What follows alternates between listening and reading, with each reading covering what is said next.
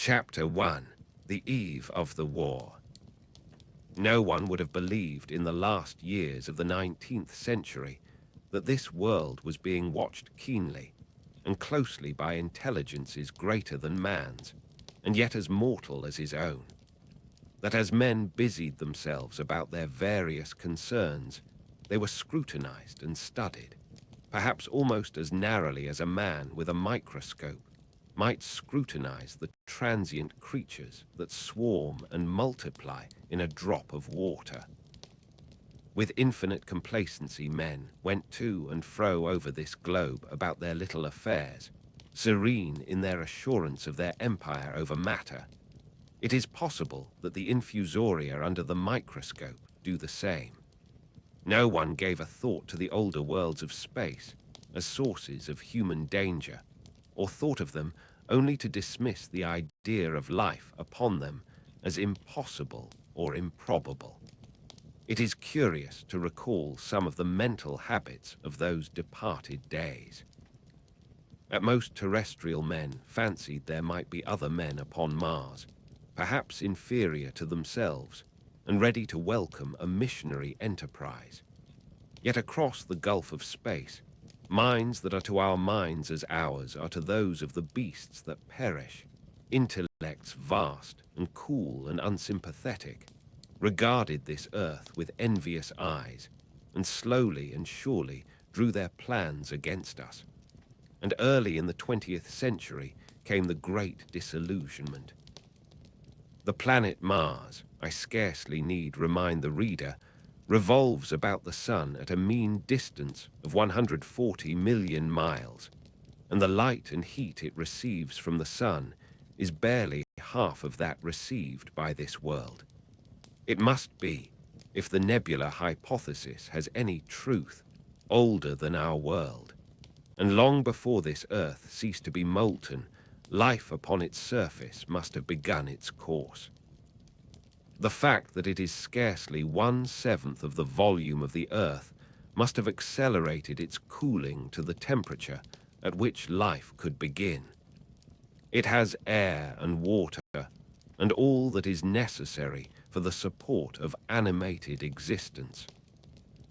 Yet so vain is man, and so blinded by his vanity, that no writer, up to the very end of the 19th century, expressed any idea that intelligent life might have developed there far, or indeed at all, beyond its earthly level.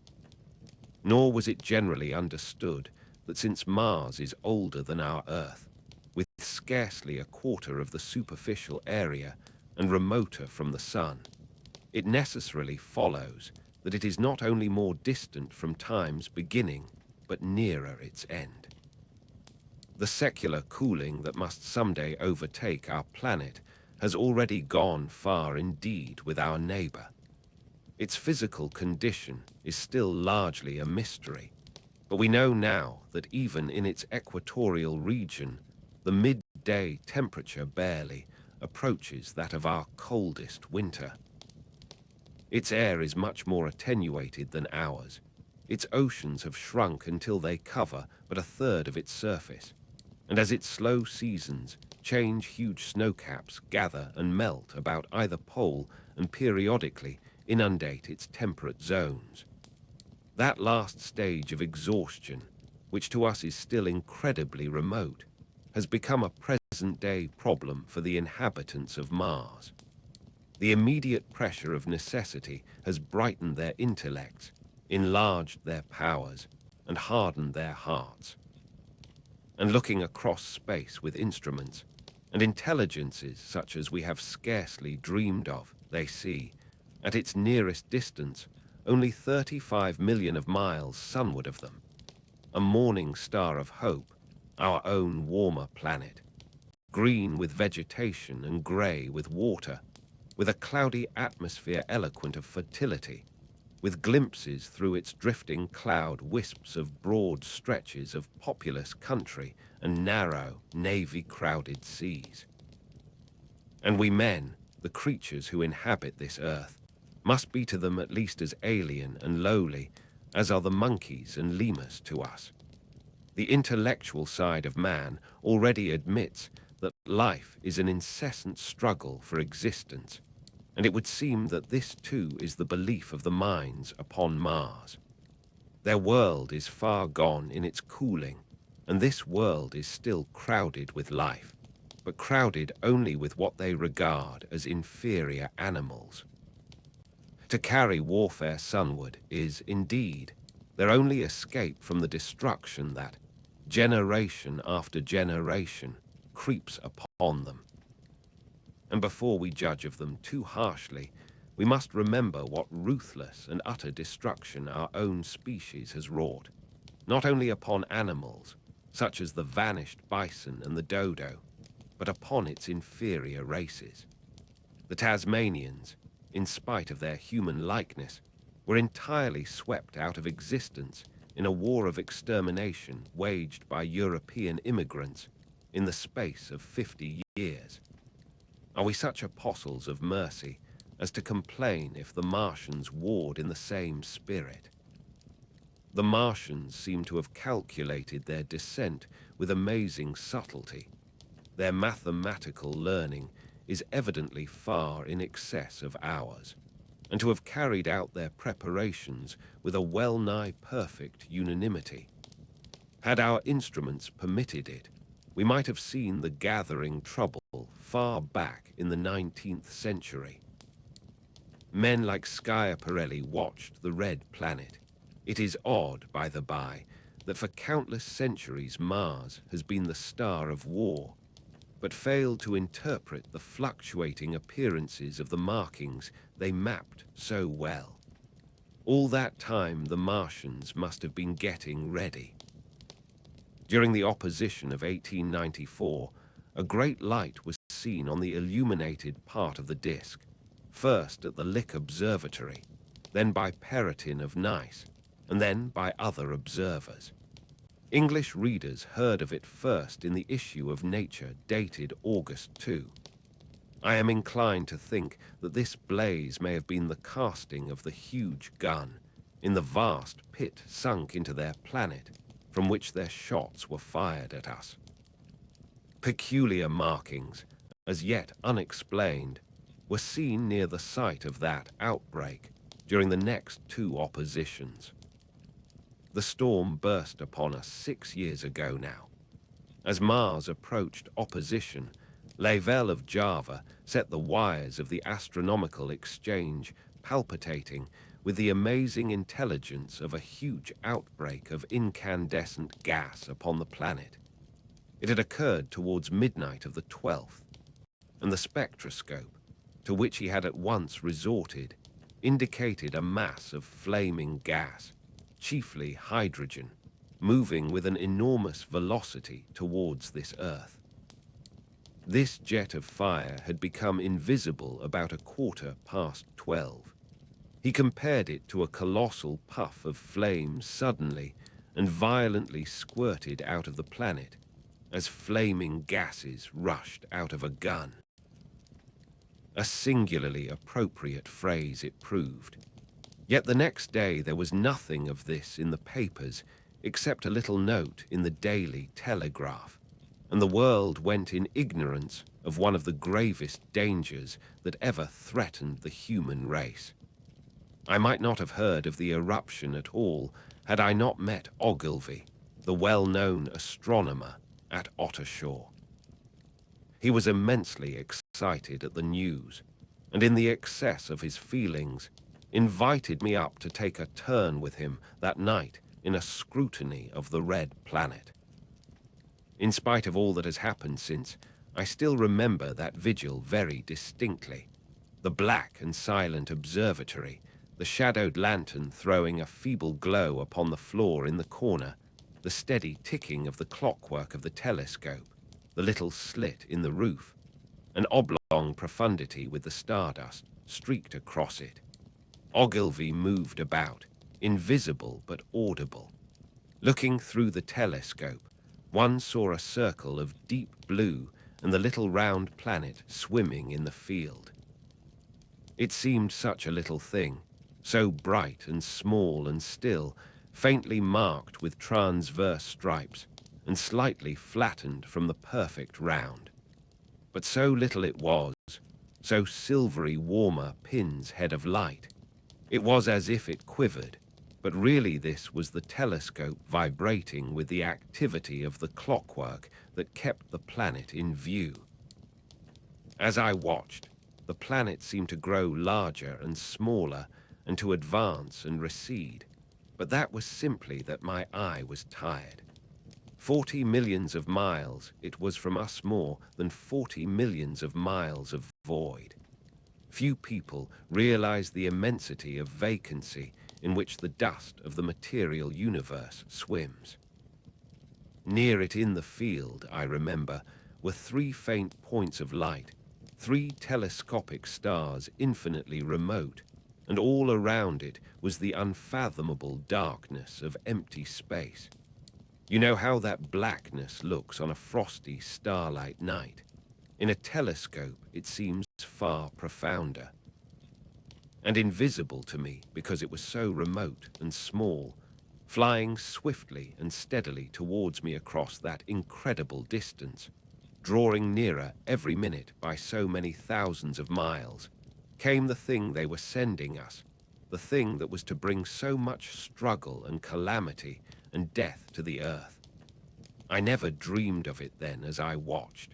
No one on earth dreamed of that unerring missile. That night, too, there was another jetting out of gas from the distant planet. I saw it, a reddish flash at the edge, the slightest projection of the outline just as the chronometer struck midnight. And at that, I told Ogilvy and he took my place. The night was warm and I was thirsty, and I went stretching my legs clumsily and feeling my way in the darkness to the little table where the siphon stood, while Ogilvy exclaimed at the streamer of gas that came out towards us. That night another invisible missile started on its way to the Earth from Mars, just a second or so under 24 hours after the first one. I remember how I sat on the table there in the blackness, with patches of green and crimson swimming before my eyes. I wished I had a light to smoke by, little suspecting the meaning of the minute gleam I had seen and all that it would presently bring me. Ogilvy watched till 1, and then gave it up, and we lit the lantern and walked over to his house. Down below in the darkness were Ottershaw and Chertsey, and all their hundreds of people, sleeping in peace. He was full of speculation that night about the condition of Mars, and scoffed at the vulgar idea of its having inhabitants who were signaling us. His idea was that meteorites might be falling in a heavy shower upon the planet, or that a huge volcanic explosion was in progress. He pointed out to me how unlikely it was that organic evolution had taken the same direction in the 2 adjacent planets. The chances against anything manlike on Mars are 1,000,000 to 1, he said.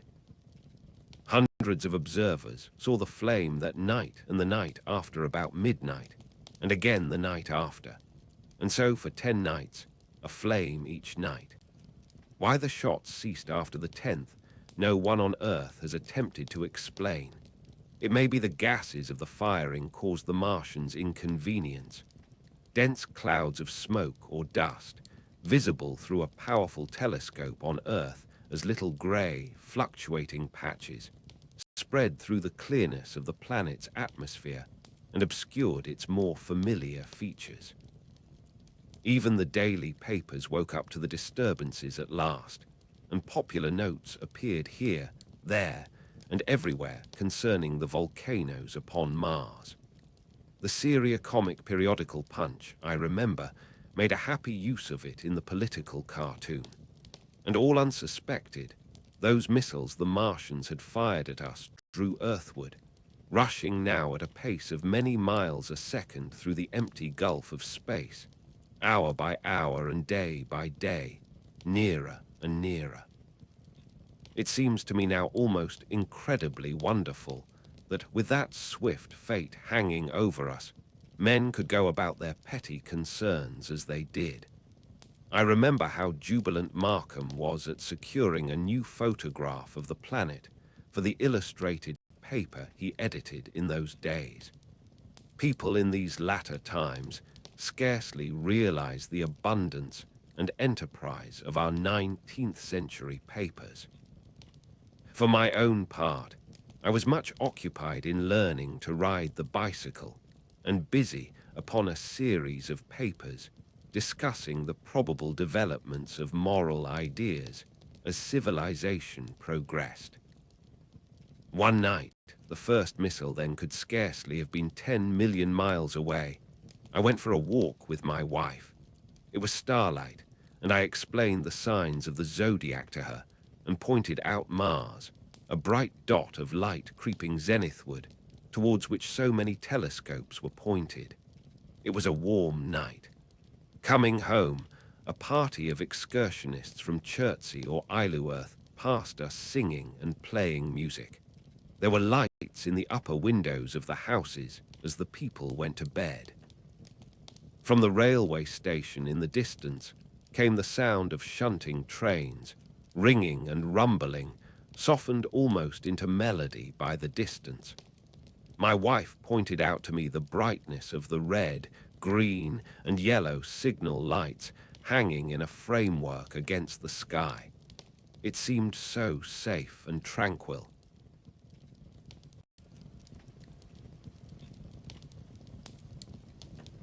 Chapter 2: The Falling Star. Then came the night of the first falling star. It was seen early in the morning, rushing over Winchester eastward, a line of flame high in the atmosphere. Hundreds must have seen it and taken it for an ordinary falling star.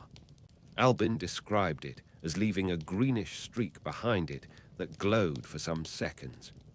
Denning, our greatest authority on meteorites, stated that the height of its first appearance was about 90 or 100 miles. It seemed to him that it fell to Earth about 100 miles east of him. I was at home at that hour and writing in my study, and although my French windows faced towards Ottershaw and the blind was up, for I loved in those days to look up at the night sky, I saw nothing of it. Yet this strangest of all things that ever came to Earth from outer space must have fallen while I was sitting there, visible to me, had I only looked up as it passed. Some of those who saw its flight say it travelled with a hissing sound. I myself heard nothing of that. Many people in Berkshire, Surrey, and Middlesex must have seen the fall of it, and at most have thought that another meteorite had descended. No one seems to have troubled to look for the fallen mass that night.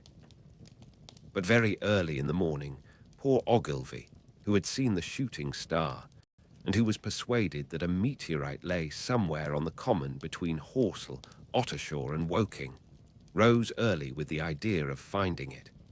Find it he did, soon after dawn, and not far from the sand pits.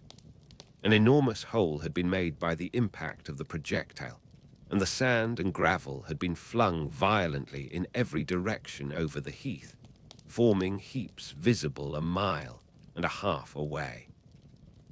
The heather was on fire eastward, and a thin blue smoke rose against the dawn. The thing itself lay almost entirely buried in sand, amidst the scattered splinters of a fir tree it had shivered to fragments in its descent.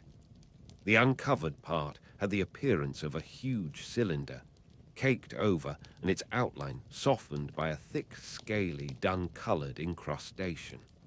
It had a diameter of about 30 yards.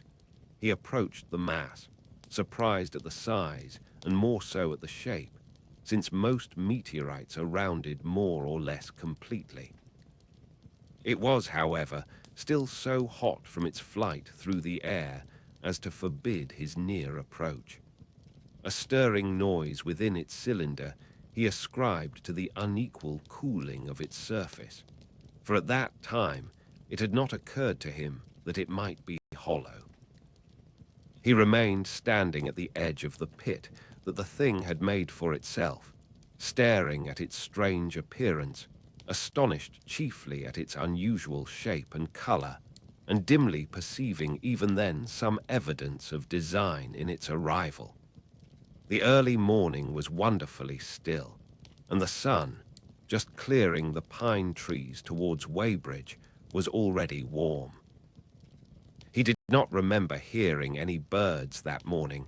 There was certainly no breeze stirring, and the only sounds were the faint movements from within the cindery cylinder. He was all alone on the common.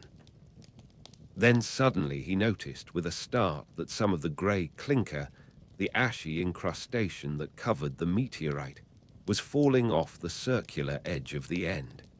It was dropping off in flakes and raining down upon the sand. A large piece suddenly came off and fell with a sharp noise that brought his heart into his mouth. For a minute he scarcely realized what this meant, and although the heat was excessive, he clambered down into the pit close to the bulk to see the thing more clearly. He fancied even then that the cooling of the body might account for this, but what disturbed that idea was the fact that the ash was falling only from the end of the cylinder.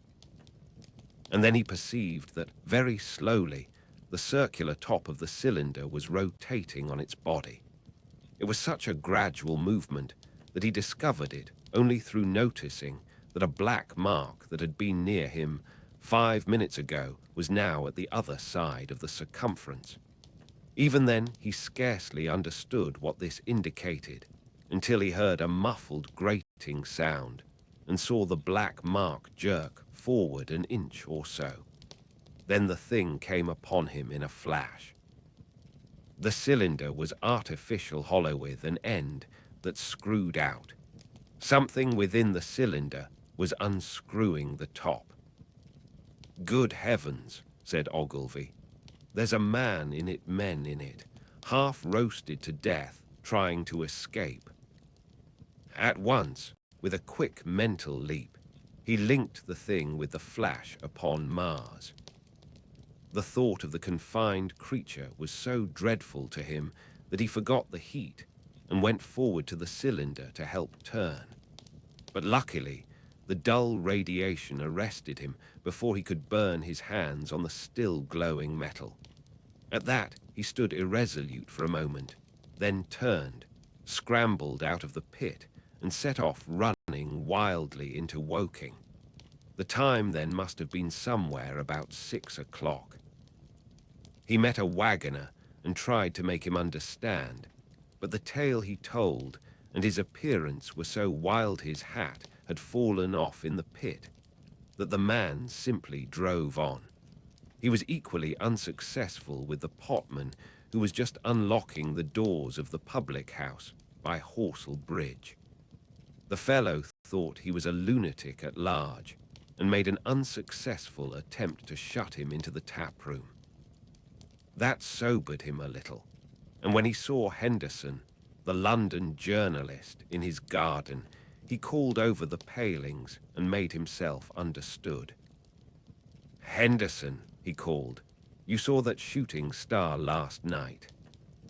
"Well," said Henderson, "it's out on HORSELL Common now." "Good Lord," said Henderson. "Fallen meteorite, that's good." "But it's something more than a meteorite. It's a cylinder, an artificial cylinder, man, and there's something inside." Henderson stood up with his spade in his hand. "What's that?" he said. He was deaf in one ear. Ogilvy told him all that he had seen. Henderson was a minute or so taking it in. Then he dropped his spade, snatched up his jacket, and came out into the road. The two men hurried back at once to the common and found the cylinder still lying in the same position. But now the sounds inside had ceased, and a thin circle of bright metal showed between the top and the body of the cylinder. Air was either entering or escaping at the rim with a thin, sizzling sound. They listened, rapped on the scaly burnt metal with a stick, and meeting with no response, they both concluded the man or men inside must be insensible or dead. Of course, the two were quite unable to do anything. They shouted consolation and promises, and went off back to the town again to get help. One can imagine them, covered with sand, excited and disordered, running up the little street in the bright sunlight, just as the shop folks were taking down their shutters and people were opening their bedroom windows. Henderson went into the railway station at once in order to telegraph the news to London. The newspaper articles had prepared men's minds for the reception of the idea. By 8 o'clock, a number of boys and unemployed men had already started for the common to see the dead men from Mars. That was the form the story took. I heard of it first from my newspaper boy about 8:45 when I went out to get my daily chronicle. I was naturally startled and lost no time in going out and across the Ottershaw Bridge to the sand pits.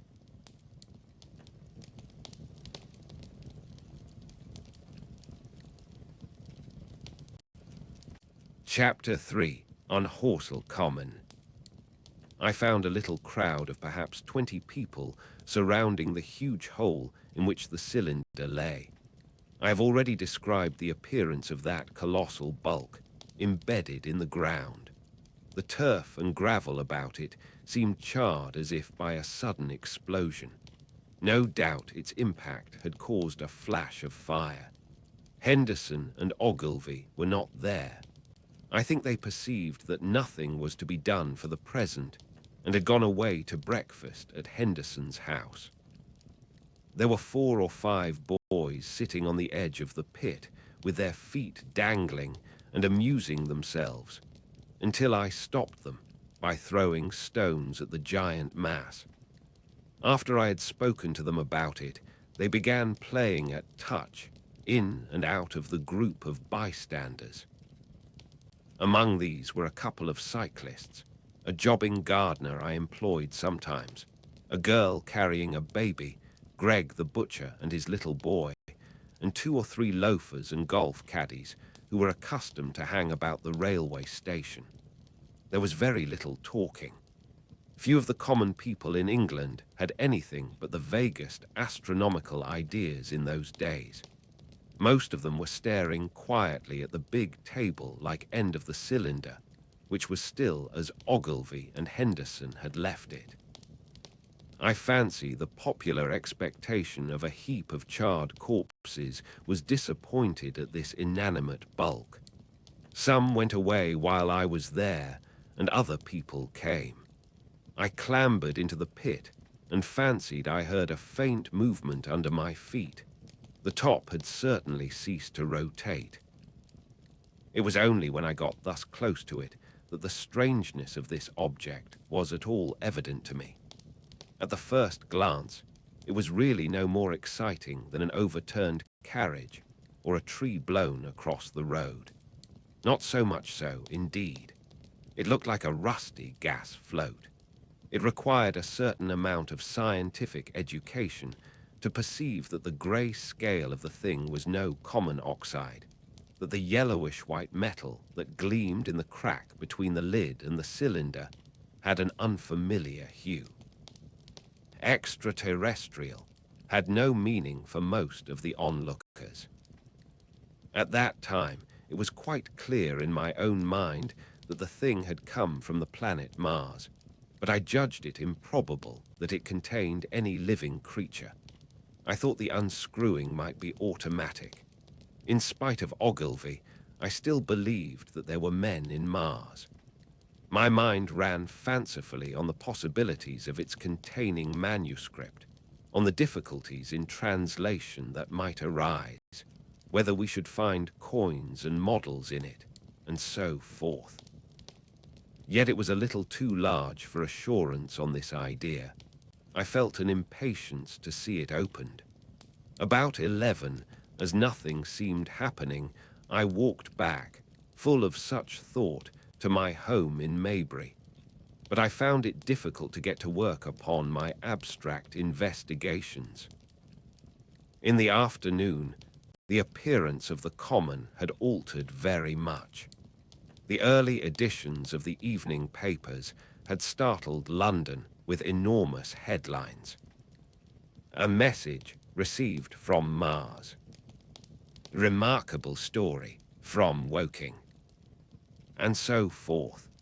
In addition, Ogilvy's wire to the Astronomical Exchange had roused every observatory in the three kingdoms. There were half a dozen flies or more from the Woking station standing in the road by the sand pits, a basket chaise from Chobham, and a rather lordly carriage. Besides that, there was quite a heap of bicycles. In addition, a large number of people must have walked, in spite of the heat of the day, from Woking and Chertsey, so that there was altogether quite a considerable crowd, one or two gaily dressed ladies among the others. It was glaringly hot, not a cloud in the sky nor a breath of wind, and the only shadow was that of the few scattered pine trees. The burning heather had been extinguished, but the level ground towards Ottershaw was blackened as far as one could see, and still giving off vertical streamers of smoke. An enterprising sweetstuff dealer in the Chobham Road had sent up his son with a barrowload of green apples and ginger beer. Going to the edge of the pit, I found it occupied by a group of about half a dozen men: Henderson, Ogilvy, and a tall, fair-haired man that I afterwards learned was Stent, the astronomer royal, with several workmen wielding spades and pickaxes. Stent was giving directions in a clear, high-pitched voice. He was standing on the cylinder, which was now evidently much cooler. His face was crimson and streaming with perspiration, and something seemed to have irritated him. A large portion of the cylinder had been uncovered, though its lower end was still embedded. As soon as Ogilvy saw me among the staring crowd on the edge of the pit, he called to me to come down and asked me if I would mind going over to see Lord Hilton, the lord of the manor. The growing crowd, he said, was becoming a serious impediment to their excavations, especially the boys. They wanted a light railing put up and help to keep the people back. He told me that a faint stirring was occasionally still audible within the case, but that the workmen had failed to unscrew the top, as it afforded no grip to them. The case appeared to be enormously thick, and it was possible that the faint sounds we heard represented a noisy tumult in the interior. I was very glad to do as he asked, and so become one of the privileged spectators within the contemplated enclosure. I failed to find Lord Hilton at his house, but I was told he was expected from London by the 6 o'clock train from Waterloo, and as it was then about 5:15, I went home, had some tea, and walked up to the station to waylay him.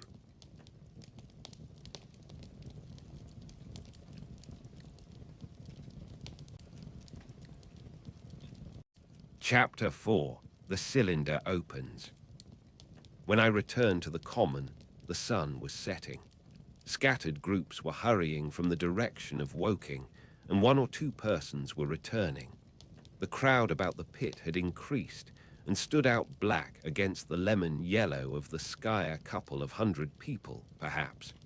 There were raised voices, and some sort of struggle appeared to be going on about the pit. Strange imaginings passed through my mind. As I drew nearer, I heard Stent's voice. "Keep back, keep back." A boy came running towards me. "It's a movin'," he said to me as he passed. "A screw-in and a screw-in out. I don't like it. I'm a goin' 'ome, I am." I went on to the crowd.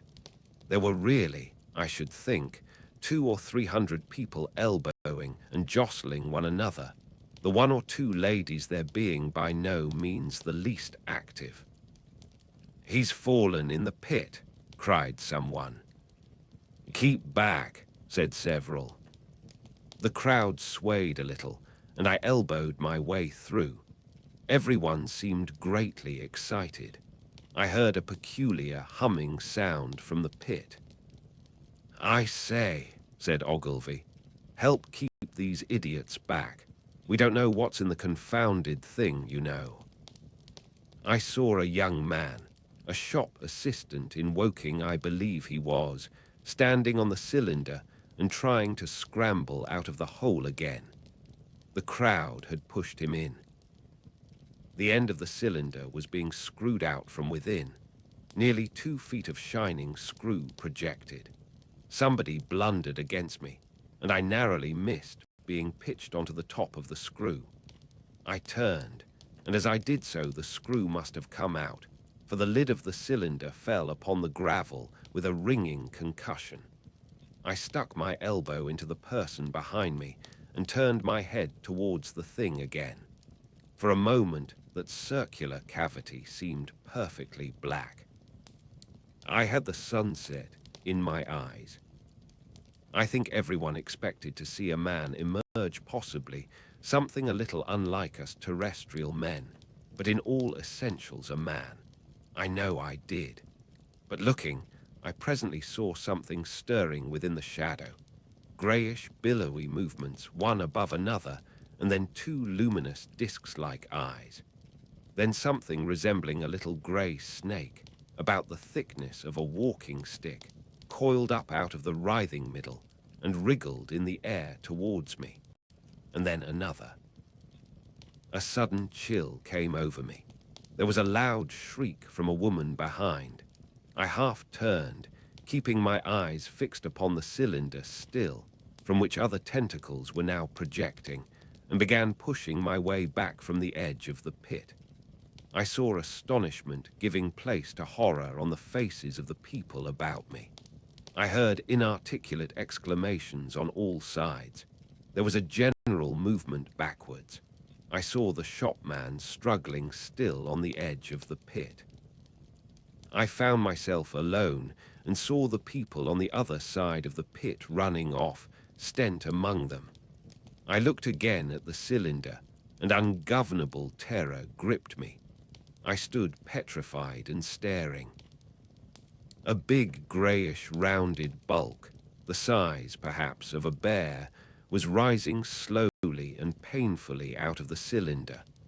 As it bulged up and caught the light, it glistened like wet leather. 2 large, dark-coloured eyes were regarding me steadfastly. The mass that framed them, the head of the thing, was rounded and had, one might say, a face. There was a mouth under the eyes, the lipless brim of which quivered and panted and dropped saliva. The whole creature heaved and pulsated convulsively. A lank tentacular appendage gripped the edge of the cylinder. Another swayed in the air. Those who have never seen a living Martian can scarcely imagine the strange horror of its appearance. The peculiar V-shaped mouth with its pointed upper lip, the absence of brow ridges, the absence of a chin beneath the wedge-like lower lip, the incessant quivering of this mouth, the gorgon groups of tentacles, the tumultuous breathing of the lungs in a strange atmosphere, the evident heaviness and painfulness of movement due to the greater gravitational energy of the earth above all. The extraordinary intensity of the immense eyes were at once vital, intense, inhuman, crippled, and monstrous. There was something fungoid in the oily brown skin, something in the clumsy deliberation of the tedious movements unspeakably nasty. Even at this first encounter, this first glimpse, I was overcome with disgust and dread. Suddenly, the monster vanished. It had toppled over the brim of the cylinder and fallen into the pit with a thud like the fall of a great mass of leather. I heard it give a peculiar, thick cry, and forthwith another of these creatures appeared darkly in the deep shadow of the aperture. I turned and, running madly, made for the first group of trees, perhaps 100 yards away. But I ran slantingly and stumbling, for I could not avert my face from these things. There, among some young pine trees and furze bushes, I stopped, panting, and waited further developments. The common round the sand pits was dotted with people, standing like myself in a half-fascinated terror, staring at these creatures, or rather at the heaped gravel at the edge of the pit in which they lay. And then, with a renewed horror, I saw a round, black object bobbing up and down on the edge of the pit. It was the head of the shopman who had fallen in, but showing as a little black object against the hot western sun. Now he got his shoulder and knee up, and again he seemed to slip back until only his head was visible. Suddenly he vanished, and I could have fancied a faint shriek had reached me. I had a momentary impulse to go back and help him that my fears overruled. Everything was then quite invisible, hidden by the deep pit and the heap of sand that the fall of the cylinder had made. Anyone coming along the road from Chobham or Woking would have been amazed at the sight of a dwindling multitude of perhaps 100 people or more standing in a great irregular circle, in ditches, behind bushes, behind gates and hedges, saying little to one another, and that in short, excited shouts, and staring hard at a few heaps of sand. The barrow of ginger beer stood, a queer derelict, black against the burning sky, and in the sand pits was a row of deserted vehicles with their horses feeding out of nosebags or pawing the ground.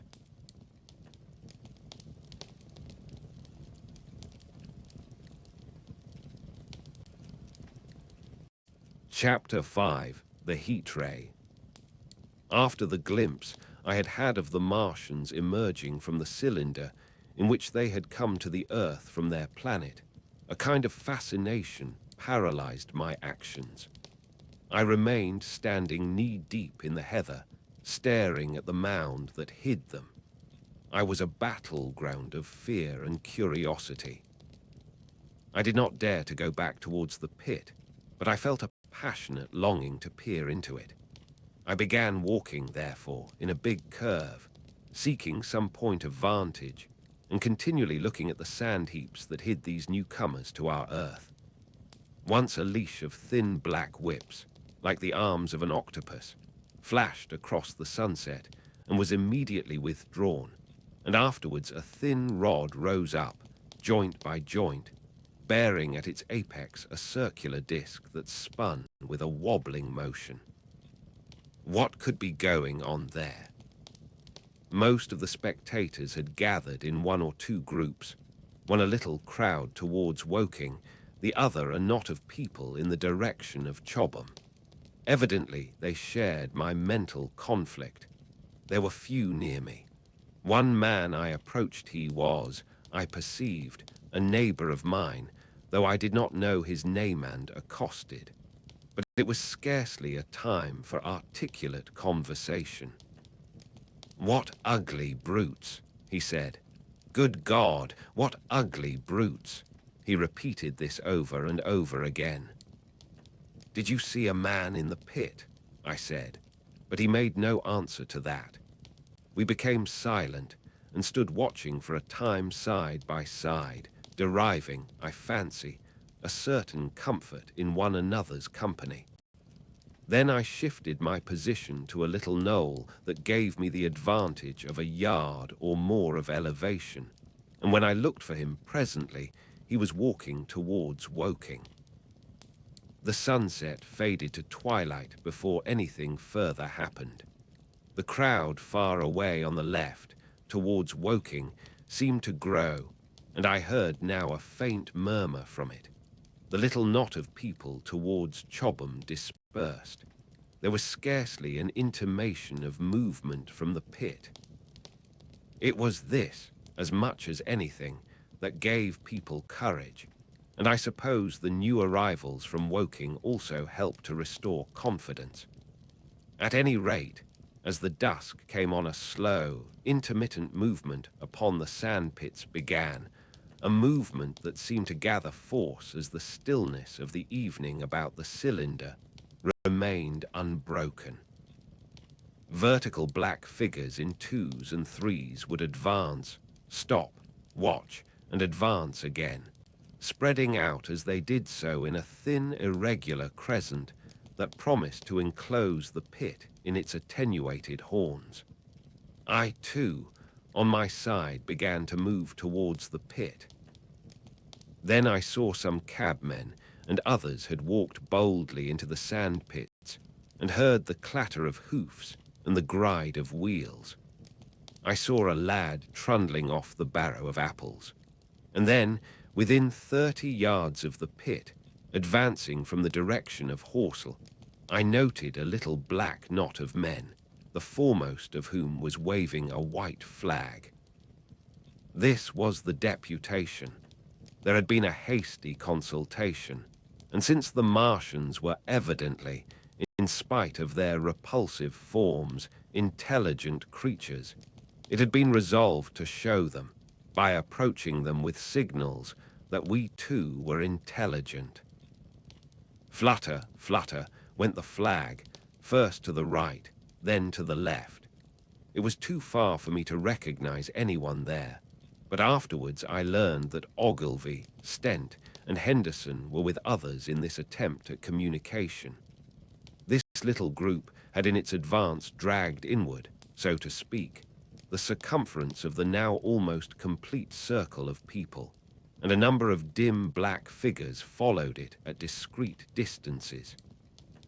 Suddenly there was a flash of light, and a quantity of luminous greenish smoke came out of the pit in 3 distinct puffs, which drove up, one after the other, straight into the still air. This smoke, or flame perhaps, would be the better word for it, was so bright that the deep blue sky overhead and the hazy stretches of brown common towards Chertsey, set with black pine trees, seemed to darken abruptly as these puffs arose, and to remain the darker after their dispersal. At the same time, a faint hissing sound became audible. Beyond the pit stood the little wedge of people with the white flag at its apex, arrested by these phenomena, a little knot of small vertical black shapes upon the black ground. As the green smoke arose, their faces flashed out pallid green and faded again as it vanished. Then slowly the hissing passed into a humming, into a long, loud, droning noise. Slowly a humped shape rose out of the pit, and the ghost of a beam of light seemed to flicker out from it. Forthwith flashes of actual flame, a bright glare leaping from one to another, sprang from the scattered group of men. It was as if some invisible jet impinged upon them and flashed into white flame. It was as if each man were suddenly and momentarily turned to fire. Then, by the light of their own destruction, I saw them staggering and falling, and their supporters turning to run. I stood staring, not as yet realizing that this was death leaping from man to man in that little distant crowd. All I felt was that it was something very strange. An almost noiseless and blinding flash of light, and a man fell headlong and lay still. And as the unseen shaft of heat passed over them, pine trees burst into fire, and every dry furze bush became with one dull thud a mass of flames. And far away towards Nafil, I saw the flashes of trees and hedges and wooden buildings suddenly set alight. It was sweeping round swiftly and steadily, this flaming death, this invisible, inevitable sword of heat. I perceived it coming towards me by the flashing bushes it touched, and was too astounded and stupefied to stir. I heard the crackle of fire in the sand pits and the sudden squeal of a horse that was as suddenly stilled. Then it was as if an invisible yet intensely heated finger were drawn through the heather between me and the Martians, and all along a curving line beyond the sand pits, the dark ground smoked and crackled. Something fell with a crash far away to the left, where the road from Woking station opens out on the common. Forth, with the hissing and humming ceased, and the black, dome-like object sank slowly out of sight into the pit. All this had happened with such swiftness that I had stood motionless, dumbfounded and dazzled by the flashes of light. Had that death swept through a full circle, it must inevitably have slain me in my surprise. But it passed and spared me, and left the night about me suddenly dark and unfamiliar.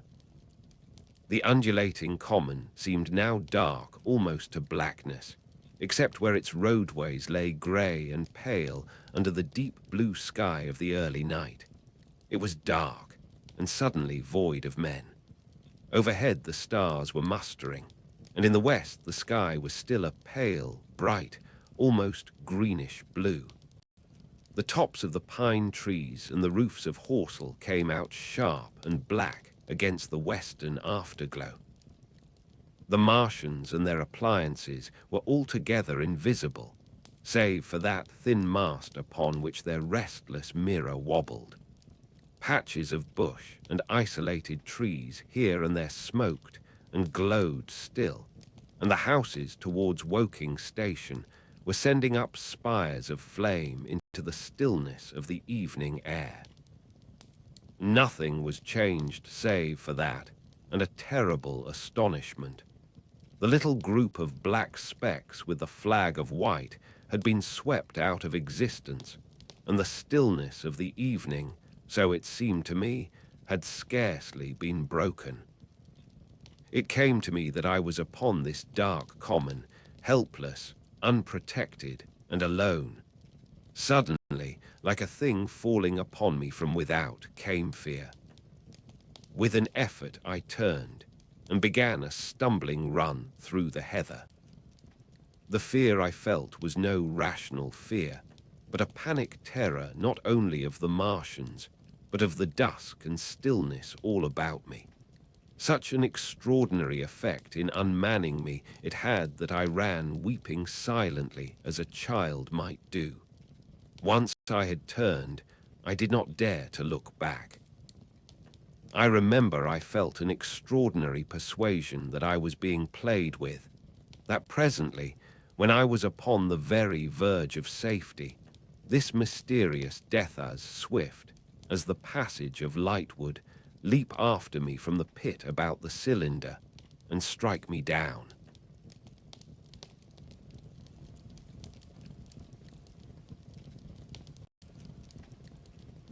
Chapter 6. The Heat Ray in the CHOBHAM Road. It is still a matter of wonder how the Martians are able to slay men so swiftly and so silently. Many think that in some way they are able to generate an intense heat in a chamber of practically absolute non-conductivity.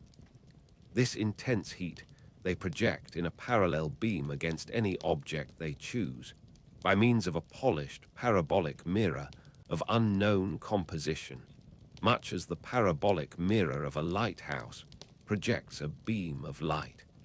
But no one has absolutely proved these details. However it is done, it is certain that a beam of heat is the essence of the matter. Heat and invisible instead of visible light. Whatever is combustible flashes into flame at its touch. Lead runs like water. It softens iron, cracks and melts glass. And when it falls upon water, incontinently that explodes into steam. That night, nearly 40 people lay under the starlight about the pit, charred and distorted beyond recognition. And all night long the common from HORSELL to Weybridge was deserted and brightly ablaze. The news of the massacre probably reached CHOBHAM Woking and Ottershaw about the same time. In Woking, the shops had closed when the tragedy happened, and a number of people, shop people and so forth, attracted by the stories they had heard, were walking over the HORSELL bridge and along the road between the hedges that runs out at last upon the common. You may imagine the young people brushed up after the labours of the day, and making this novelty, as they would make any novelty, the excuse for walking together and enjoying a trivial flirtation. You may figure to yourself the hum of voices along the road in the gloaming. As yet, of course, few people in Woking even knew that the cylinder had opened, though poor Henderson had sent a messenger on a bicycle to the post office with a special wire to an evening paper. As these folks came out by twos and threes upon the open, they found little knots of people talking excitedly and peering at the spinning mirror over the sand pits, and the newcomers were, no doubt, soon infected by the excitement of the occasion. By 8:30, when the deputation was destroyed, there may have been a crowd of 300 people or more at this place, besides those who had left the road to approach the Martians nearer. There were 3 policemen too, one of whom was mounted, doing their best, under instructions from Stent, to keep the people back and deter them from approaching the cylinder. There was some booing from those more thoughtless and excitable souls to whom a crowd is always an occasion for noise and horseplay. Stent and Ogilvy, anticipating some possibilities of a collision, had telegraphed from HORSELL to the barracks as soon as the Martians emerged, for the help of a company of soldiers to protect these strange creatures from violence. After that, they returned to lead that ill-fated advance. The description of their death, as it was seen by the crowd, tallies very closely with my own impressions. The 3 puffs of green smoke, the deep humming note, and the flashes of flame. But that crowd of people had a far narrower escape than mine. Only the fact that a hummock of heathery sand intercepted the lower part of the heat ray saved them. Had the elevation of the parabolic mirror been a few yards higher, none could have lived to tell the tale. They saw the flashes and the men falling, and an invisible hand, as it were, lit the bushes as it hurried towards them through the twilight. Then, with a whistling note that rose above the droning of the pit, the beam swung close over their heads, lighting the tops of the beech trees that line the road, and splitting the bricks, smashing the windows, firing the window frames, and bringing down in crumbling ruin a portion of the gable of the house nearest the corner. In the sudden thud, hiss, and glare of the igniting trees, the panic-stricken crowd seems to have swayed hesitatingly for some moments. Sparks and burning twigs began to fall into the road, and single leaves like puffs of flame. Hats and dresses caught fire. Then came a crying from the common. There were shrieks and shouts, and suddenly a mounted policeman came galloping through the confusion with his hands clasped over his head, screaming. "They're coming!" a woman shrieked, and incontinently everyone was turning and pushing at those behind in order to clear their way to Woking again. They must have bolted as blindly as a flock of sheep. Where the road grows narrow and black between the high banks, the crowd jammed, and a desperate struggle occurred. All that crowd did not escape. 3 persons at least, 2 women and a little boy, were crushed and trampled there, and left to die amid the terror and the darkness.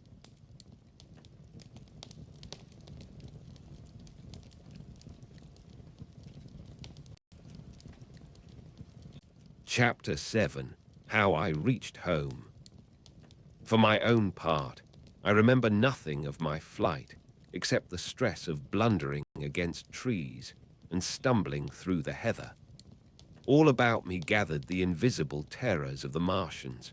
That pitiless sword of heat seemed whirling to and fro, flourishing overhead before it descended and smote me out of life.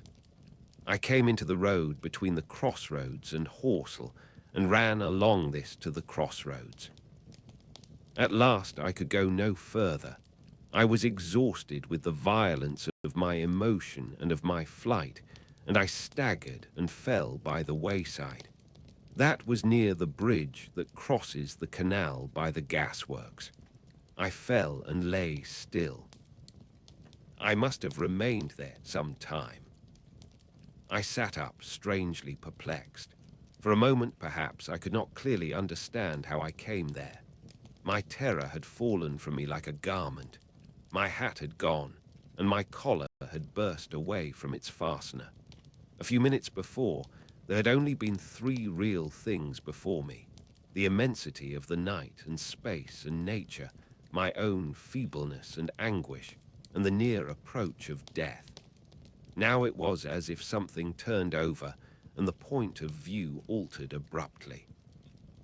There was no sensible transition from one state of mind to the other. I was immediately the self of every day again, a decent, ordinary citizen. The silent common, the impulse of my flight, the starting flames, were as if they had been in a dream. I asked myself, had these latter things indeed happened? I could not credit it. I rose and walked unsteadily up the steep incline of the bridge. My mind was blank wonder. My muscles and nerves seemed drained of their strength. I dare say I staggered drunkenly. A head rose over the arch, and the figure of a workman carrying a basket appeared. Beside him ran a little boy. He passed me, wishing me good night. I was minded to speak to him, but did not. I answered his greeting with a meaningless mumble and went on over the bridge. Over the Maybury Archer train, a billowing tumult of white, firelit smoke, and a long caterpillar of lighted windows, went flying south, clatter, clatter, clap, rap, and it had gone. A dim group of people talked in the gate of one of the houses in the pretty little row of gables that was called Oriental Terrace. It was all so real and so familiar, and that behind me. It was frantic, fantastic. Such things, I told myself, could not be. Perhaps I am a man of exceptional moods. I do not know how far my experience is common. At times I suffer from the strangest sense of detachment from myself and the world about me. I seem to watch it all from the outside, from somewhere inconceivably remote, out of time, out of space, out of the stress and tragedy of it all. This feeling was very strong upon me that night. Here was another side to my dream. But the trouble was the blank incongruity of this serenity and the swift death flying yonder, not 2 miles away. There was a noise of business from the gasworks, and the electric lamps were all alight. I stopped at the group of people. "What news from the common?" said I. There were 2 men and a woman at the gate. "Hey," said one of the men, turning. "What news from the common?" I said. "Ain't you just been there?" asked the men. "People seem fair silly about the common," said the woman over the gate. "What's it all about?" "Haven't you heard of the men from Mars?" said I. "The creatures from Mars." "Quite enough," said the woman over the gate. "Thanks," and all 3 of them laughed. I felt foolish and angry. I tried and found I could not tell them what I had seen. They laughed again at my broken sentences. "You'll hear more yet," I said, and went on to my home. I startled my wife at the doorway. So haggard was I went into the dining room, sat down, drank some wine, and so soon as I could collect myself sufficiently, I told her the things I had seen.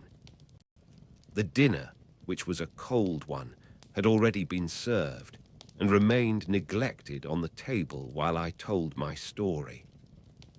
"There is one thing," I said, to allay the fears I had aroused. "They are the most sluggish things I ever saw crawl. They may keep the pit and kill people who come near them, but they cannot get out of it. But the horror of them." "Don't, dear," said my wife, knitting her brows and putting her hand on mine. "Poor Ogilvy," I said, "to think he may be lying dead there." My wife, at least, did not find my experience incredible. When I saw how deadly white her face was, I ceased abruptly. "They may come here," she said again and again. I pressed her to take wine and tried to reassure her. "They can scarcely move," I said. I began to comfort her and myself by repeating all that Ogilvy had told me of the impossibility of the Martians establishing themselves on the Earth. In particular, I laid stress on the gravitational difficulty. On the surface of the Earth, the force of gravity is 3 times what it is on the surface of Mars. A Martian, therefore, would weigh 3 times more than on Mars, albeit his muscular strength would be the same. His own body would be a cope of lead to him, therefore.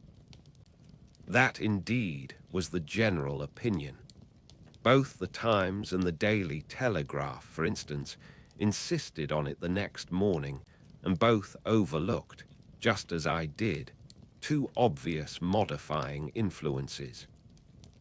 The atmosphere of the Earth, we now know, contains far more oxygen or far less argon, whichever way one likes to put it, than does Mars. The invigorating influences of this excess of oxygen upon the Martians indisputably did much to counterbalance the increased weight of their bodies. And in the second place, we all overlooked the fact that such mechanical intelligence as the Martian possessed was quite able to dispense with muscular exertion at a pinch. But I did not consider these points at the time, and so my reasoning was dead against the chances of the invaders. With wine and food, the confidence of my own table, and the necessity of reassuring my wife, I grew by insensible degrees courageous and secure. "They have done a foolish thing," said I, fingering my wineglass. "They are dangerous because, no doubt, they are mad with terror. Perhaps they expected to find no living things, certainly no intelligent living things." "A shell in the pit," said I. "If the worst comes to the worst, will kill them all." The intense excitement of the events had no doubt left my perceptive powers in a state of erethism. I remember that dinner table with extraordinary vividness even now. My dear wife's sweet, anxious face peering at me from under the pink lamp shade. The white cloth with its silver and glass table, furniture for in those days, even philosophical writers, had many little luxuries. The crimson-purple wine in my glass are photographically distinct. At the end of it I sat, tempering nuts with a cigarette, regretting Ogilvy's rashness, and denouncing the short-sighted timidity of the Martians. So some respectable dodo in the Mauritius might have lauded it in his nest, and discussed the arrival of that shipful of pitiless sailors in want of animal food. "We will peck them to death tomorrow, my dear." I did not know it, but that was the last civilized dinner I was to eat for very many strange and terrible days.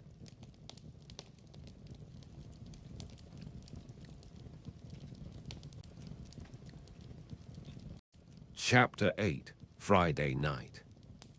The most extraordinary thing to my mind, of all the strange and wonderful things that happened upon that Friday, was the dovetailing of the commonplace habits of our social order with the first beginnings of the series of events that was to topple that social order headlong. If on Friday night you had taken a pair of compasses and drawn a circle with a radius of 5 miles round the Woking sandpits, I doubt if you would have had one human being outside it, unless it were some relation of Stent or of the 3 or 4 cyclists or London people lying dead on the common, whose emotions or habits were at all affected by the newcomers. Many people had heard of the cylinder, of course, and talked about it in their leisure, but it certainly did not make the sensation that an ultimatum to Germany would have done.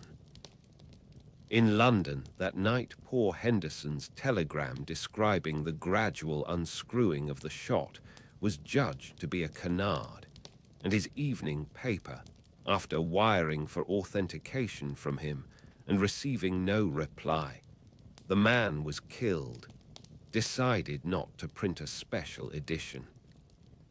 Even within the 5-mile circle, the great majority of people were inert. I have already described the behavior of the men and women to whom I spoke. All over the district people were dining and supping. Working men were gardening after the labors of the day. Children were being put to bed. Young people were wandering through the lanes love-making. Students sat over their books. Maybe there was a murmur in the village streets, a novel and dominant topic in the public houses, and here and there a messenger, or even an eyewitness of the later occurrences, caused a whirl of excitement, a shouting, and a running to and fro.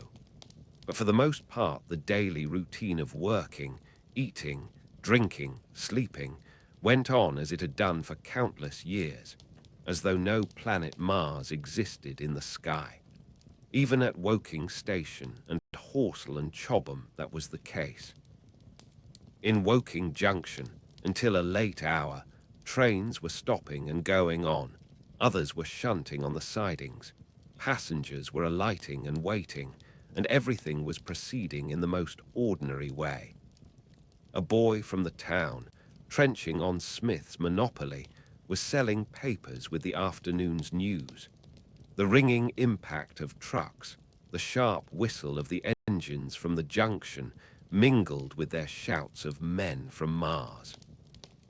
Excited men came into the station about 9 o'clock with incredible tidings, and caused no more disturbance than drunkards might have done.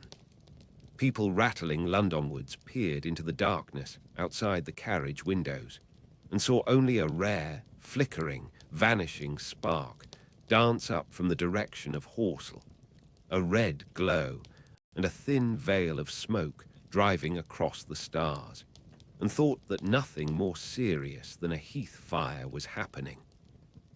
It was only round the edge of the common that any disturbance was perceptible. There were half a dozen villas burning on the Woking border. There were lights in all the houses on the common side of the 3 villages, and the people there kept awake till dawn. A curious crowd lingered restlessly, people coming and going, but the crowd remaining, both on the CHOBHAM and HORSELL bridges. 1 or 2 adventurous souls, it was afterwards found, went into the darkness and crawled quite near the Martians, but they never returned, for now and again a light ray, like the beam of a warship's searchlight, swept the common, and the heat ray was ready to follow. Save for such, that big area of common was silent and desolate, and the charred bodies lay about on it all night under the stars, and all the next day. A noise of hammering from the pit was heard by many people. So you have the state of things on Friday night. In the center, sticking into the skin of our old planet Earth like a poisoned dart, was this cylinder. But the poison was scarcely working yet. Around it was a patch of silent common, smouldering in places, and with a few dark, dimly seen objects lying in contorted attitudes here and there. Here and there was a burning bush or tree. Beyond was a fringe of excitement, and farther than that fringe, the inflammation had not crept as yet. In the rest of the world, the stream of life still flowed, as it had flowed for immemorial years. The fever of war that would presently clog vein and artery, deaden nerve and destroy brain, had still to develop.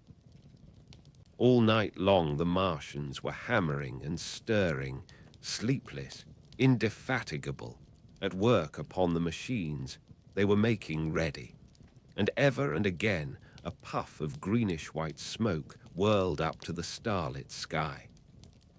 About 11, a company of soldiers came through HORSELL and deployed along the edge of the common to form a cordon. Later, a second company marched through CHOBHAM to deploy on the north side of the common. Several officers from the Inkerman barracks had been on the common earlier in the day, and one, Major Eden, was reported to be missing. The colonel of the regiment came to the CHOBHAM bridge and was busy questioning the crowd at midnight. The military authorities were certainly alive to the seriousness of the business. About 11, the next morning's papers were able to say, a squadron of hussars, 2 Maxims, and about 400 men of the Cardigan regiment started from Aldershot. A few seconds after midnight, the crowd in the Chertsey Road, Woking, saw a star fall from heaven into the pine woods to the northwest. It had a greenish color and caused a silent brightness like summer lightning. This was the second cylinder.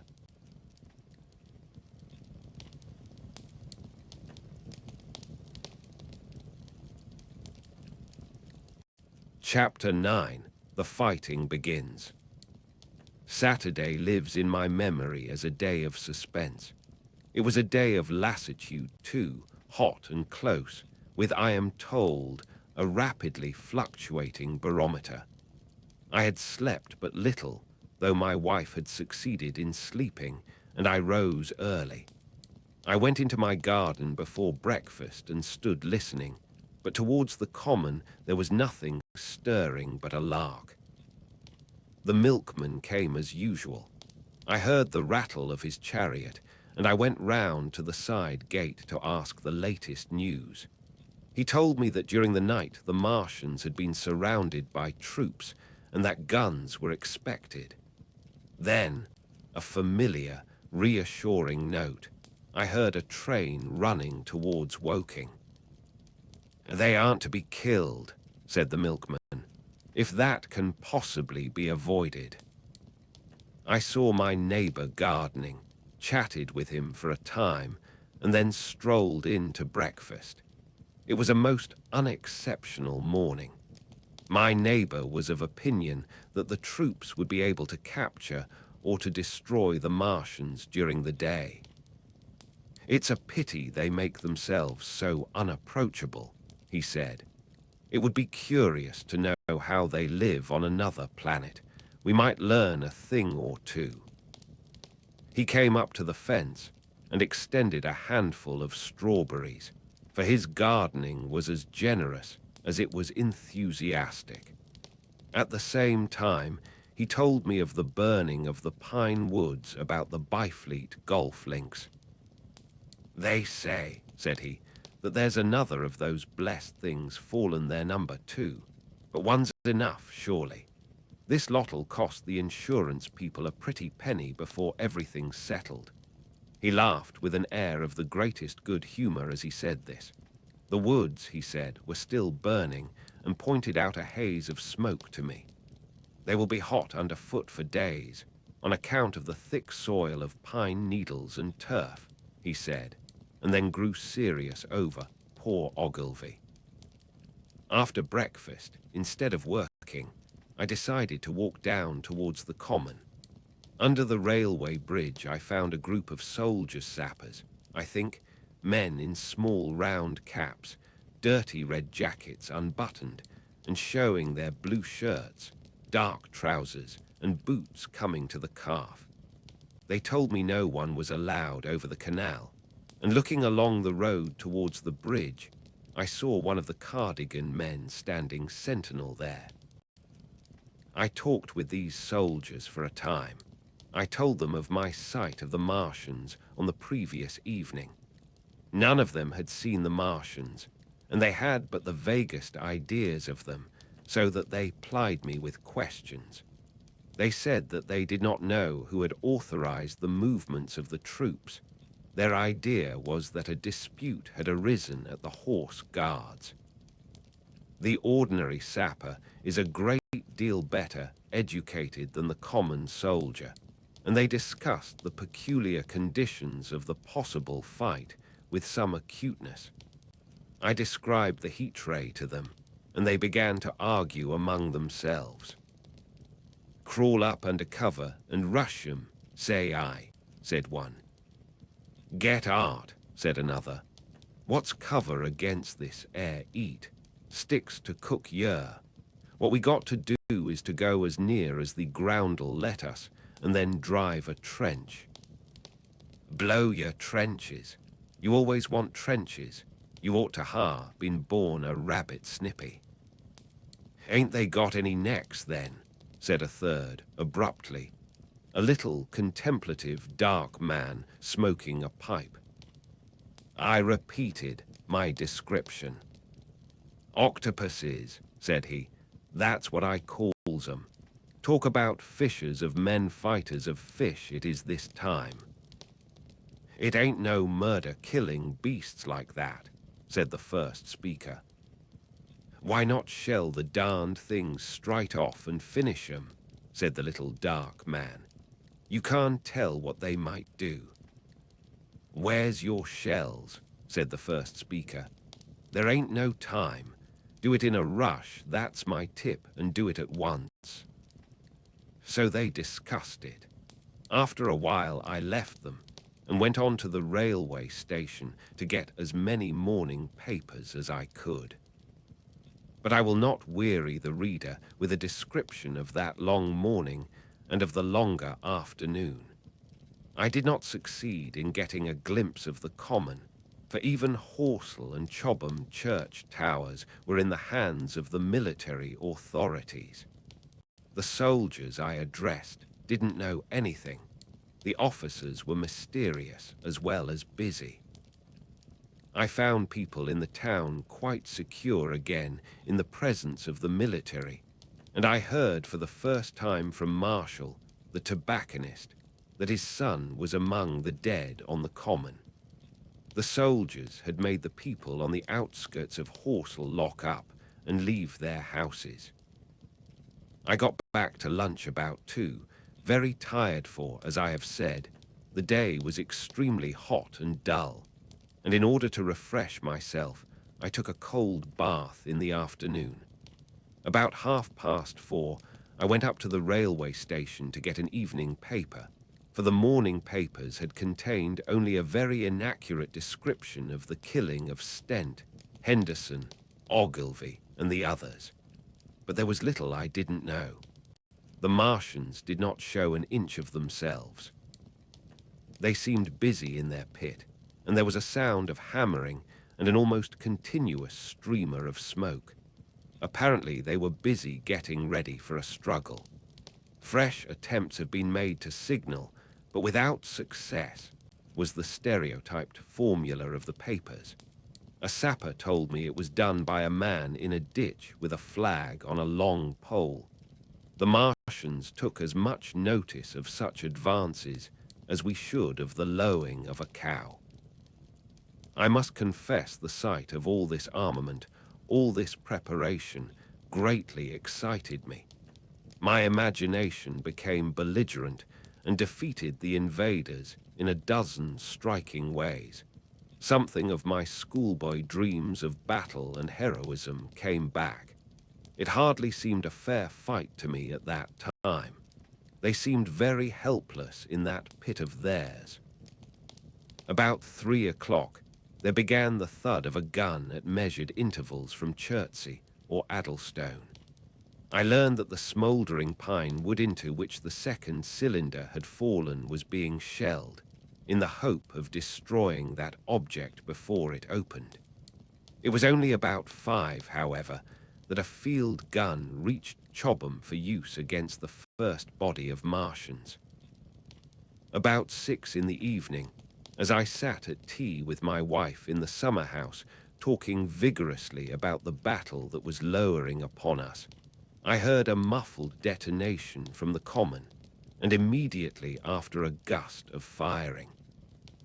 Close on the heels of that came a violent rattling crash, quite close to us, that shook the ground, and starting out upon the lawn, I saw the tops of the trees about the Oriental College burst into smoky red flame, and the tower of the little church beside it slide down into ruin.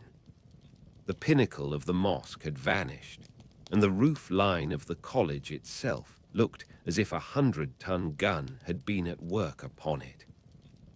One of our chimneys cracked as if a shot had hit it, flew, and a piece of it came clattering down the tiles and made a heap of broken red fragments upon the flower bed by my study window. I and my wife stood amazed. Then I realized that the crest of Maybury Hill must be within range of the Martians' heat ray now that the college was cleared out of the way. At that I gripped my wife's arm and without ceremony ran her out into the road. Then I fetched out the servant, telling her I would go upstairs myself for the box she was clamoring for. "We can't possibly stay here," I said, and as I spoke the firing reopened for a moment upon the common. "But where are we to go?" said my wife in terror. I thought perplexed. Then I remembered her cousins at Leatherhead. "Leatherhead!" I shouted above the sudden noise. She looked away from me downhill. The people were coming out of their houses, astonished. "How are we to get to Leatherhead?" she said. Down the hill I saw a bevy of hussars ride under the railway bridge. 3 galloped through the open gates of the Oriental College. 2 others dismounted and began running from house to house. The sun, shining through the smoke that drove up from the tops of the trees, seemed blood red and threw an unfamiliar, lurid light upon everything. "Stop here," said I. "You are safe here." And I started off at once for the Spotted Dog, for I knew the landlord had a horse and dog cart. I ran, for I perceived that in a moment everyone upon this side of the hill would be moving. I found him in his bar, quite unaware of what was going on behind his house. A man stood with his back to me, talking to him. "I must have £1," said the landlord, "and I've no one to drive it." "I'll give you 2, said I, over the stranger's shoulder. "What for?" "And I'll bring it back by midnight," I said. "Lord," said the landlord, "what's the hurry? I'm selling my bit of a pig. £2 and you bring it back. What's going on now?" I explained hastily that I had to leave my home, and so secured the dog cart. At the time it did not seem to me nearly so urgent that the landlord should leave his. I took care to have the cart there, and then drove it off down the road, and leaving it in charge of my wife and servant, rushed into my house and packed a few valuables, such plate as we had, and so forth. The beech trees below the house were burning while I did this, and the palings up the road glowed red. While I was occupied in this way, one of the dismounted hussars came running up. He was going from house to house, warning people to leave. He was going on as I came out of my front door, lugging my treasures, done up in a tablecloth. I shouted after him, "What news?" He turned, stared, bawled something about, crawling out in a thing like a dish cover, and ran on to the gate of the house at the crest. A sudden whirl of black smoke driving across the road hid him for a moment.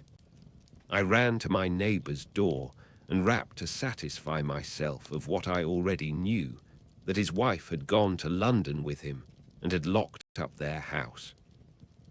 I went in again, according to my promise, to get my servant's box, lugged it out, clapped it beside her on the tail of the dog cart, and then caught the reins and jumped up into the driver's seat beside my wife. In another moment, we were clear of the smoke and noise, and spanking down the opposite slope of Maybury Hill towards Old Woking. In front was a quiet, sunny landscape, a wheat field ahead on either side of the road, and the Maybury Inn with its swinging sign. I saw the doctor's cart ahead of me. At the bottom of the hill, I turned my head to look at the hillside I was leaving. Thick streamers of black smoke shot with threads of red fire were driving up into the still air and throwing dark shadows upon the green treetops eastward. The smoke already extended far away to the east and west to the Byfleet pine woods eastward and to Woking on the west. The road was dotted with people running towards us, and very faint now, but very distinct through the hot, quiet air. One heard the whir of a machine gun that was presently stilled, and an intermittent cracking of rifles. Apparently the Martians were setting fire to everything within range of their heat ray. I am not an expert driver, and I had immediately to turn my attention to the horse. When I looked back again, the second hill had hidden the black smoke. I slashed the horse with the whip and gave him a loose rein until Woking and Send lay between us and that quivering tumult. I overtook and passed the doctor between Woking and Send.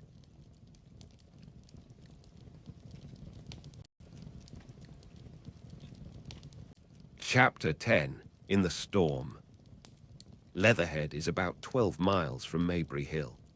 The scent of hay was in the air through the lush meadows beyond Pufford, and the hedges on either side were sweet and gay with multitudes of dog roses. The heavy firing that had broken out while we were driving down Maybury Hill ceased as abruptly as it began, leaving the evening very peaceful and still. We got to Leatherhead without misadventure about 9 o'clock, and the horse had an hour's rest while I took supper with my cousins and commended my wife to their care.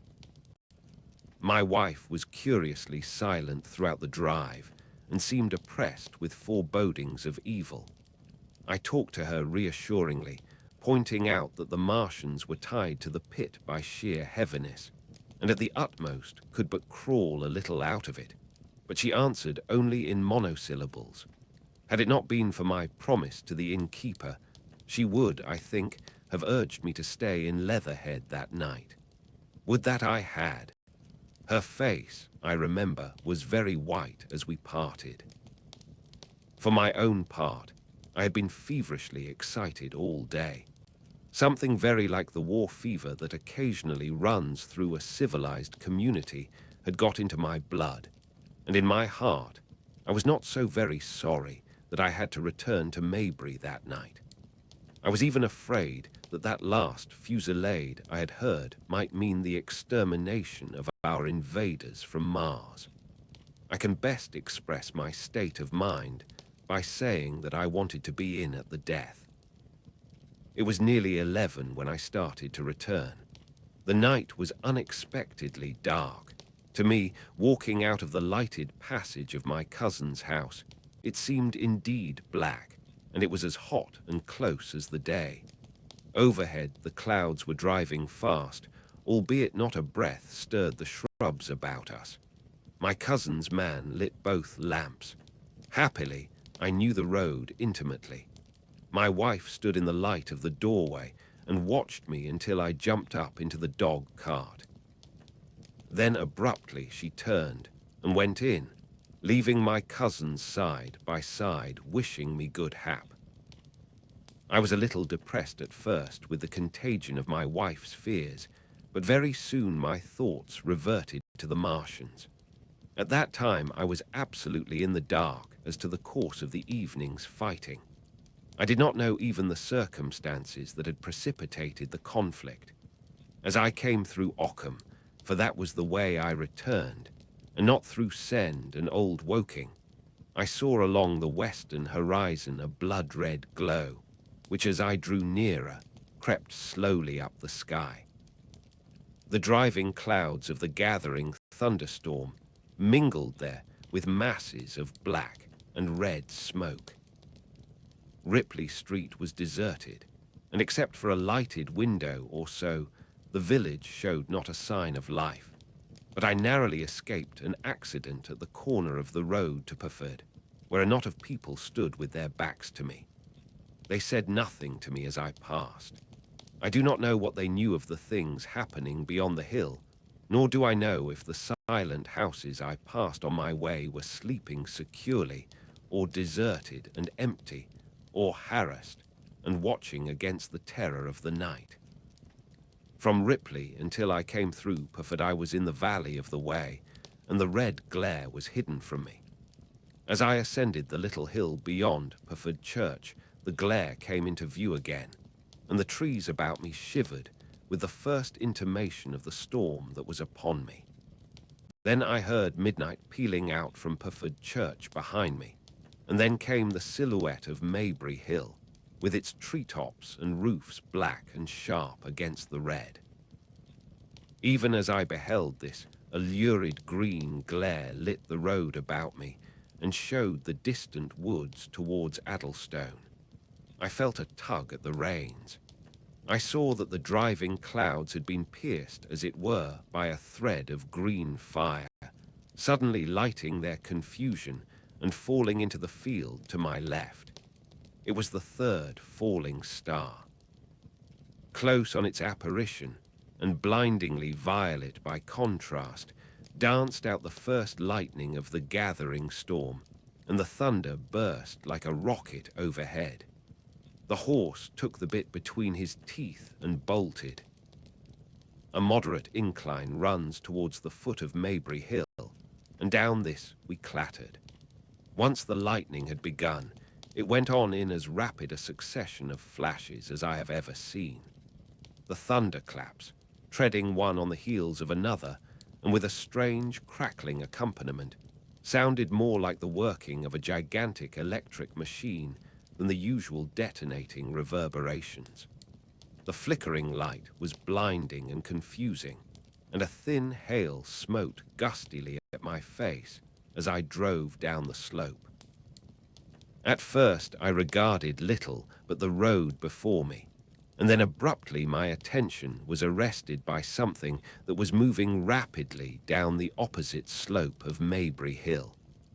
At first I took it for the wet roof of a house, but one flash following another showed it to be in swift, rolling movement.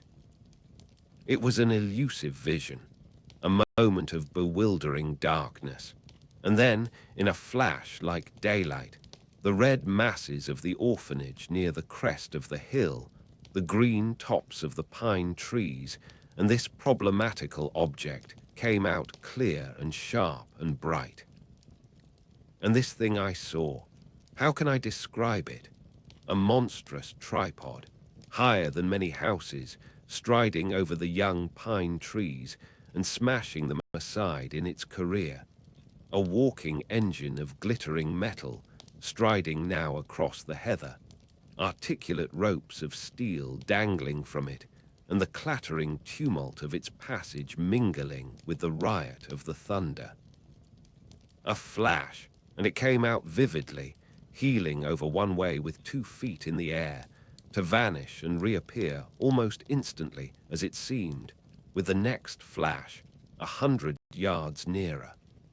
Can you imagine a milking stool tilted and bowled violently along the ground? That was the impression those instant flashes gave. But instead of a milking stool, imagine it a great body of machinery on a tripod stand.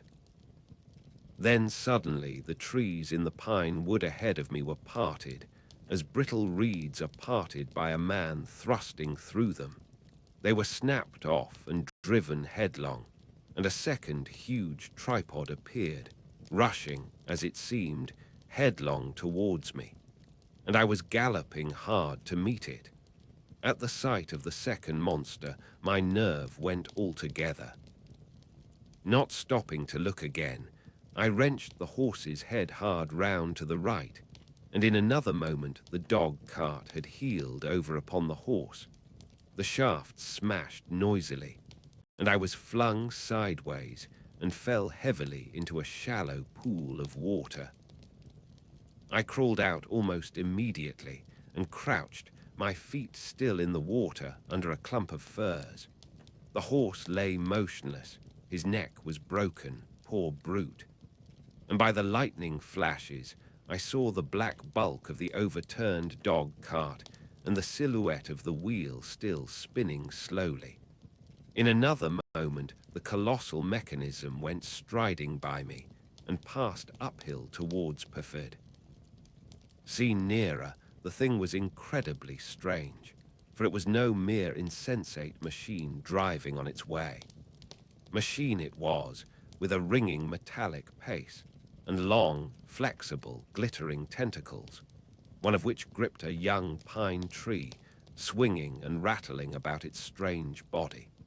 It picked its road as it went striding along, and the brazen hood that surmounted it moved to and fro with the inevitable suggestion of a head looking about.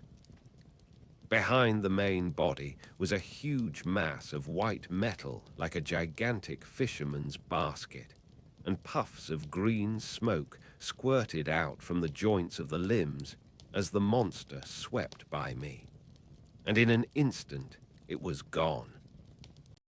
So much I saw then, all vaguely for the flickering of the lightning, in blinding highlights and dense black shadows. As it passed, it set up an exultant, deafening howl that drowned the thunder, aloo, aloo. And in another minute, it was with its companion, half a mile away, stooping over something in the field. I have no doubt this thing in the field was the third of the 10 cylinders they had fired at us from Mars. For some minutes I lay there in the rain and darkness watching, by the intermittent light, these monstrous beings of metal moving about in the distance over the hedge tops. A thin hail was now beginning, and as it came and went their figures grew misty and then flashed into clearness again. Now and then came a gap in the lightning, and the night swallowed them up. I was soaked with hail above and puddle water below. It was some time before my blank astonishment would let me struggle up the bank to a drier position, or think at all of my imminent peril. Not far from me was a little one-roomed squatter's hut of wood, surrounded by a patch of potato garden. I struggled to my feet at last, and crouching and making use of every chance of cover, I made a run for this. I hammered at the door, but I could not make the people hear, if there were any people inside. And after a time I desisted, and availing myself of a ditch for the greater part of the way, succeeded in crawling, unobserved by these monstrous machines, into the pine woods towards Weybrидge. Under cover of this I pushed on, wet and shivering now, towards my own house. I walked among the trees trying to find the footpath. It was very dark indeed in the wood, for the lightning was now becoming infrequent, and the hail, which was pouring down in a torrent, fell in columns through the gaps in the heavy foliage. If I had fully realized the meaning of all the things I had seen, I should have immediately worked my way round through Byfleet to Street Cobham, and so gone back to rejoin my wife at Leatherhead. But that night, the strangeness of things about me, and my physical wretchedness, prevented me, for I was bruised, weary, wet to the skin, deafened and blinded by the storm. I had a vague idea of going on to my own house, and that was as much motive as I had. I staggered through the trees, fell into a ditch and bruised my knees against a plank, and finally splashed out into the lane that ran down from the college arms. I say splashed, for the storm water was sweeping the sand down the hill in a muddy torrent. There in the darkness, a man blundered into me and sent me reeling back. He gave a cry of terror, sprang sideways, and rushed on before I could gather my wits sufficiently to speak to him. So heavy was the stress of the storm just at this place that I had the hardest task to win my way up the hill. I went close up to the fence on the left and worked my way along its palings. Near the top I stumbled upon something soft, and by a flash of lightning saw between my feet a heap of black broadcloth and a pair of boots. Before I could distinguish clearly how the man lay, the flicker of light had passed. I stood over him waiting for the next flash. When it came, I saw that he was a sturdy man, cheaply but not shabbily dressed. His head was bent under his body, and he lay crumpled up close to the fence, as though he had been flung violently against it. Overcoming the repugnance natural to one who had never before touched a dead body, I stooped and turned him over to feel for his heart. He was quite dead. Apparently his neck had been broken. The lightning flashed for a third time, and his face leaped upon me. I sprang to my feet. It was the landlord of the Spotted Dog, whose conveyance I had taken. I stepped over him gingerly and pushed on up the hill. I made my way by the police station and the college arms towards my own house. Nothing was burning on the hillside, though from the common there still came a red glare and a rolling tumult of ruddy smoke beating up against the drenching hail. So far as I could see by the flashes, the houses about me were mostly uninjured. By the college arms, a dark heap lay in the road. Down the road towards WEYBRIDGE there were voices and the sound of feet, but I had not the courage to shout or to go to them. I let myself in with my latchkey, closed, locked and bolted the door, staggered to the foot of the staircase, and sat down. My imagination was full of those striding metallic monsters, and of the dead body smashed against the fence. I crouched at the foot of the staircase with my back to the wall, shivering violently.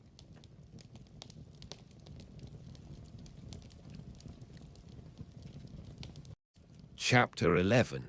At the Window. I have already said that my storms of emotion have a trick of exhausting themselves. After a time, I discovered that I was cold and wet, and with little pools of water about me on the stair carpet. I got up almost mechanically, went into the dining room and drank some whiskey, and then I was moved to change my clothes. After I had done that, I went upstairs to my study, but why I did so I do not know. The window of my study looks over the trees and the railway towards HORSELL Common. In the hurry of our departure, this window had been left open.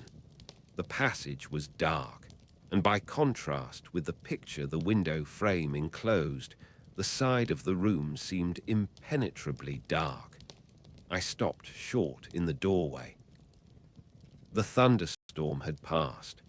The towers of the Oriental College and the pine trees about it had gone, and very far away, lit by a vivid red glare, the common about the sand pits was visible. Across the light, huge black shapes, grotesque and strange, moved busily to and fro. It seemed indeed as if the whole country in that direction was on fire, a broad hillside set with minute tongues of flame, swaying and writhing with the gusts of the dying storm, and throwing a red reflection upon the clouds scud above. Every now and then, a haze of smoke from some nearer conflagration drove across the window and hid the Martian shapes. I could not see what they were doing, nor the clear form of them, nor recognize the black objects they were busied upon. Neither could I see the nearer fire, though the reflections of it danced on the wall and ceiling of the study. A sharp, resinous tang of burning was in the air.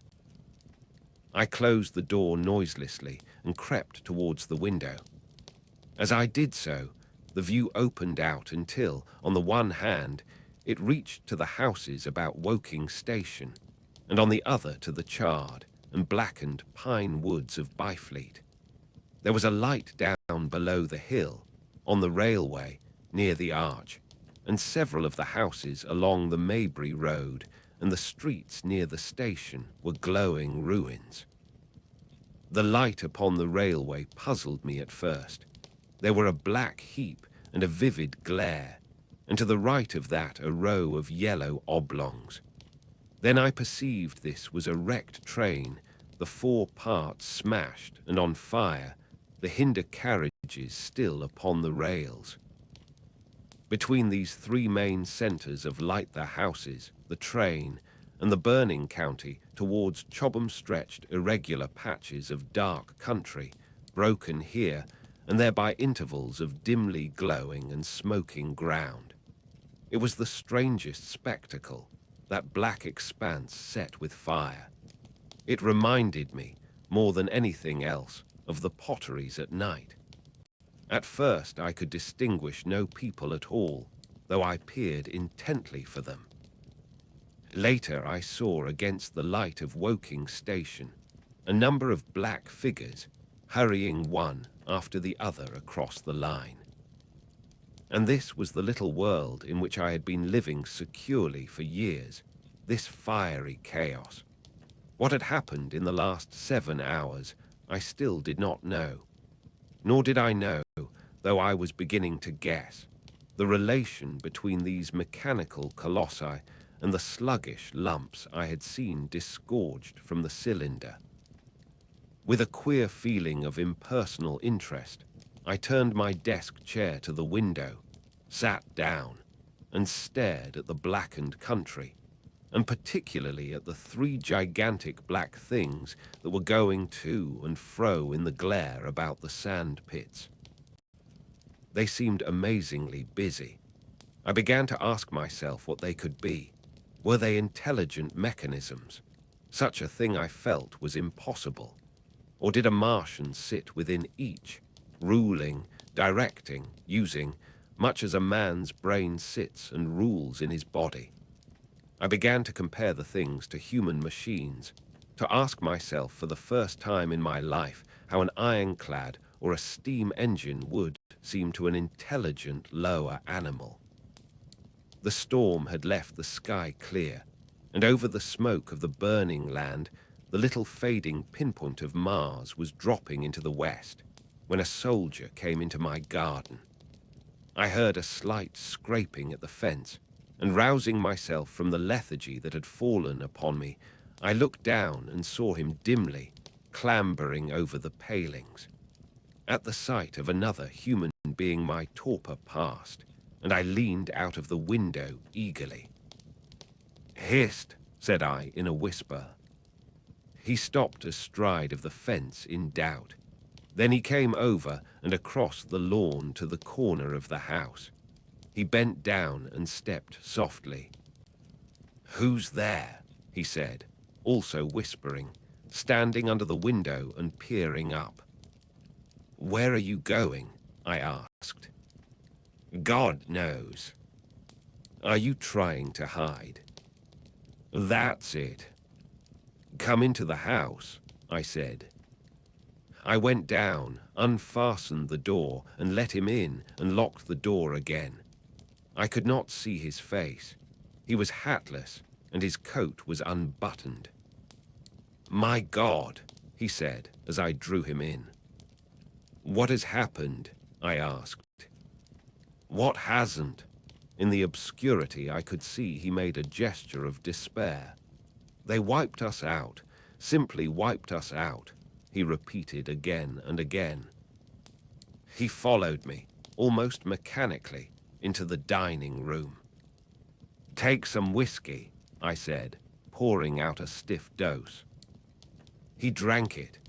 Then abruptly he sat down before the table, put his head on his arms, and began to sob and weep like a little boy, in a perfect passion of emotion, while I, with a curious forgetfulness of my own recent despair, stood beside him, wondering. It was a long time before he could steady his nerves to answer my questions, and then he answered perplexingly and brokenly. He was a driver in the artillery and had only come into action about 7.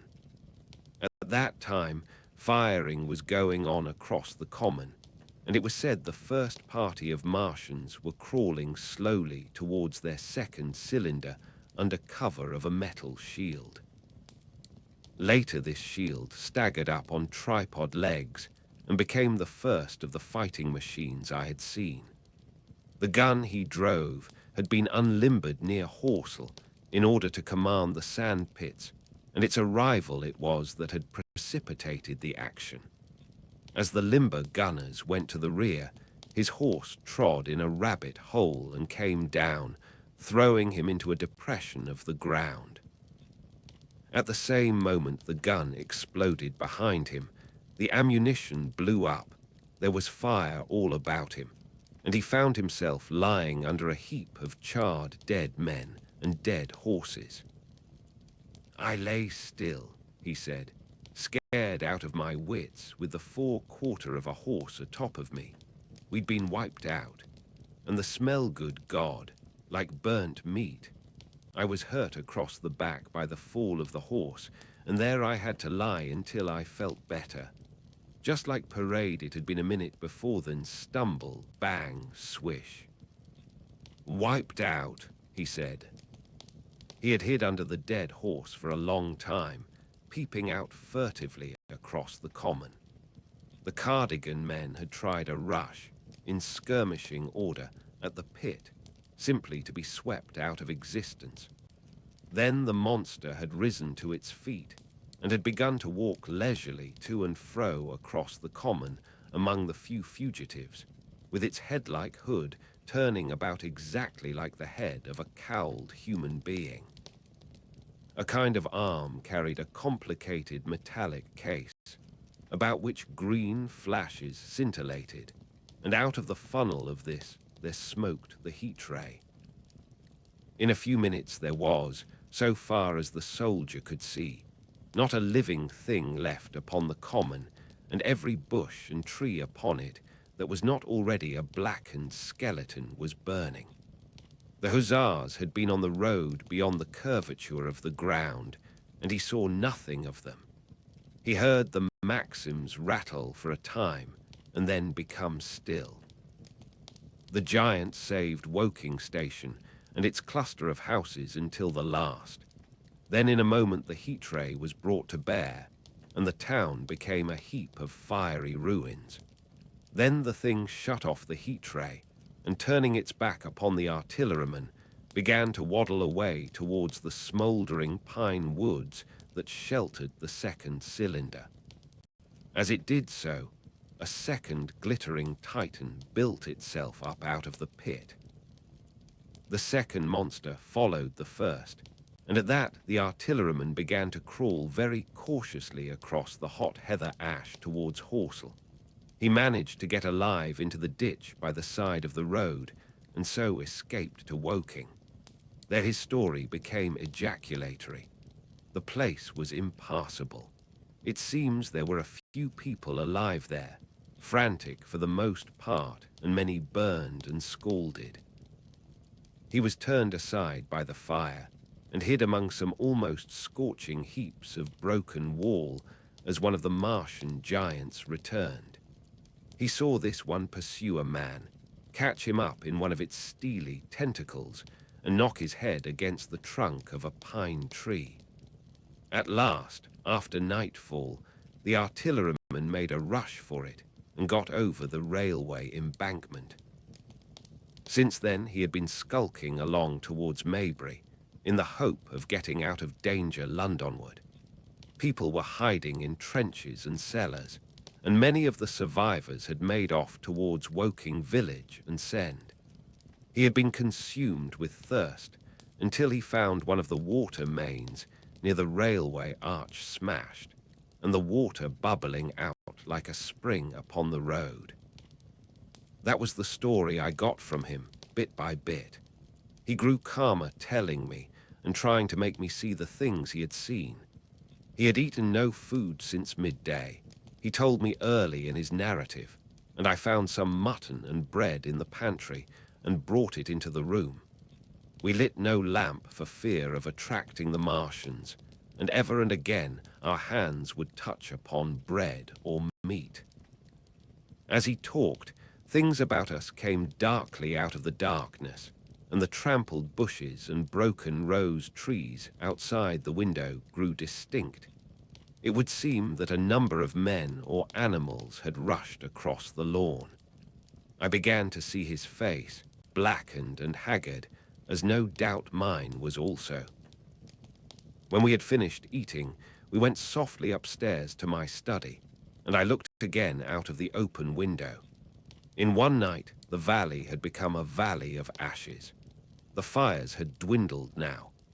Where flames had been, there were now streamers of smoke, but the countless ruins of shattered and gutted houses and blasted and blackened trees that the night had hidden stood out now gaunt and terrible in the pitiless light of dawn. Yet here and there some object had had the luck to escape a white railway signal here, the end of a greenhouse there, white and fresh amid the wreckage. Never before in the history of warfare had destruction been so indiscriminate and so universal. And shining with the growing light of the east, 3 of the metallic giants stood about the pit, their cowls rotating as though they were surveying the desolation they had made. It seemed to me that the pit had been enlarged, and ever and again puffs of vivid green vapor streamed up and out of it towards the brightening dawn, streamed up, whirled, broke, and vanished. Beyond were the pillars of fire about CHOBHAM. They became pillars of bloodshot smoke at the first touch of day.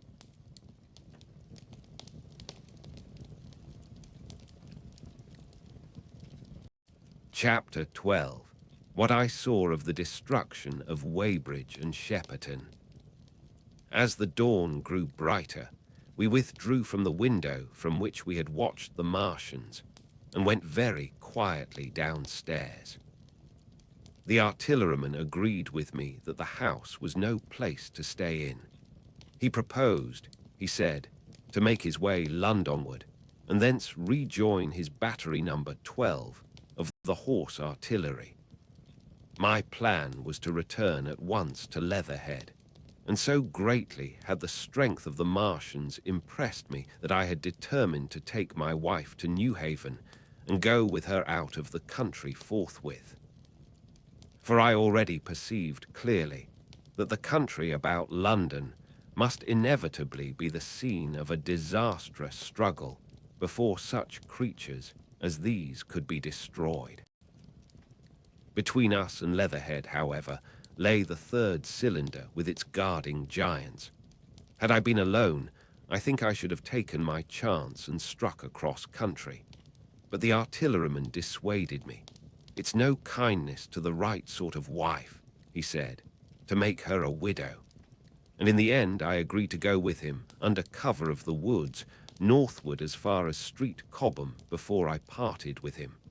Thence I would make a big detour by Epsom to reach Leatherhead. I should have started at once, but my companion had been in active service, and he knew better than that. He made me ransack the house for a flask, which he filled with whiskey, and we lined every available pocket with packets of biscuits and slices of meat. Then we crept out of the house and ran as quickly as we could down the ill-made road by which I had come overnight. The houses seemed deserted. In the road lay a group of 3 charred bodies close together, struck dead by the heat ray. and here and there were things that people had dropped: a clock, a slipper, a silver spoon, and the like poor valuables.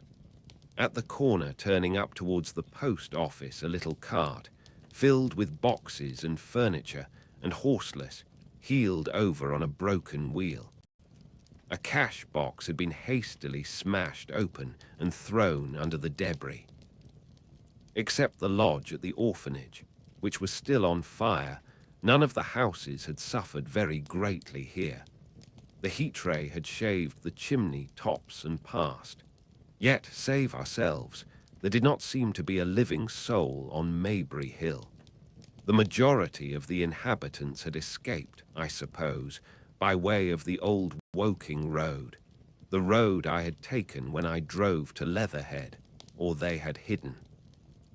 We went down the lane, by the body of the man in black, sodden now from the overnight hail, and broke into the woods at the foot of the hill.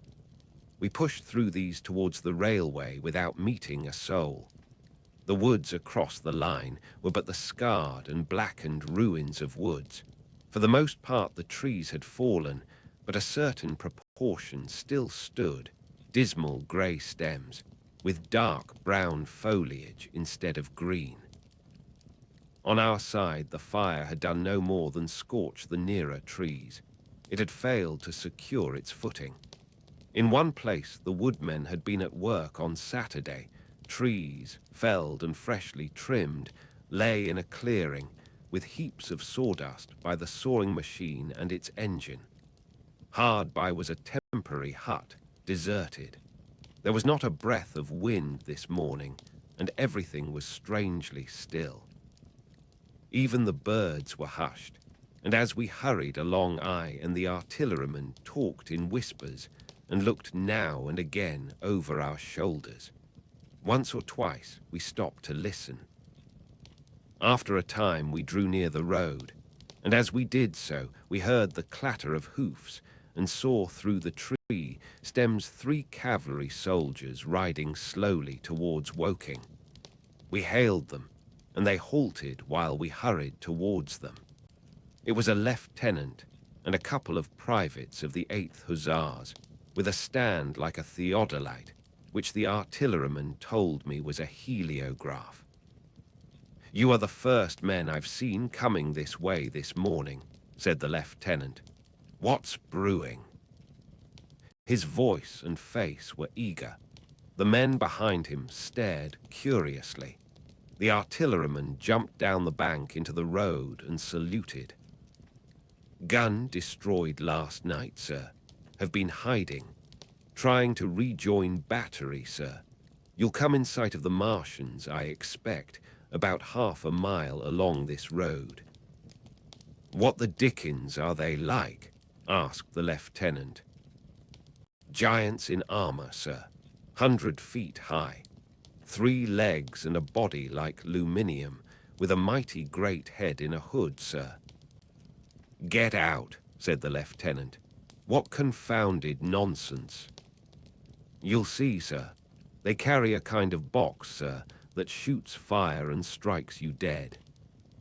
"What d'ye mean, a gun?" "No, sir," and the artilleryman began a vivid account of the heat ray. Halfway through, the lieutenant interrupted him and looked up at me. I was still standing on the bank by the side of the road. "It's perfectly true," I said. "Well," said the lieutenant, "I suppose it's my business to see it too. Look here, to the artilleryman we are detailed here clearing people out of their houses. You'd better go along and report yourself to Brigadier General Marvin and tell him all you know. He's at Weybridge. Know the way." "I do," I said, and he turned his horse southward again. "Half a mile, you say?" said he. "At most," I answered, and pointed over the treetops southward. He thanked me and rode on, and we saw them no more. Farther along, we came upon a group of 3 women and 2 children in the road, busy clearing out a labourer's cottage. They had got hold of a little hand truck, and were piling it up with unclean-looking bundles and shabby furniture. They were all too assiduously engaged to talk to us as we passed. By Byfleet Station, we emerged from the pine trees and found the country calm and peaceful under the morning sunlight. We were far beyond the range of the heat ray there, and had it not been for the silent desertion of some of the houses, the stirring movement of packing in others, and the knot of soldiers standing on the bridge over the railway and staring down the line towards Woking, the day would have seemed very like any other Sunday. Several farm wagons and carts were moving creakily along the road to Addlestone, and suddenly, through the gate of a field we saw, across a stretch of flat meadow, 6 12-pounders standing neatly at equal distances, pointing towards Woking. The gunners stood by the guns waiting, and the ammunition wagons were at a business-like distance. The men stood almost as if under inspection. "That's good," said I. "They will get one fair shot at any rate." The artilleryman hesitated at the gate. "I shall go on," he said. Farther on towards Weybridge, just over the bridge, there were a number of men in white fatigue jackets throwing up a long rampart, and more guns behind. "It's bows and arrows against the lightning, anyhow," said the artilleryman. "They haven't seen that fire beam yet." The officers, who were not actively engaged, stood and stared over the treetops southwestward, and the men digging would stop every now and again to stare in the same direction. Byfleet was in a tumult, people packing, and a score of hussars, some of them dismounted, some on horseback, were hunting them about. 3 or 4 black government wagons, with crosses in white circles, and an old omnibus, among other vehicles, were being loaded in the village street. There were scores of people, most of them sufficiently sabbatical to have assumed their best clothes. The soldiers were having the greatest difficulty in making them realize the gravity of their position. We saw one shriveled old fellow with a huge box and a score or more of flower pots containing orchids, angrily expostulating with the corporal who would leave them behind. I stopped and gripped his arm. "Do you know what's over there?" I said, pointing at the pine tops that hid the Martians. "Eh," said he, turning. "I was explaining, these is valuable." "Death," I shouted. "Death is coming, death." And leaving him to digest that if he could, I hurried on after the artilleryman. At the corner I looked back. The soldier had left him, and he was still standing by his box with the pots of orchids on the lid of it and staring vaguely over the trees. No one in Weybridge could tell us where the headquarters were established. The whole place was in such confusion as I had never seen in any town before. Carts, carriages everywhere, the most astonishing miscellany of conveyances and horseflesh. The respectable inhabitants of the place, men in golf and boating costumes, wives prettily dressed, were packing, riverside loafers energetically helping, children excited, and for the most part highly delighted at this astonishing variation of their Sunday experiences. In the midst of it all, the worthy vicar was very pluckily holding an early celebration, and his bell was jangling out above the excitement. I and the artilleryman, seated on the step of the drinking fountain, made a very passable meal upon what we had brought with us. Patrols of soldiers, here no longer hussars, but grenadiers in white, were warning people to move now, or to take refuge in their cellars as soon as the firing began. We saw as we crossed the railway bridge that a growing crowd of people had assembled in and about the railway station, and the swarming platform was piled with boxes and packages. The ordinary traffic had been stopped, I believe, in order to allow of the passage of troops and guns to Chertsey, and I have heard since that a savage struggle occurred for places in the special trains that were put on at a later hour. We remained at Weybridge until midday, and at that hour we found ourselves at the place near Shepperton Lock, where the Wey and Thames join. Part of the time we spent helping two old women to pack a little cart. The Wey has a treble mouth, and at this point boats are to be hired, and there was a ferry across the river. On the Shepperton side was an inn with a lawn, and beyond that the tower of Shepperton Churchyard has been replaced by a spire rose above the trees. Here we found an excited and noisy crowd of fugitives. As yet the flight had not grown to a panic, but there were already far more people than all the boats going to and fro could enable to cross. People came panting along under heavy burdens. One husband and wife were even carrying a small outhouse door between them, with some of their household goods piled thereon. One man told us he meant to try to get away from Shepperton Station. There was a lot of shouting, and one man was even jesting. The idea people seemed to have here was that the Martians were simply formidable human beings who might attack and sack the town, to be certainly destroyed in the end. Every now and then people would glance nervously across the way at the meadows towards Chertsey, but everything over there was still. Across the Thames, except just where the boats landed, everything was quiet, in vivid contrast with the Surrey side. The people who landed there from the boats went tramping off down the lane. The big ferryboat had just made a journey.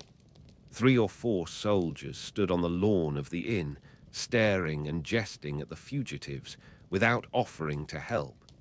The inn was closed, as it was now within prohibited hours.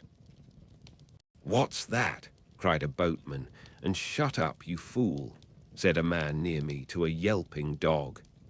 Then the sound came again, this time from the direction of Chertsey, a muffled thud, the sound of a gun. The fighting was beginning.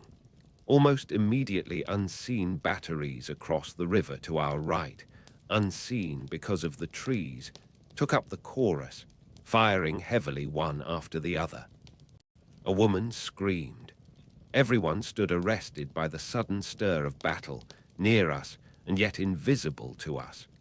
Nothing was to be seen save flat meadows, cows feeding unconcernedly for the most part, and silvery pollard willows motionless in the warm sunlight. "These soldiers'll stop 'em," said a woman beside me doubtfully. A haziness rose over the treetops.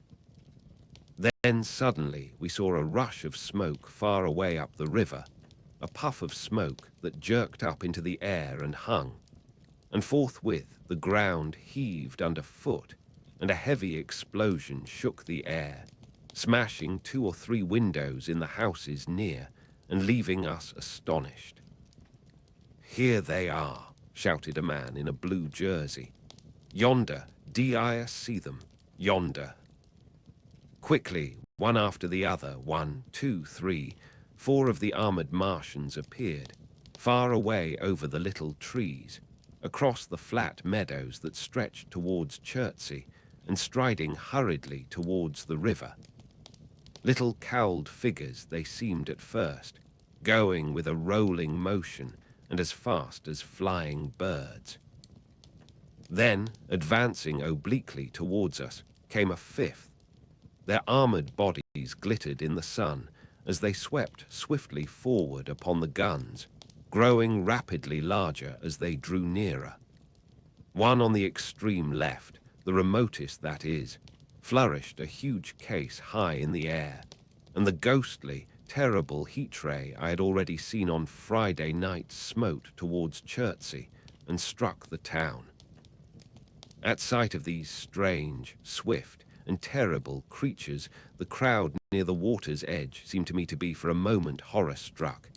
There was no screaming or shouting. but a silence. Then a hoarse murmur and a movement of feet, a splashing from the water. A man, too frightened to drop the portmanteau he carried on his shoulder, swung round and sent me staggering with a blow from the corner of his burden. A woman thrust at me with her hand and rushed past me. I turned with the rush of the people, but I was not too terrified for thought. The terrible heat ray was in my mind. To get under water, that was it. Get under water, I shouted, unheeded. I faced about again and rushed towards the approaching Martian, rushed right down the gravelly beach and headlong into the water. Others did the same. A boatload of people putting back came leaping out as I rushed past. The stones under my feet were muddy and slippery, and the river was so low that I ran perhaps 20 feet, scarcely waist deep. Then, as the Martian towered overhead scarcely a couple of 100 yards away, I flung myself forward under the surface. The splashes of the people in the boats leaping into the river sounded like thunderclaps in my ears. People were landing hastily on both sides of the river, but the Martian machine took no more notice for the moment of the people running this way, and that than a man would of the confusion of ants in a nest against which his foot has kicked. When, half suffocated, I raised my head above water, the Martian's hood pointed at the batteries that were still firing across the river, and as it advanced it swung loose what must have been the generator of the heat ray. In another moment it was on the bank, and in a stride wading halfway across. The knees of its foremost legs bent at the farther bank, and in another moment it had raised itself to its full height again, close to the village of Shepperton. Forthwith the 6 guns which, unknown to anyone on the right bank, had been hidden behind the outskirts of that village, fired simultaneously. The sudden near concussion, the last close upon the first, made my heart jump. The monster was already raising the case, generating the heat ray, as the first shell burst 6 yards above the hood. I gave a cry of astonishment. I saw and thought nothing of the other 4 Martian monsters. My attention was riveted upon the nearer incident. Simultaneously, 2 other shells burst in the air near the body as the hood twisted round in time to receive, but not in time to dodge, the 4th shell. The shell burst clean in the face of the thing. The hood bulged, flashed, was whirled off in a dozen tattered fragments of red flesh and glittering metal. "Hit!" shouted I, with something between a scream and a cheer. I heard answering shouts from the people in the water about me. I could have leaped out of the water with that momentary exultation. The decapitated colossus reeled like a drunken giant, but it did not fall over. It recovered its balance by a miracle, and no longer heeding its steps, and with the camera that fired the heat ray now rigidly upheld, it reeled swiftly upon Shepperton. The living intelligence, the Martian within the hood, was slain and splashed to the 4 winds of heaven, and the thing was now but a mere intricate device of metal whirling to destruction. It drove along in a straight line, incapable of guidance. It struck the tower of Shepperton Church, smashing it down as the impact of a battering ram might have done, swerved aside, blundered on, and collapsed with tremendous force into the river out of my sight. A violent explosion shook the air, and a spout of water, steam, mud, and shattered metal shot far up into the sky. As the camera of the heat ray hit the water, the latter had immediately flashed into steam. In another moment, a huge wave, like a muddy tidal bore but almost scaldingly hot, came sweeping round the bend upstream. I saw people struggling shorewards, and heard their screaming and shouting faintly above the seething and roar of the Martians' collapse. For a moment, I heeded nothing of the heat, forgot the patent need of self-preservation. I splashed through the tumultuous water, pushing aside a man in black to do so, until I could see round the bend. Half a dozen deserted boats pitched aimlessly upon the confusion of the waves. The fallen Martian came into sight downstream, lying across the river, and for the most part submerged. Thick clouds of steam were pouring off the wreckage, and through the tumultuously whirling wisps I could see, intermittently and vaguely, the gigantic limbs churning the water and flinging a splash and spray of mud and froth into the air. The tentacles swayed and struck like living arms, and save for the helpless purposelessness of these movements, it was as if some wounded thing were struggling for its life amid the waves. Enormous quantities of a ruddy brown fluid were spurting up in noisy jets out of the machine. My attention was diverted from this death flurry by a furious yelling, like that of the thing called a siren in our manufacturing towns. A man, knee-deep near the towing path, shouted inaudibly to me and pointed. Looking back, I saw the other Martians advancing with gigantic strides down the riverbank from the direction of Chertsey. The Shepperton guns spoke this time unavailingly. At that I ducked at once under water, and holding my breath until movement was an agony, blundered painfully ahead under the surface as long as I could. The water was in a tumult about me, and rapidly growing hotter. When for a moment I raised my head to take breath and throw the hair and water from my eyes, the steam was rising in a whirling white fog that at first hid the Martians altogether. The noise was deafening. Then I saw them dimly, colossal figures of grey, magnified by the mist. They had passed by me, and two were stooping over the frothing, tumultuous ruins of their comrade. The third and fourth stood beside him in the water, one perhaps 200 yards from me, the other towards Laleham. The generators of the heat trays waved high, and the hissing beams smote down this way and that. The air was full of sound, a deafening and confusing conflict of noises, the clangorous din of the Martians, the crash of falling houses, the thud of trees, fences, sheds flashing into flame, and the crackling and roaring of fire. Dense black smoke was leaping up to mingle with the steam from the river, and as the heat ray went to and fro over Weybridge, its impact was marked by flashes of incandescent white that gave place at once to a smoky dance of lurid flames. The nearer houses still stood intact, awaiting their fate, shadowy, faint and pallid in the steam, with the fire behind them going to and fro. For a moment perhaps I stood there, breast high in the almost boiling water, dumbfounded at my position, hopeless of escape. Through the reek I could see the people who had been with me in the river scrambling out of the water through the reeds, like little frogs hurrying through grass from the advance of a man, or running to and fro in utter dismay on the towing path. Then suddenly the white flashes of the heat ray came leaping towards me. The houses caved in as they dissolved at its touch and darted out flames.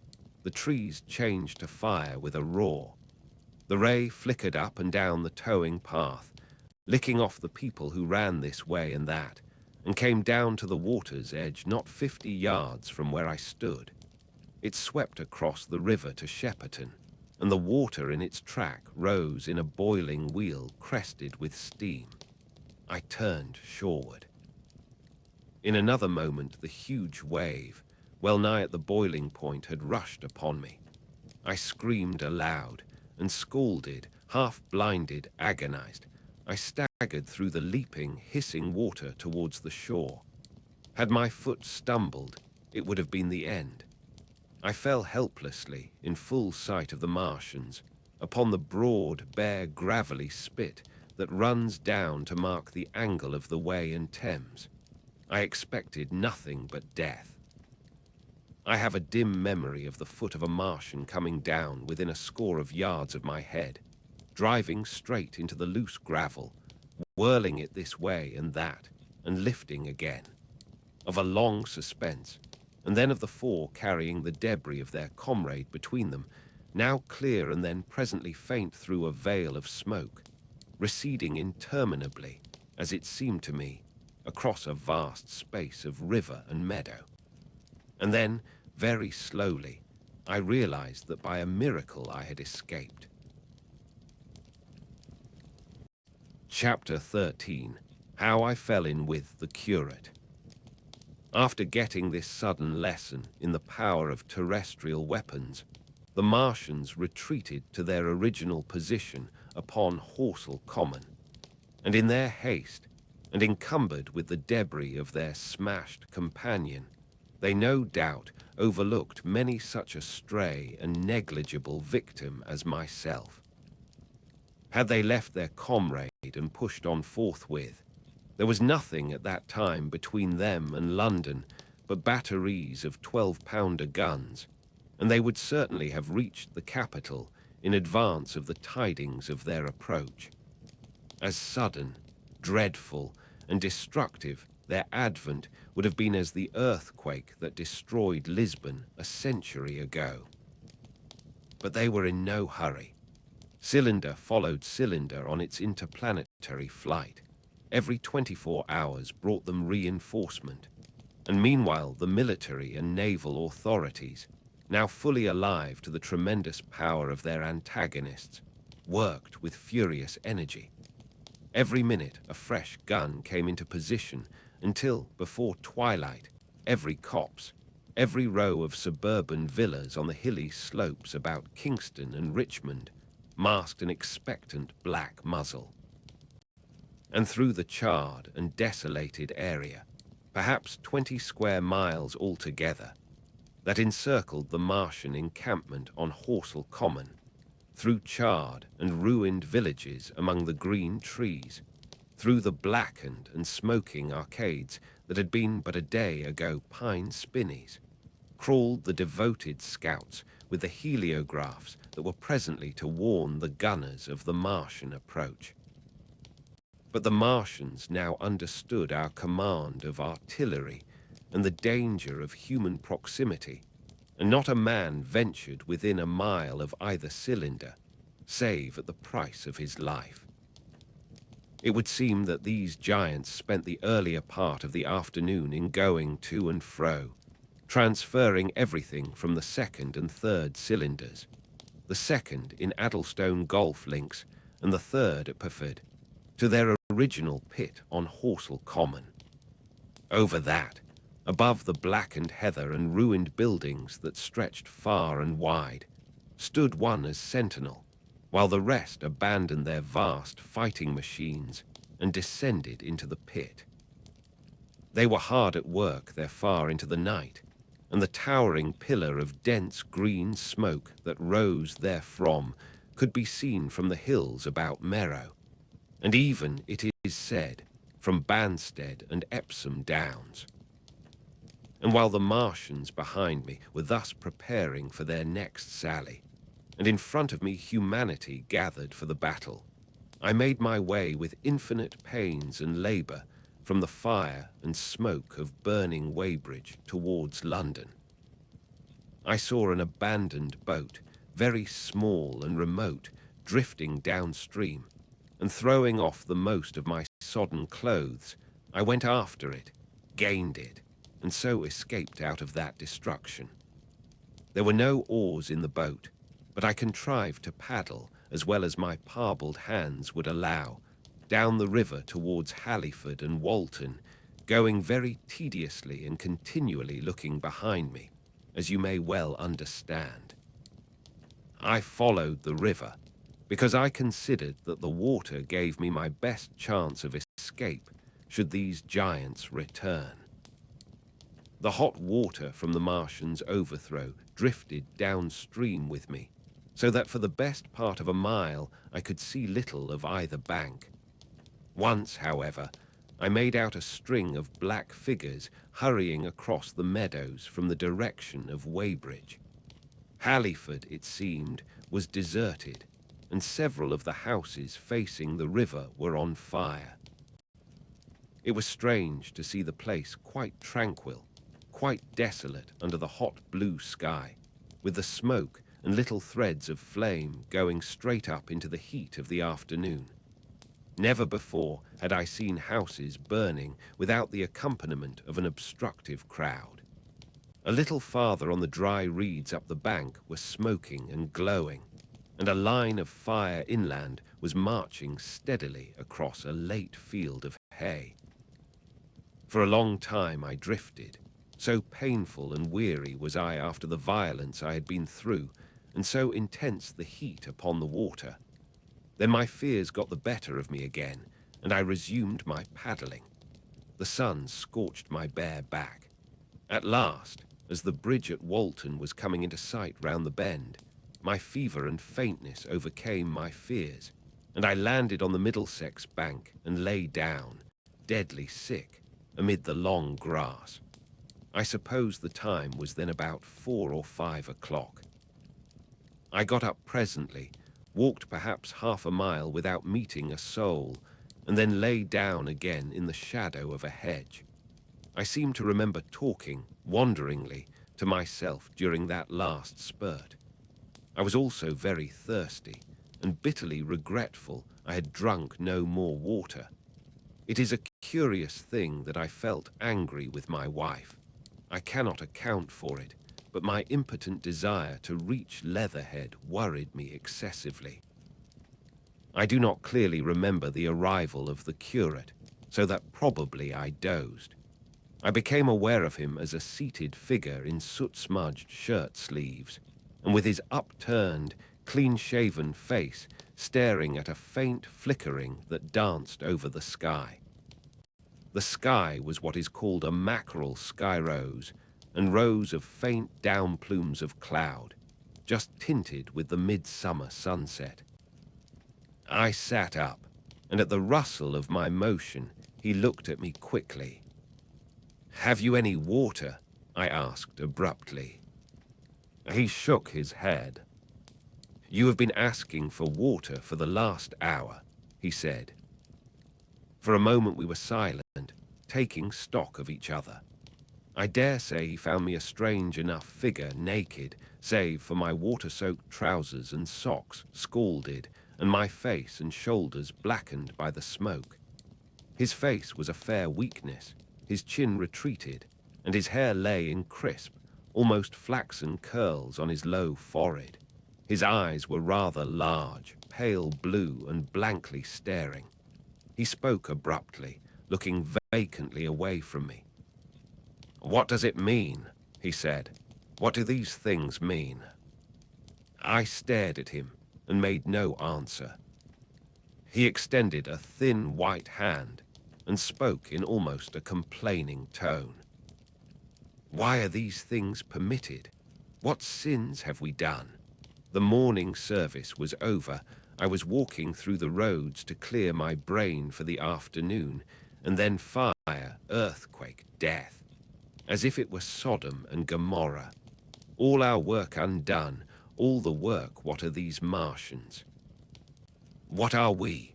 I answered, clearing my throat. He gripped his knees and turned to look at me again.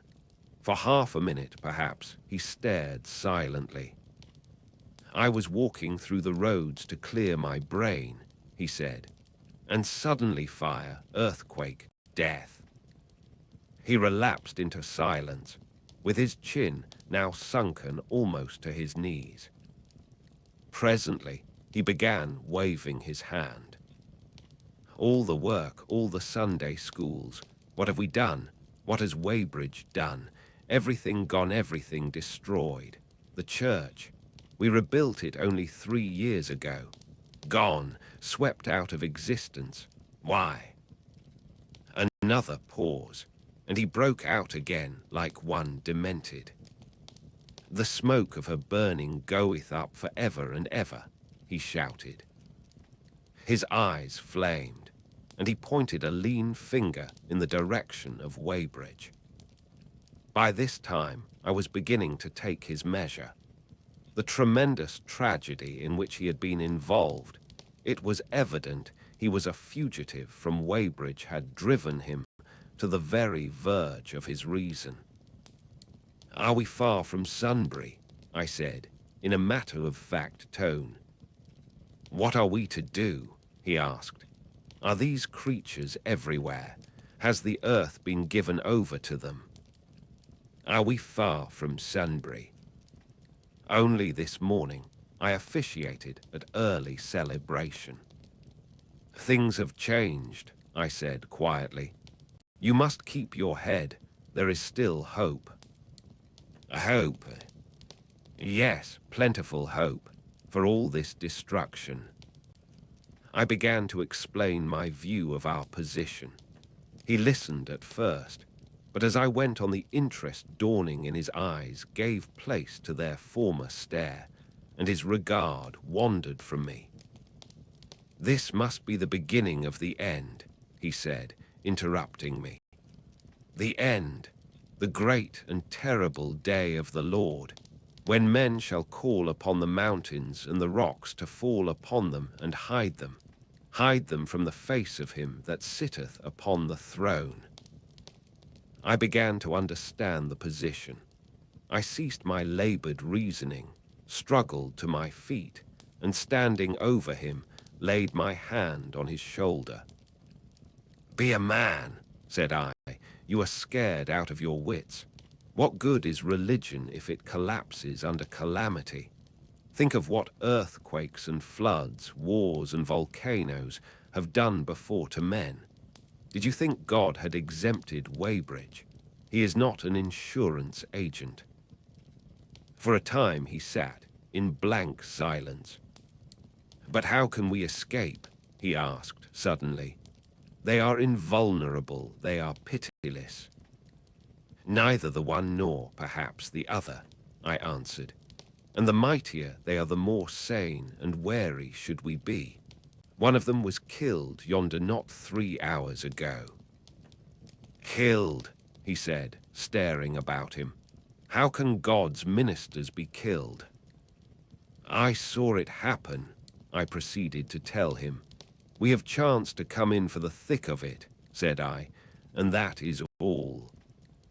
"What is that flicker in the sky?" he asked abruptly. I told him it was the heliograph signaling, that it was the sign of human help and effort in the sky. "We are in the midst of it," I said, "quiet as it is. That flicker in the sky tells of the gathering storm. Yonder, I take it, are the Martians, and Londonward, where those hills rise about Richmond and Kingston, and the trees give cover, earthworks are being thrown up and guns are being placed. Presently the Martians will be coming this way again." And even as I spoke, he sprang to his feet and stopped me by a gesture. "Listen," he said. From beyond the low hills across the water came the dull resonance of distant guns and a remote weird crying. Then everything was still. A cockchafer came droning over the hedge and past us. High in the west, the crescent moon hung faint and pale above the smoke of Weybridge and Shepperton and the hot, still splendor of the sunset. "We had better follow this path," I said, "northward."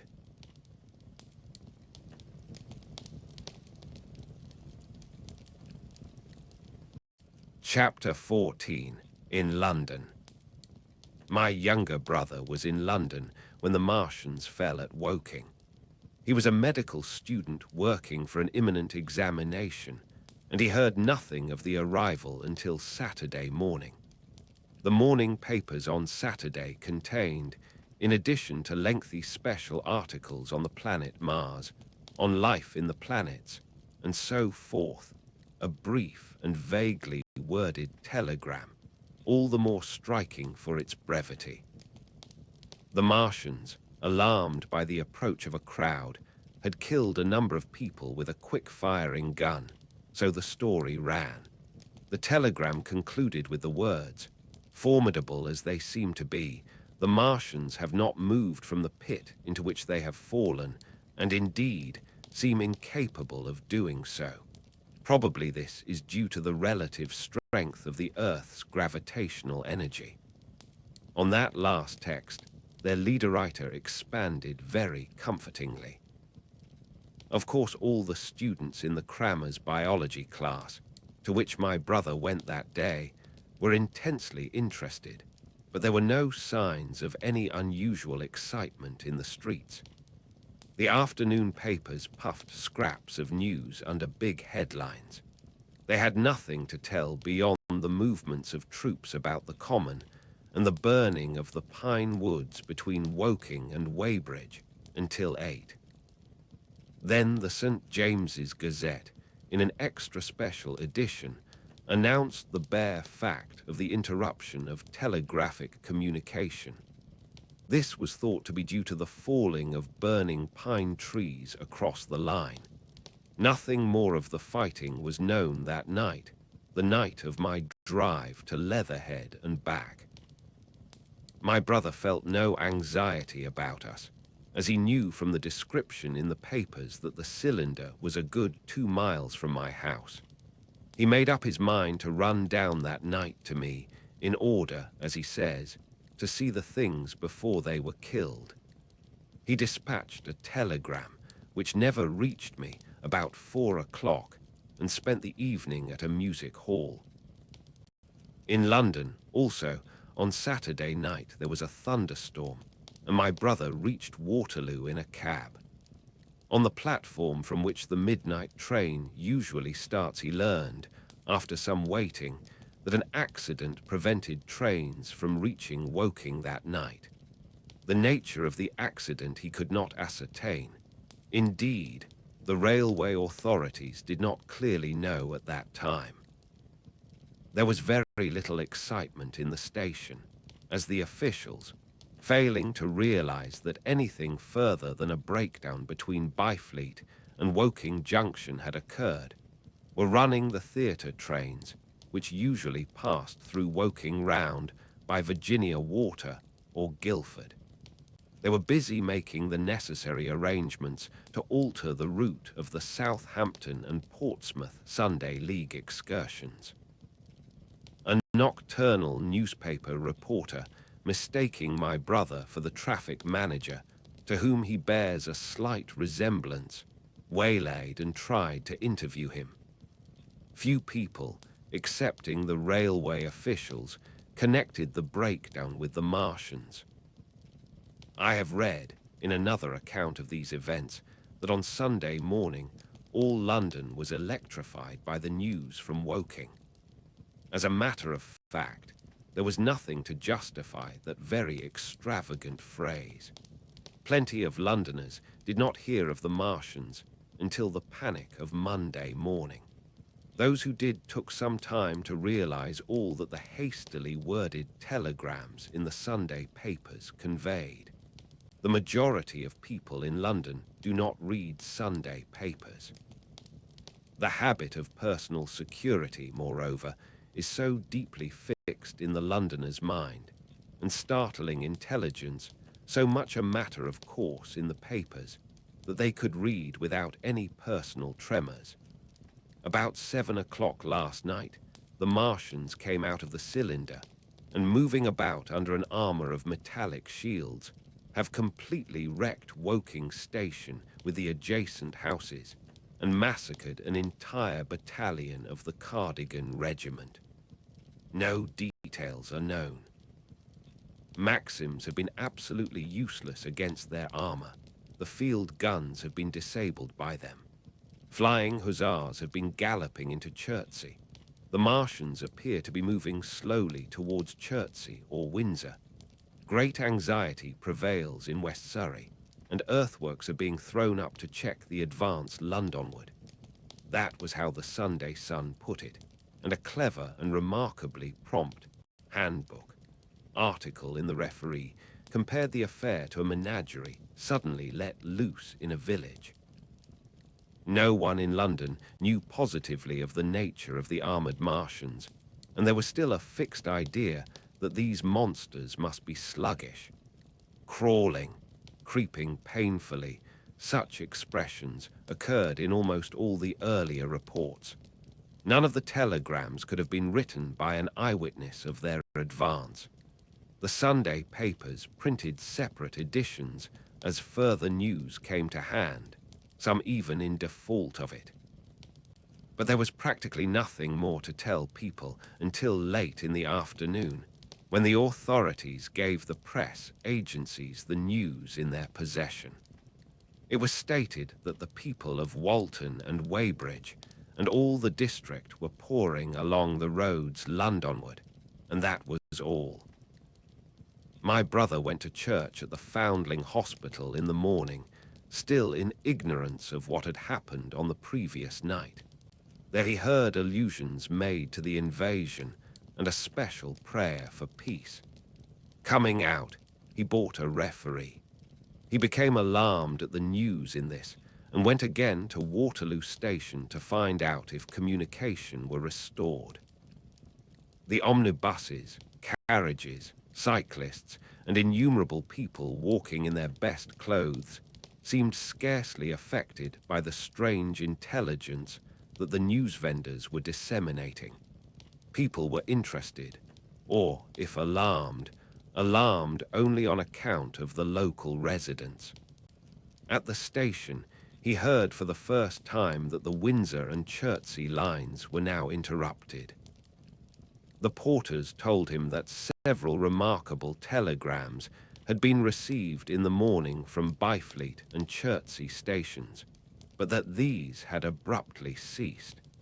My brother could get very little precise detail out of them. "There's fighting going on about Weybridge," was the extent of their information. The train service was now very much disorganized. Quite a number of people who had been expecting friends from places on the southwestern network were standing about the station. One grey-headed old gentleman came and abused the southwestern company bitterly to my brother. "It wants showing up," he said. 1 or 2 trains came in from Richmond, Putney, and Kingston, containing people who had gone out for a day's boating and found the locks closed and a feeling of panic in the air. A man in a blue and white blazer addressed my brother, full of strange tidings.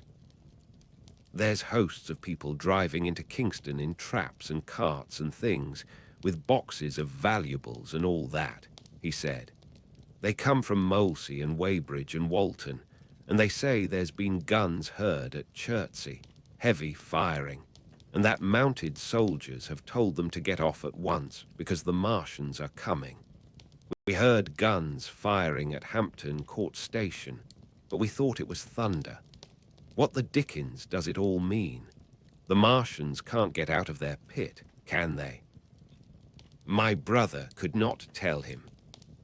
Afterwards, he found that the vague feeling of alarm had spread to the clients of the Underground Railway, and that the Sunday excursionists began to return from all over the southwestern, Lung, Barnes, Wimbledon, Richmond Park, Kew, and so forth, at unnaturally early hours, but not a soul had anything more than vague hearsay to tell of.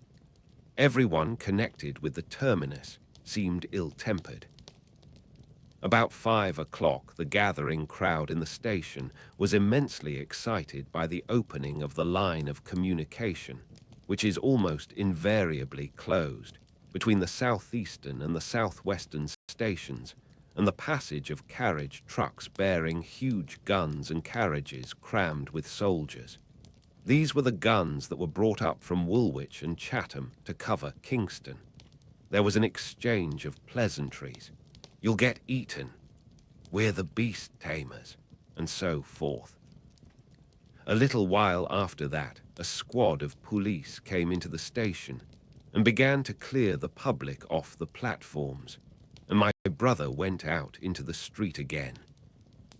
The church bells were ringing for evensong, and a squad of Salvation Army lasses came singing down Waterloo Road.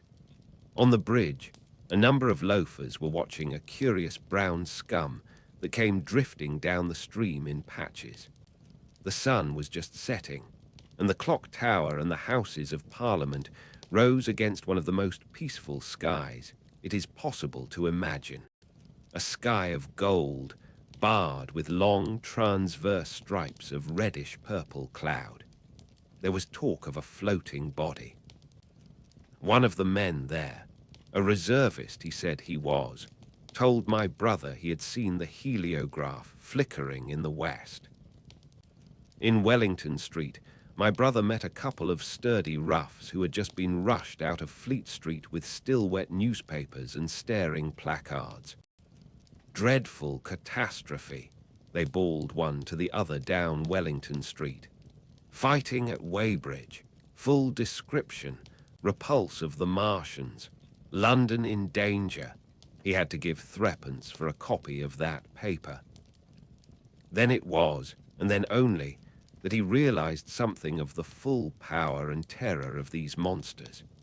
He learned that they were not merely a handful of small, sluggish creatures, but that they were minds swaying vast mechanical bodies, and that they could move swiftly and smite with such power that even the mightiest guns could not stand against them. They were described as vast spider-like machines, nearly 100 feet high, capable of the speed of an express train and able to shoot out a beam of intense heat. Masked batteries, chiefly of field guns, had been planted in the country about HORSELL Common, and especially between the Woking district and London. 5 of the machines had been seen moving towards the Thames, and one, by a happy chance, had been destroyed. In the other cases, the shells had missed, and the batteries had been at once annihilated by the heat rays. Heavy losses of soldiers were mentioned, but the tone of the dispatch was optimistic. The Martians had been repulsed. They were not invulnerable. They had retreated to their triangle of cylinders again, in the circle about Woking. Signallers with heliographs were pushing forward upon them from all sides. Guns were in rapid transit from Windsor, Portsmouth, Aldershot, Woolwich even from the north. Among others, long wire guns of 95 tons from Woolwich. Altogether 116 were in position or being hastily placed, chiefly covering London. Never before in England had there been such a vast or rapid concentration of military material. Any further cylinders that fell, it was hoped, could be destroyed at once by high explosives, which were being rapidly manufactured and distributed. No doubt, ran the report, the situation was of the strangest and gravest description, but the public was exhorted to avoid and discourage panic. No doubt the Martians were strange and terrible in the extreme, but at the outside, there could not be more than 20 of them against our millions. The authorities had reason to suppose, from the size of the cylinders, that at the outside there could not be more than 5 in each cylinder, 15 altogether, and one at least was disposed of, perhaps more. The public would be fairly warned of the approach of danger, and elaborate measures were being taken for the protection of the people in the threatened southwestern suburbs. And so, with reiterated assurances of the safety of London and the ability of the authorities to cope with the difficulty, this quasi-proclamation closed. This was printed in enormous type on paper so fresh that it was still wet, and there had been no time to add a word of comment. It was curious, my brother said, to see how ruthlessly the usual contents of the paper had been hacked and taken out to give this place. All down Wellington Street people could be seen fluttering out the pink sheets and reading, and the Strand was suddenly noisy with the voices of an army of hawkers following these pioneers. Men came scrambling off buses to secure copies. Certainly, this news excited people intensely, whatever their previous apathy. The shutters of a map shop in the Strand were being taken down, my brother said, and a man in his Sunday raiment, lemon yellow gloves even, was visible inside the window, hastily fastening maps of Surrey to the glass. Going on along the Strand to Trafalgar Square, the paper in his hand, my brother saw some of the fugitives from West Surrey. There was a man with his wife and 2 boys, and some articles of furniture in a cart such as greengrocers use. He was driving from the direction of Westminster Bridge, and close behind him came a hay wagon with 5 or 6 respectable-looking people in it, and some boxes and bundles. The faces of these people were haggard, and their entire appearance contrasted conspicuously with the Sabbath-best appearance of the people on the omnibuses. People in fashionable clothing peeped at them out of cabs. They stopped at the square as if undecided which way to take, and finally turned eastward along the Strand. Some way behind these came a man in workday clothes, riding one of those old-fashioned tricycles with a small front wheel. He was dirty and white in the face. My brother turned down towards Victoria and met a number of such people. He had a vague idea that he might see something of me.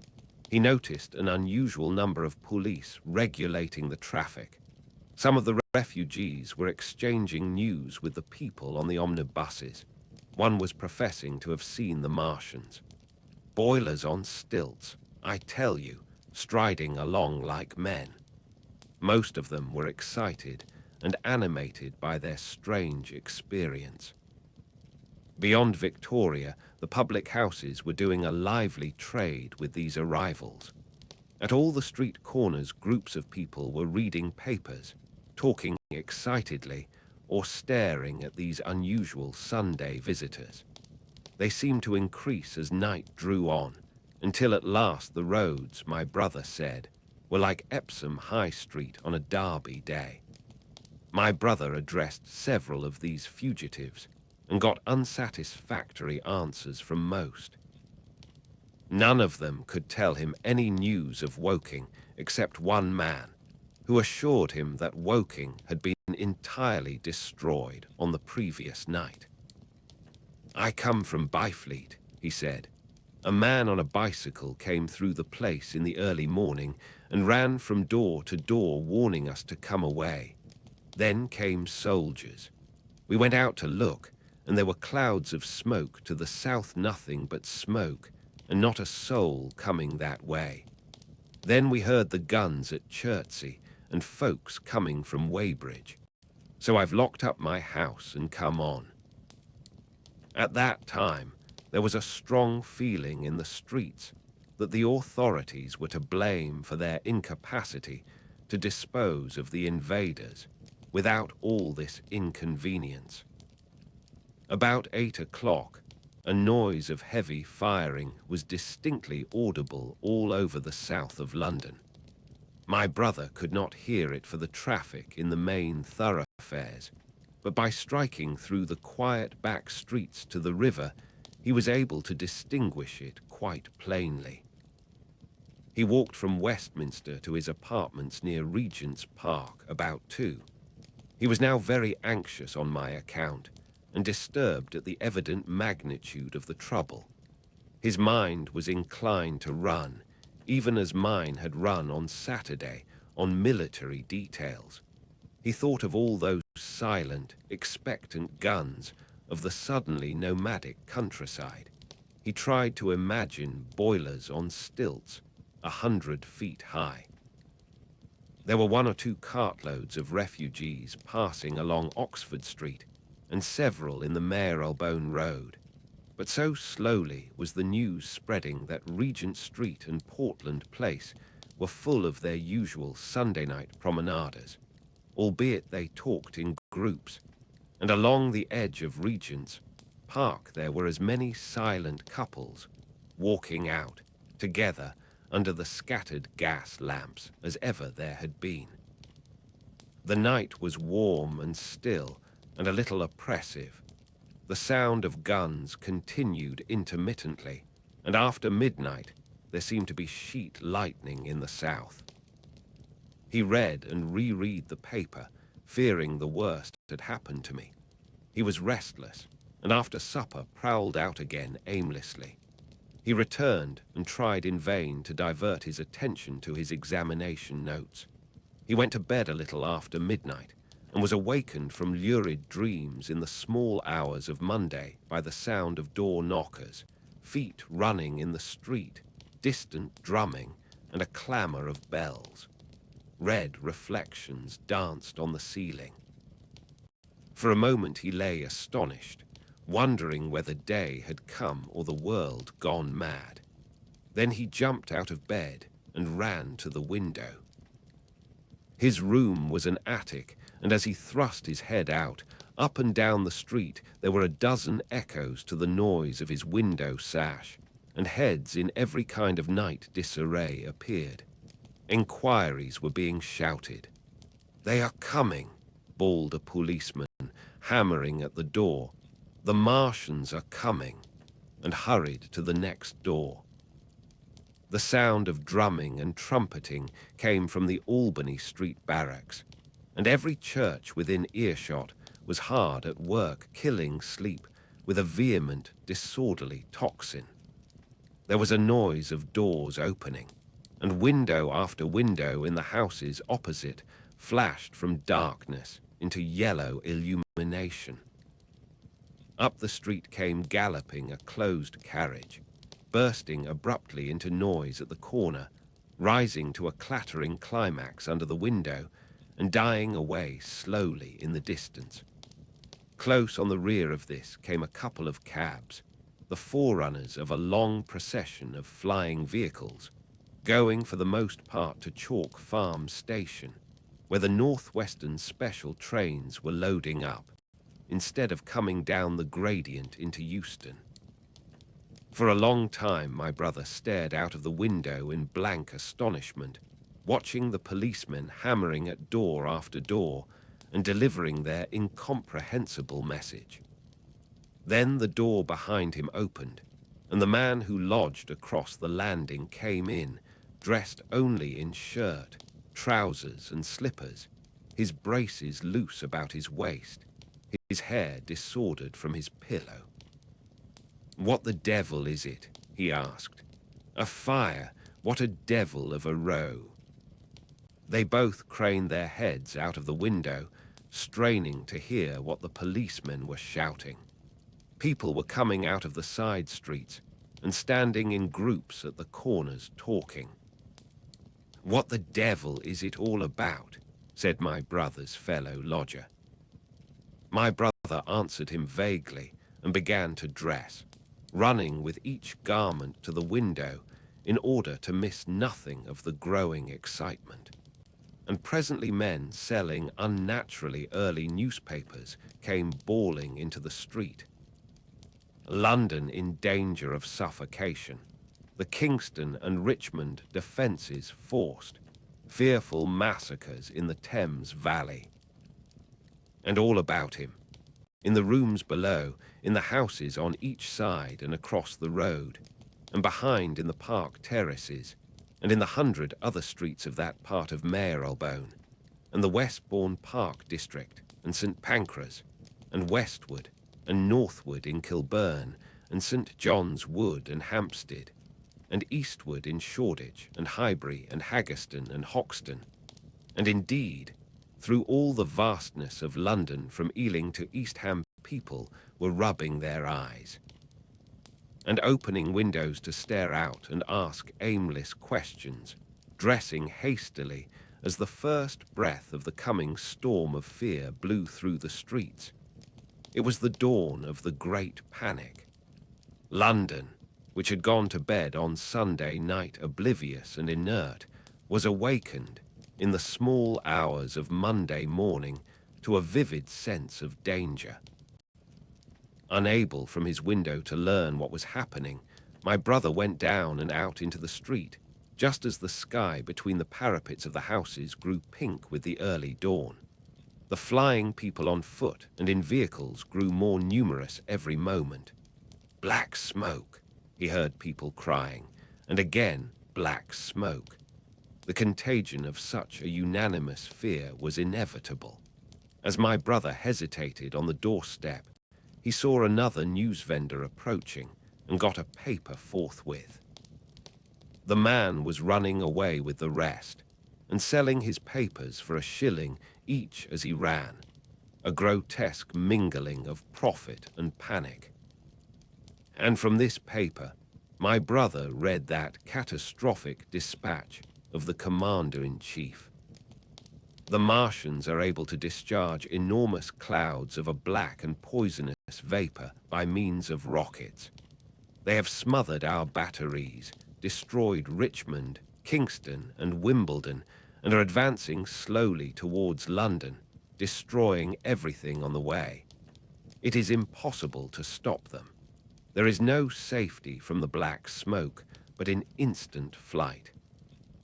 That was all, but it was enough. The whole population of the great 6 million city was stirring, slipping, running. Presently it would be pouring en masse northward. "Black smoke," the voices cried. "Fire." The bells of the neighboring church made a jangling tumult. A cart carelessly driven smashed, amid shrieks and curses, against the water trough up the street. Sickly yellow lights went to and fro in the houses, and some of the passing cabs flaunted unextinguished lamps. And overhead the dawn was growing brighter, clear and steady and calm. He heard footsteps running to and fro in the rooms and up and down stairs behind him. His landlady came to the door, loosely wrapped in dressing gown and shawl. Her husband followed, ejaculating. As my brother began to realize the import of all these things, he turned hastily to his own room, put all his available money, some £10 altogether, into his pockets, and went out again into the streets. Chapter 15. What had happened in Surrey. It was while the curate had sat and talked so wildly to me under the hedge in the flat meadows near Halliford, and while my brother was watching the fugitive stream over Westminster Bridge, that the Martians had resumed the offensive. So far as one can ascertain from the conflicting accounts that have been put forth, the majority of them remained busied with preparations in the HORSELL pit until 9 that night, hurrying on some operation that disengaged huge volumes of green smoke. But 3 certainly came out about 8 o'clock, and advancing slowly and cautiously, made their way through Byfleet and puffered towards Ripley and Weybridge, and so came in sight of the expectant batteries against the setting sun. These Martians did not advance in a body, but in a line, each perhaps 1.5 miles from his nearest fellow. They communicated with one another by means of siren-like howls, running up and down the scale from one note to another. It was this howling and firing of the guns at Ripley and St. George's Hill that we had heard at Upper Halliford. The Ripley gunners, unseasoned artillery volunteers who ought never to have been placed in such a position, fired one wild, premature, ineffectual volley and bolted on horse and foot through the deserted village, while the Martian, without using his heat ray, walked serenely over their guns, stepped gingerly among them, passed in front of them, and so came unexpectedly upon the guns in Paintshill Park. which he destroyed. The St. George's Hill men, however, were better led, or of a better metal. Hidden by a pine wood as they were, they seemed to have been quite unsuspected by the Martian nearest to them. They laid their guns as deliberately as if they had been on parade and fired at about 1,000 yards range. The shells flashed all round him, and he was seen to advance a few paces, stagger, and go down. Everybody yelled together, and the guns were reloaded in frantic haste. The overthrown Martian set up a prolonged ululation, and immediately a second glittering giant, answering him, appeared over the trees to the south. It would seem that a leg of the tripod had been smashed by one of the shells. The whole of the second volley flew wide of the Martian on the ground, and simultaneously both his companions brought their heat trays to bear on the battery. The ammunition blew up. The pine trees all about the guns flashed into fire, and only one or two of the men who were already running over the crest of the hill escaped. After this, it would seem that the three took counsel together and halted, and the scouts who were watching them report that they remained absolutely stationary for the next half hour. The Martian who had been overthrown crawled tediously out of his hood, a small brown figure, oddly suggestive from that distance of a speck of blight, and apparently engaged in the repair of his support. About 9 he had finished, for his cowl was then seen above the trees again. It was a few minutes past 9 that night when these 3 sentinels were joined by 4 other Martians, each carrying a thick black tube. A similar tube was handed to each of the 3, and the 7 proceeded to distribute themselves at equal distances along a curved line between St. George's Hill, Weybridge, and the village of Send, southwest of Ripley. A dozen rockets sprang out of the hills before them so soon as they began to move, and warned the waiting batteries about Ditton and Esher. At the same time, 4 of their fighting machines, similarly armed with tubes, crossed the river, and 2 of them, black against the western sky, came into sight of myself and the curate as we hurried wearily and painfully along the road that runs northward out of Halliford. They moved, as it seemed to us, upon a cloud, for a milky mist covered the fields and rose to 1/3 of their height. At this sight, the curate cried faintly in his throat and began running, but I knew it was no good running from a Martian, and I turned aside and crawled through dewy nettles and brambles into the broad ditch by the side of the road. He looked back, saw what I was doing, and turned to join me. The 2 halted, the nearer to us standing and facing Sunbury, the remoter being a grey indistinctness towards the evening star, away towards Staines. The occasional howling of the Martians had ceased. They took up their positions in the huge crescent about their cylinders in absolute silence. It was a crescent with 12 miles between its horns. Never since the devising of gunpowder was the beginning of a battle so still. To us, and to an observer about Ripley, it would have had precisely the same effect. The Martians seemed in solitary possession of the darkling night, lit only as it was by the slender moon, the stars, the afterglow of the daylight, and the ruddy glare from St. George's Hill and the woods of Paintshill. But facing that crescent everywhere at Staines, Hounslow, Ditton, Esher, Ockham, behind hills and woods south of the river, and across the flat grass meadows to the north of it, wherever a cluster of trees or village houses gave sufficient cover, the guns were waiting. The signal rockets burst and rained their sparks through the night and vanished, and the spirit of all those watching batteries rose to a tense expectation. The Martians had but to advance into the line of fire, and instantly those motionless black forms of men, those guns glittering so darkly in the early night, would explode into a thunderous fury of battle. No doubt the thought that was uppermost in 1,000 of those vigilant minds, even as it was uppermost in mine, was the riddle how much they understood of us. Did they grasp that we in our millions were organized, disciplined, working together? Or did they interpret our spurts of fire, the sudden stinging of our shells, our steady investment of their encampment, as we should the furious unanimity of onslaught in a disturbed hive of bees? Did they dream they might exterminate us? At that time, no one knew what food they needed. 100 such questions struggled together in my mind as I watched that vast sentinel shape. And in the back of my mind was the sense of all the huge unknown and hidden forces Londonward. Had they prepared pitfalls? Were the powder mills at Hounslow ready as a snare?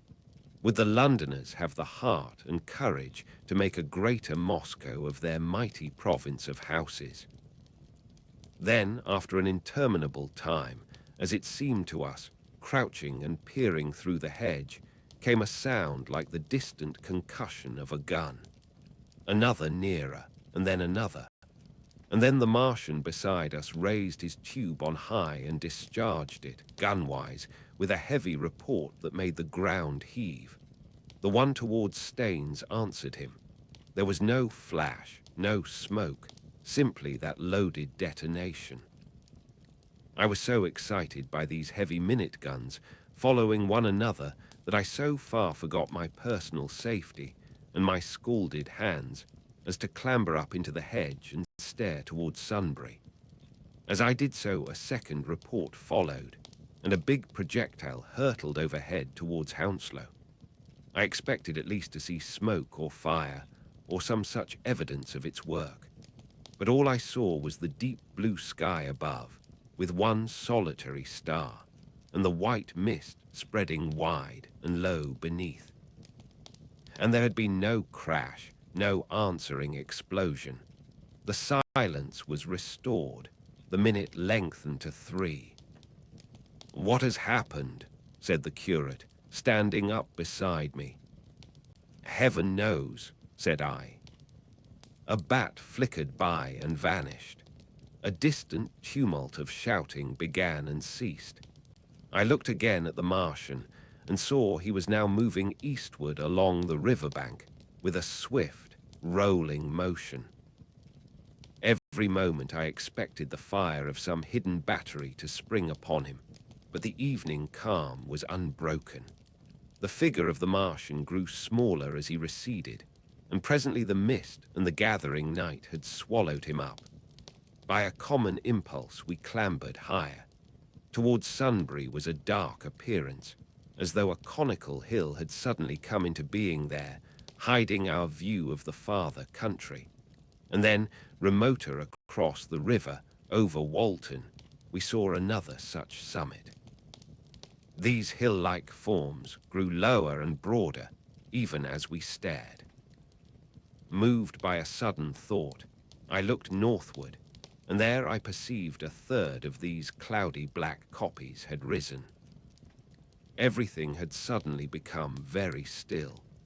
Far away to the southeast, marking the quiet, we heard the Martians hooting to one another, and then the air quivered again with the distant thud of their guns.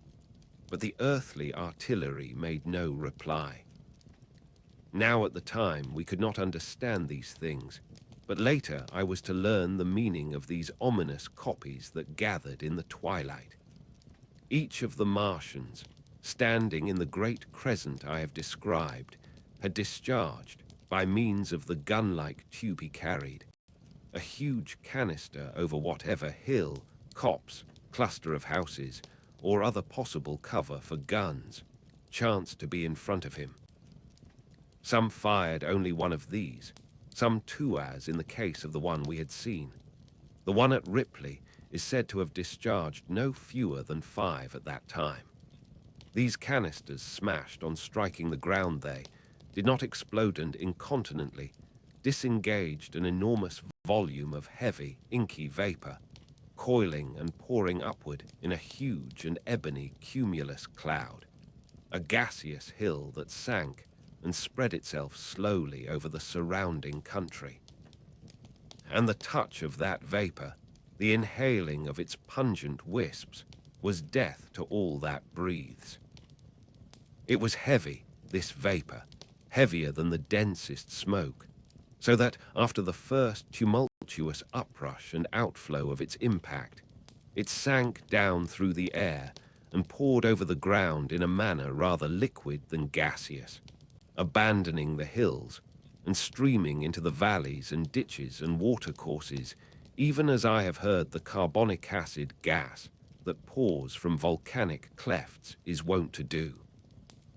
And where it came upon water, some chemical action occurred, and the surface would be instantly covered with a powdery scum that sank slowly and made way for more.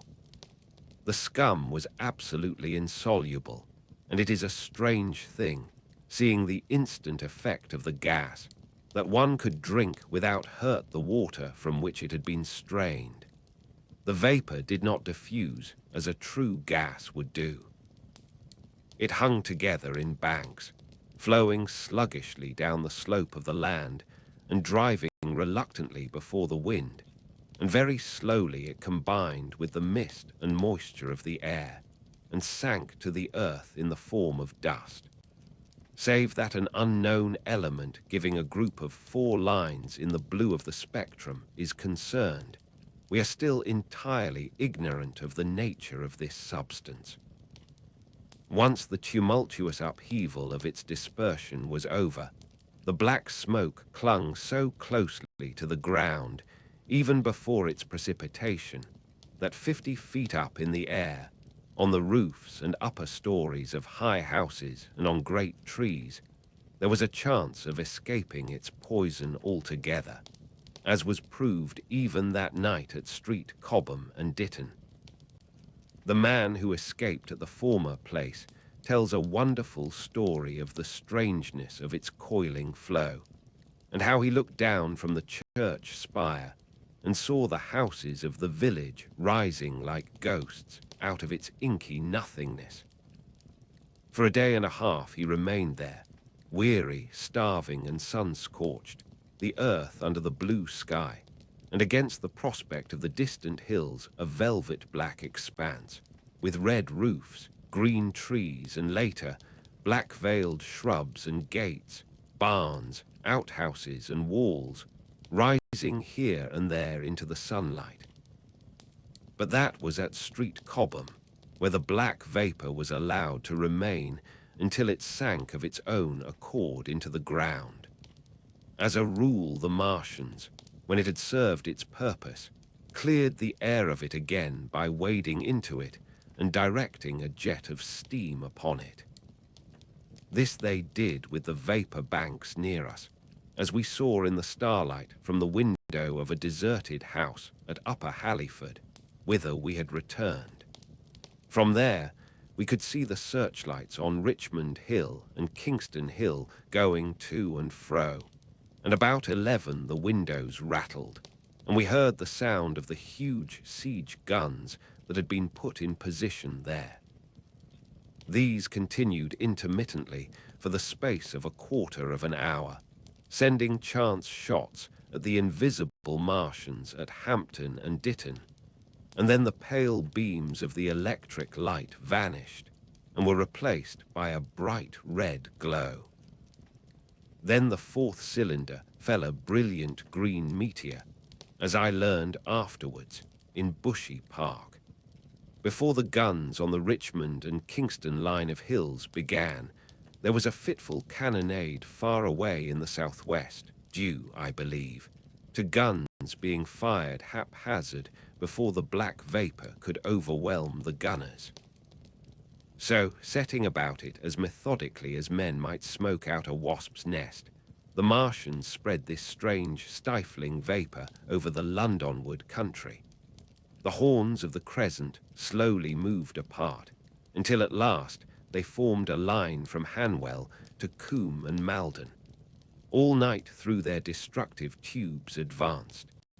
Never once, after the Martian at St. George's Hill was brought down, did they give the artillery the ghost of a chance against them. Wherever there was a possibility of guns being laid for them unseen, a fresh canister of the black vapor was discharged, and where the guns were openly displayed, the heat ray was brought to bear. By midnight, the blazing trees along the slopes of Richmond Park and the glare of Kingston Hill threw their light upon a network of black smoke, blotting out the whole valley of the Thames and extending as far as the eye could reach. And through this 2 Martians slowly waded and turned their hissing steam jets this way and that.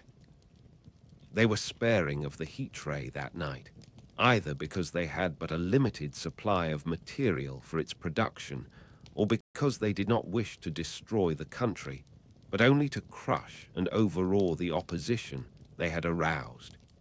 In the latter aim, they certainly succeeded. Sunday night was the end of the organized opposition to their movements.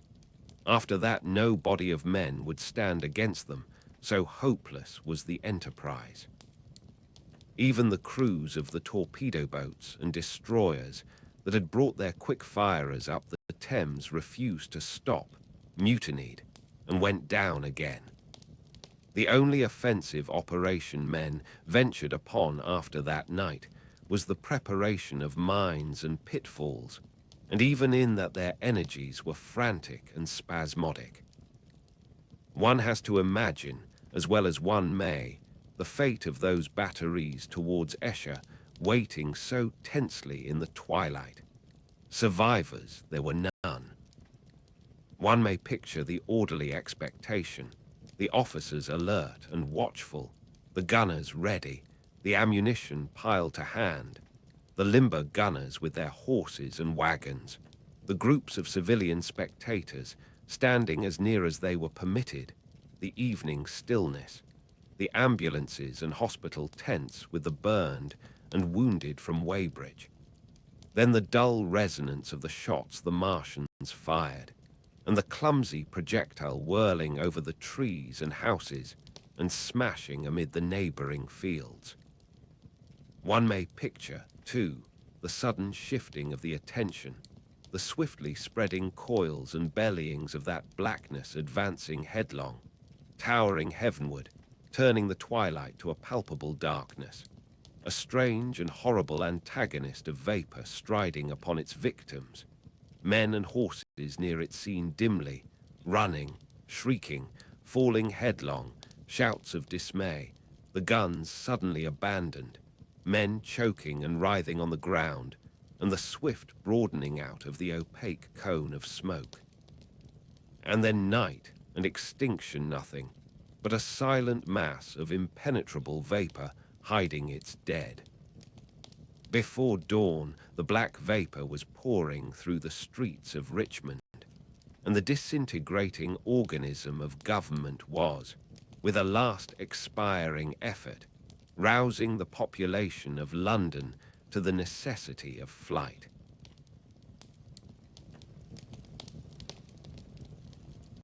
Chapter 16. The Exodus from London. So you understand the roaring wave of fear that swept through the greatest city in the world, just as Monday was dawning, the stream of flight, rising swiftly to a torrent, lashing in a foaming tumult round the railway stations, banked up into a horrible struggle about the shipping in the Thames, and hurrying by every available channel northward and eastward. By 10 o'clock the police organization, and by midday even the railway organizations, were losing coherency, losing shape and efficiency, guttering, softening, running at last in that swift liquefaction of the social body. all the railway lines north of the Thames, and the southeastern people at Cannon Street had been warned by midnight on Sunday, and trains were being filled. People were fighting savagely for standing room in the carriages, even at 2 o'clock. By 3, people were being trampled and crushed even in Bishopsgate Street, a couple of 100 yards or more from Liverpool Street Station. Revolvers were fired, people stabbed, and the policemen who had been sent to direct the traffic, exhausted and infuriated, were breaking the heads of the people they were called out to protect. And as the day advanced, and the engine drivers and stokers refused to return to London, the pressure of the flight drove the people in an ever-thickening multitude away from the stations and along the northward-running roads.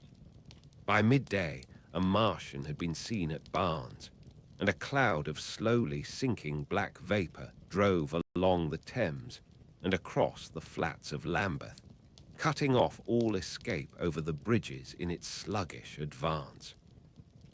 Another bank drove over Ealing and surrounded a little island of survivors on Castle Hill, alive, but unable to escape. After a fruitless struggle to get aboard a northwestern train, at Chalk farmed the engines of the trains that had loaded in the goods yard, there ploughed through shrieking people, and a dozen stalwart men fought to keep the crowd from crushing the driver against his furnace. My brother emerged upon the Chalk Farm Road, dodged across through a hurrying swarm of vehicles, and had the luck to be foremost in the sack of a cycle shop. The front tire of the machine he got was punctured in dragging it through the window, but he got up and off, notwithstanding, with no further injury than a cut wrist. The steep foot of Haverstock Hill was impassable owing to several overturned horses, and my brother struck into Belsize Road. So he got out of the fury of the panic, and skirting the Edgware Road, reached Edgware about 7, fasting and wearied, but well ahead of the crowd. Along the road, people were standing in the roadway, curious, wondering. He was passed by a number of cyclists, some horsemen, and 2 motor cars. A mile from Edgware, the rim of the wheel broke, and the machine became unrideable. He left it by the roadside and trudged through the village. There were shops half opened in the main street of the place, and people crowded on the pavement and in the doorways and windows, staring astonished at this extraordinary procession of fugitives that was beginning. He succeeded in getting some food at an inn. For a time he remained in Edgware, not knowing what next to do. The flying people increased in number. Many of them, like my brother, seemed inclined to loiter in the place. There was no fresh news of the invaders from Mars. At that time the road was crowded, but as yet far from congested. Most of the fugitives at that hour were mounted on cycles, but there were soon motor cars, hansom cabs, and carriages hurrying along, and the dust hung in heavy clouds along the road to St. Albans. It was perhaps a vague idea of making his way to Chelmsford, where some friends of his lived, that at last induced my brother to strike into a quiet lane running eastward. Presently he came upon a stile, and crossing it, followed a footpath northeastward. He passed near several farmhouses and some little places whose names he did not learn. He saw few fugitives until, in a grass lane towards High Barnet, he happened upon 2 ladies who became his fellow travellers. He came upon them just in time to save them. He heard their screams, and hurrying round the corner, saw a couple of men struggling to drag them out of the little pony chaise in which they had been driving, while a third with difficulty held the frightened pony's head. One of the ladies, a short woman dressed in white, was simply screaming. The other, a dark, slender figure, slashed at the man who gripped her arm with a whip she held in her disengaged hand. My brother immediately grasped the situation, shouted, and hurried towards the struggle. One of the men desisted and turned towards him, and my brother, realizing from his antagonist's face that a fight was unavoidable, and being an expert boxer, went into him forthwith and sent him down against the wheel of the chaise. It was no time for pugilistic chivalry, and my brother laid him quiet with a kick and gripped the collar of the man who pulled at the slender lady's arm. He heard the clatter of hoofs, the whip strung across his face. A third antagonist struck him between the eyes, and the man he held wrenched himself free and made off down the lane in the direction from which he had come. Partly stunned, he found himself facing the man who had held the horse's head and became aware of the chaise receding from him down the lane, swaying from side to side, and with the women in it looking back. The man before him, a burly rough, tried to close, and he stopped him with a blow in the face. Then, realizing that he was deserted, he dodged round and made off down the lane after the chaise, with the sturdy man close behind him and the fugitive, who had turned now, following remotely. Suddenly he stumbled and fell. His immediate pursuer went headlong, and he rose to his feet to find himself with a couple of antagonists again. He would have had little chance against them had not the slender lady very pluckily pulled up and returned to his help. It seems she had had a revolver all this time, but it had been under the seat when she and her companion were attacked. She fired at 6 yards distance, narrowly missing my brother. The less courageous of the robbers made off, and his companion followed him, cursing his cowardice. They both stopped in sight down the lane, where the third man lay insensible. "Take this," said the slender lady, and she gave my brother her revolver. "Go back to the chaise," said my brother, wiping the blood from his split lip. She turned without a word. They were both panting, and they went back to where the lady in white struggled to hold back the frightened pony. The robbers had evidently had enough of it. When my brother looked again, they were retreating. "I'll sit here," said my brother, "if I may," and he got upon the empty front seat. The lady looked over her shoulder. "Give me the reins," she said, and laid the whip along the pony's side. In another moment, a bend in the road hid the 3 men from my brother's eyes. So quite unexpectedly, my brother found himself, panting, with a cut mouth, a bruised jaw and blood-stained knuckles, driving along an unknown lane with these 2 women. He learned they were the wife and the younger sister of a surgeon living at Stanmore, who had come in the small hours from a dangerous case at Pinner, and heard at some railway station on his way of the Martian advance. He had hurried home, roused the women. Their servant had left them 2 days before, packed some provisions, put his revolver under the seat luckily for my brother, and told them to drive on to Edgware with the idea of getting a train there. He stopped behind to tell the neighbours. He would overtake them, he said, at about 4:30 in the morning, and now it was nearly 9 and they had seen nothing of him. They could not stop in Edgware because of the growing traffic through the place, and so they had come into this side lane. That was the story they told my brother in fragments when presently they stopped again, nearer to New Barnet. He promised to stay with them, at least until they could determine what to do, or until the missing man arrived, and professed to be an expert shot with the revolver, a weapon strange to him, in order to give them confidence. They made a sort of encampment by the wayside, and the pony became happy in the hedge. He told them of his own escape out of London and all that he knew of these Martians and their ways. The sun crept higher in the sky, and after a time their talk died out and gave place to an uneasy state of anticipation. Several wayfarers came along the lane, and of these my brother gathered such news as he could.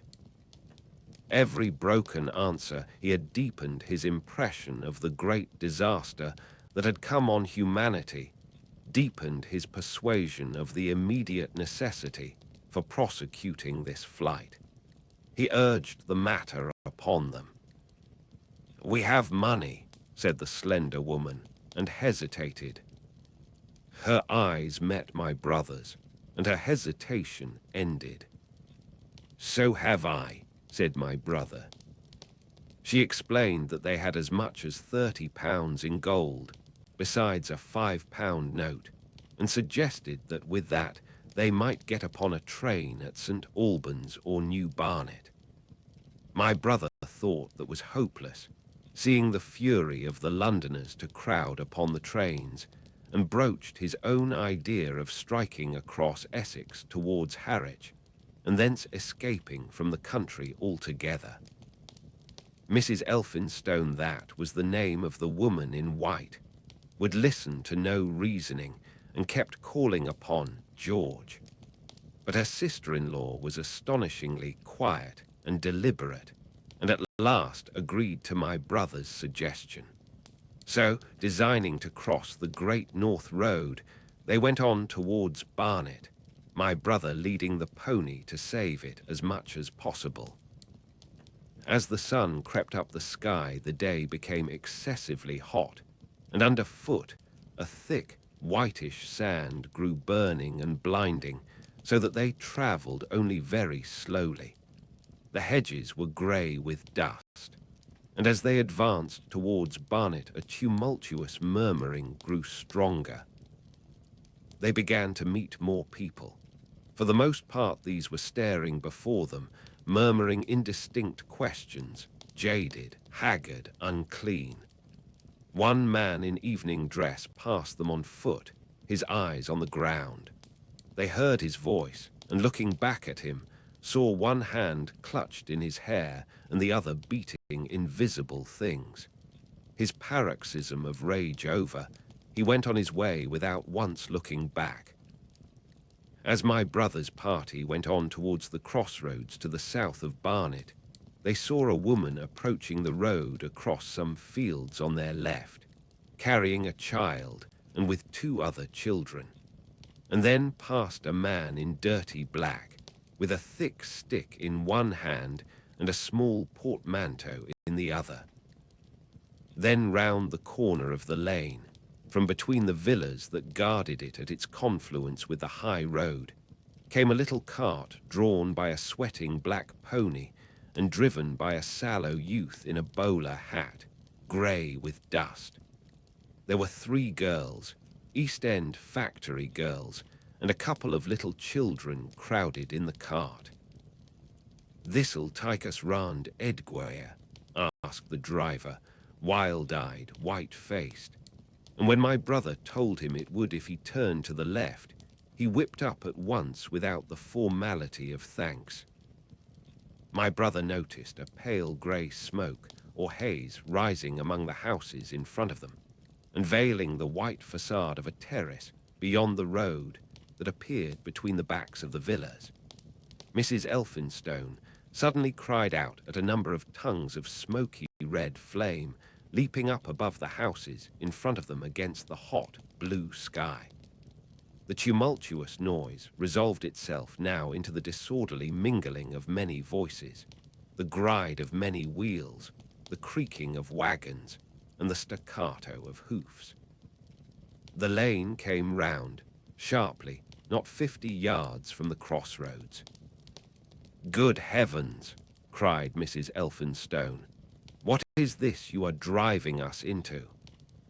My brother stopped.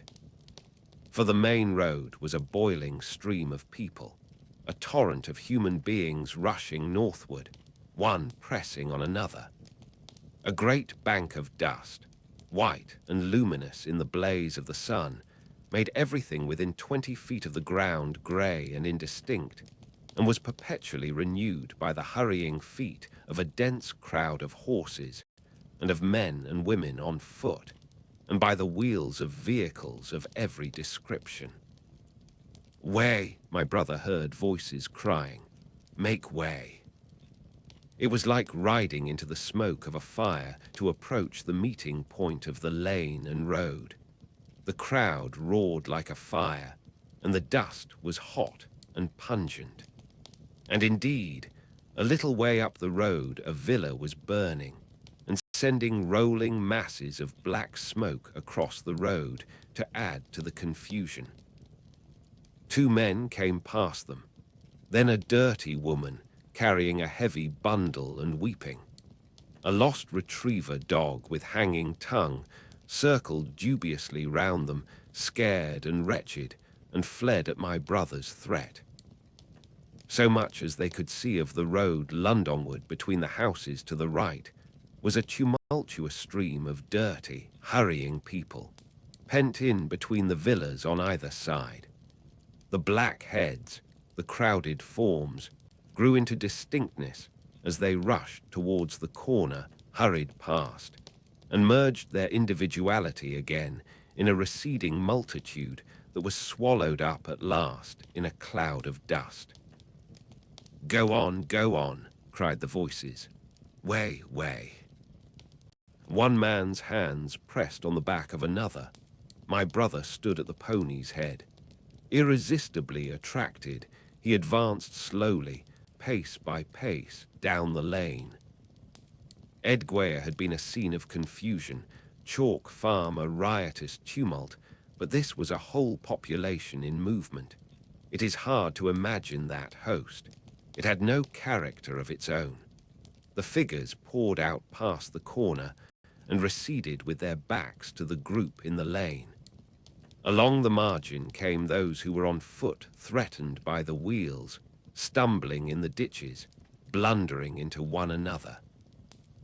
The carts and carriages crowded close upon one another, making little way for those swifter and more impatient vehicles that darted forward every now and then when an opportunity showed itself of doing so, sending the people scattering against the fences and gates of the villas. "Push on," was the cry. "Push on, they are coming." In one cart stood a blind man in the uniform of the Salvation Army, gesticulating with his crooked fingers and bawling, "Eternity! Eternity!" His voice was hoarse and very loud, so that my brother could hear him long after he was lost to sight in the dust. Some of the people who crowded in the carts whipped stupidly at their horses and quarreled with other drivers. Some sat motionless, staring at nothing with miserable eyes. Some gnawed their hands with thirst, or lay prostrate in the bottoms of their conveyances. The horses' bits were covered with foam, their eyes bloodshot. There were cabs, carriages, shop carts, wagons, beyond counting, a mail cart, a road cleaner's cart marked Vestry of St. Pancras, a huge timber wagon crowded with roughs. A brewer's dray rumbled by with its 2 near wheels splashed with fresh blood. "Clear the way," cried the voices. "Clear the way." "Eternity! Eternity!" came echoing down the road. There were sad, haggard women tramping by, well dressed, with children that cried and stumbled, their dainty clothes smothered in dust, their weary faces smeared with tears. With many of these came men, sometimes helpful, sometimes lowering and savage. Fighting side by side with them pushed some weary street outcast in faded black rags, wide-eyed, loud-voiced, and foul-mouthed. There were sturdy workmen thrusting their way along, wretched, unkempt men, clothed like clerks or shopmen, struggling spasmodically. A wounded soldier my brother noticed, men dressed in the clothes of railway porters, one wretched creature in a nightshirt with a coat thrown over it. But varied as its composition was, certain things all that host had in common. There were fear and pain on their faces, and fear behind them. A tumult up the road, a quarrel for a place in a wagon, sent the whole host of them quickening their pace. Even a man so scared and broken that his knees bent under him was galvanized for a moment into renewed activity. The heat and dust had already been at work upon this multitude. Their skins were dry, their lips black and cracked.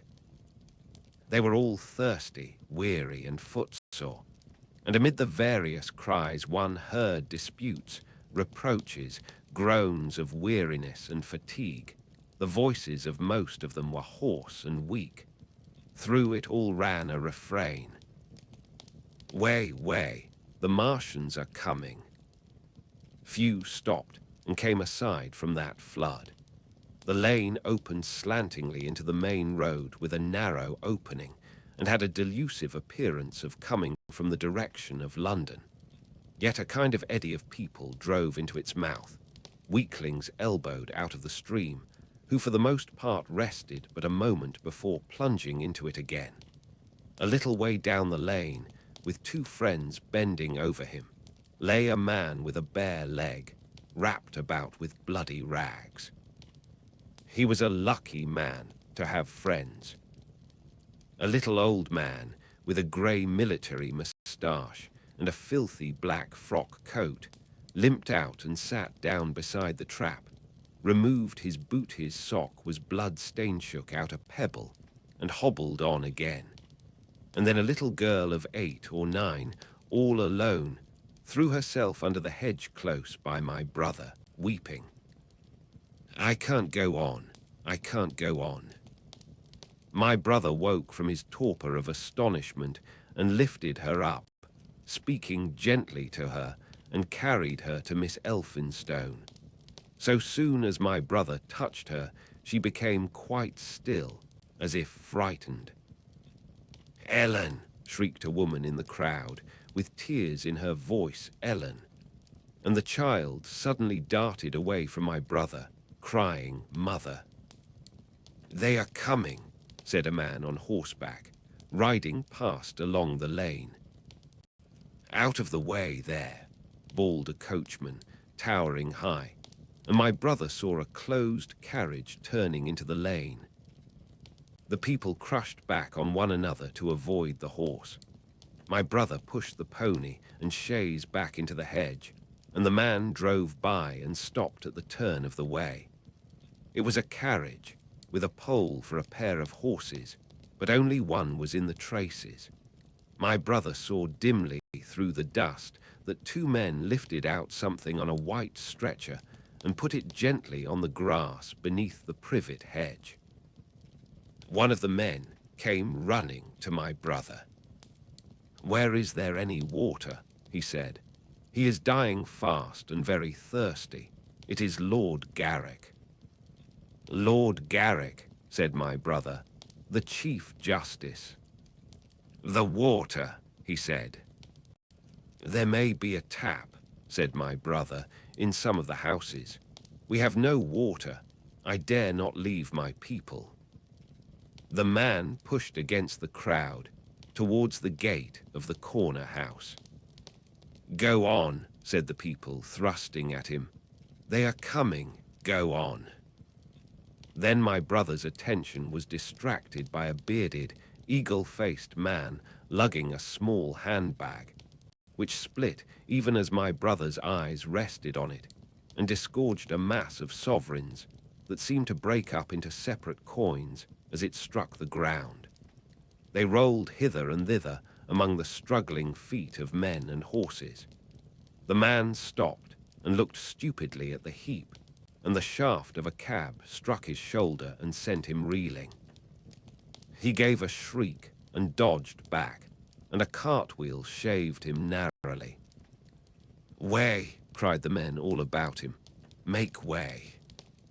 So soon as the cab had passed, He flung himself with both hands open upon the heap of coins and began thrusting handfuls in his pocket.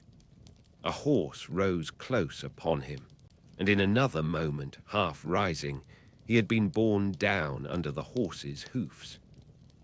"Stop!" screamed my brother, and pushing a woman out of his way, tried to clutch the bit of the horse. Before he could get to it, he heard a scream under the wheels and saw through the dust the rim passing over the poor wretch's back. The driver of the cart slashed his whip at my brother, who ran round behind the cart. The multitudinous shouting confused his ears.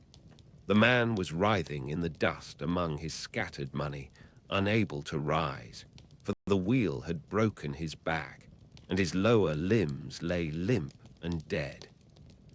My brother stood up and yelled at the next driver, and a man on a black horse came to his assistance. "Get him out of the road," said he, and clutching the man's collar with his free hand, my brother lugged him sideways. But he still clutched after his money and regarded my brother fiercely, hammering at his arm with a handful of gold. Go on," shouted angry voices behind. Way. There was a smash as the pole of a carriage crashed into the cart that the man on horseback stopped. My brother looked up, and the man with the gold twisted his head round and bit the wrist that held his collar. There was a concussion, and the black horse came staggering sideways, and the cart horse pushed beside it. A hoof missed my brother's foot by a hair's breadth. He released his grip on the fallen man and jumped back. He saw anger change to terror on the face of the poor wretch on the ground, and in a moment he was hidden, and my brother was borne backward and carried past the entrance of the lane, and had to fight hard in the torrent to recover it. He saw Miss Elphinstone covering her eyes, and a little child, with all a child's want of sympathetic imagination, staring with dilated eyes at a dusty something that lay black and still, ground and crushed under the rolling wheels. "Let us go back," he shouted, and began turning the pony round. "We cannot cross this hell," he said, and they went back 100 yards the way they had come, until the fighting crowd was hidden. As they passed the bend in the lane, my brother saw the face of the dying man in the ditch under the privet, deadly white and drawn, and shining with perspiration. The two women sat silent, crouching in their seat and shivering. Then beyond the bend, my brother stopped again. Miss Elphinstone was white and pale, and her sister-in-law sat weeping, too wretched even to call upon George. My brother was horrified and perplexed.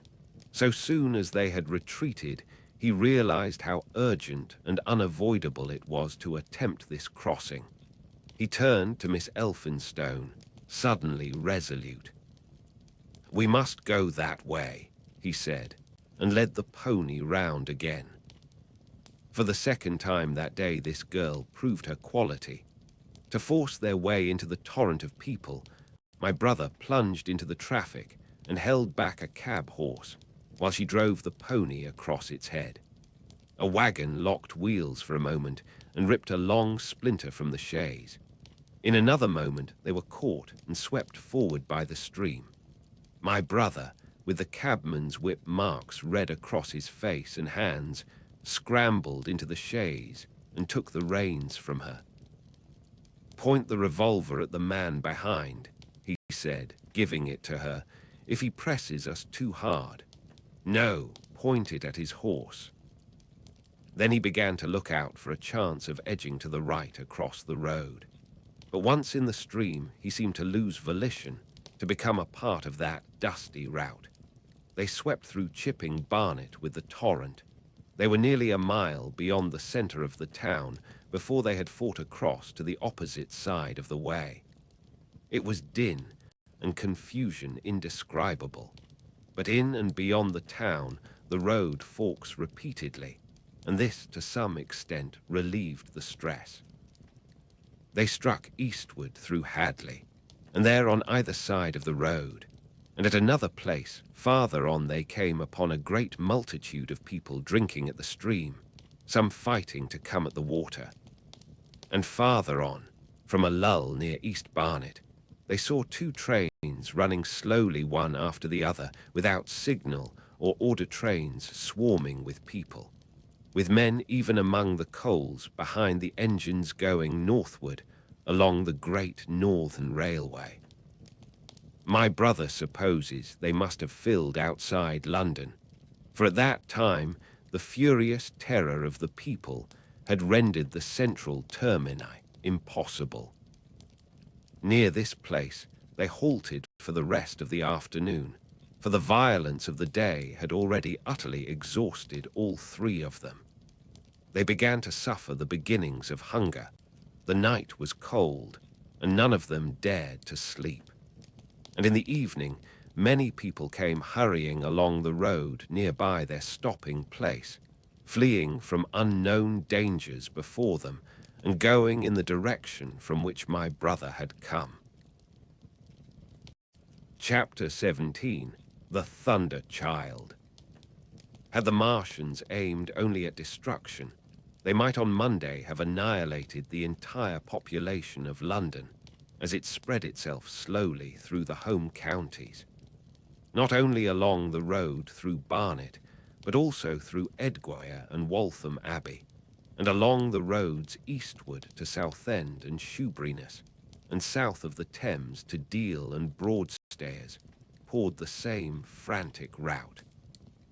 If one could have hung that June morning in a balloon in the blazing blue above London, every northward and eastward road, running out of the tangled maze of streets, would have seemed stippled black with the streaming fugitives, each dot a human agony of terror and physical distress. I have set forth at length in the last chapter my brother's account of the road through Chipping Barnet, in order that my readers may realize how that swarming of black dots appeared to one of those concerned. Never before in the history of the world had such a mass of human beings moved and suffered together. The legendary hosts of Goths and Huns, the hugest armies Asia has ever seen, would have been but a drop in that current. And this was no disciplined march. It was a stampede gigantic and terrible, without order and without a goal, 6 million people unarmed and unprovisioned, driving headlong. It was the beginning of the rout of civilization, of the massacre of mankind. Directly below him, the balloonist would have seen the network of streets far and wide, houses, churches, squares, crescents, gardens already derelict spread out like a huge map, and in the southward blotted. Over Ealing, Richmond, Wimbledon, it would have seemed as if some monstrous pen had flung ink upon the chart. Steadily, incessantly, each black splash grew and spread, shooting out ramifications this way and that, now banking itself against rising ground, now pouring swiftly over a crest into a new-found valley, exactly as a gout of ink would spread itself upon blotting paper. And beyond, over the blue hills that rise southward of the river, the glittering Martians went to and fro, calmly and methodically spreading their poison cloud over this patch of country, and then over that, laying it again with their steam jets when it had served its purpose, and taking possession of the conquered country. They do not seem to have aimed at extermination so much as at complete demoralization and the destruction of any opposition. They exploded any stores of powder they came upon, cut every telegraph, and wrecked the railways here and there. They were hamstringing mankind. They seemed in no hurry to extend the field of their operations, and did not come beyond the central part of London all that day. It is possible that a very considerable number of people in London stuck to their houses through Monday morning. Certain it is that many died at home, suffocated by the black smoke. Until about midday, the Pool of London was an astonishing scene. Steamboats and shipping of all sorts lay there, tempted by the enormous sums of money offered by fugitives, and it is said that many who swam out to these vessels were thrust off with boat hooks and drowned.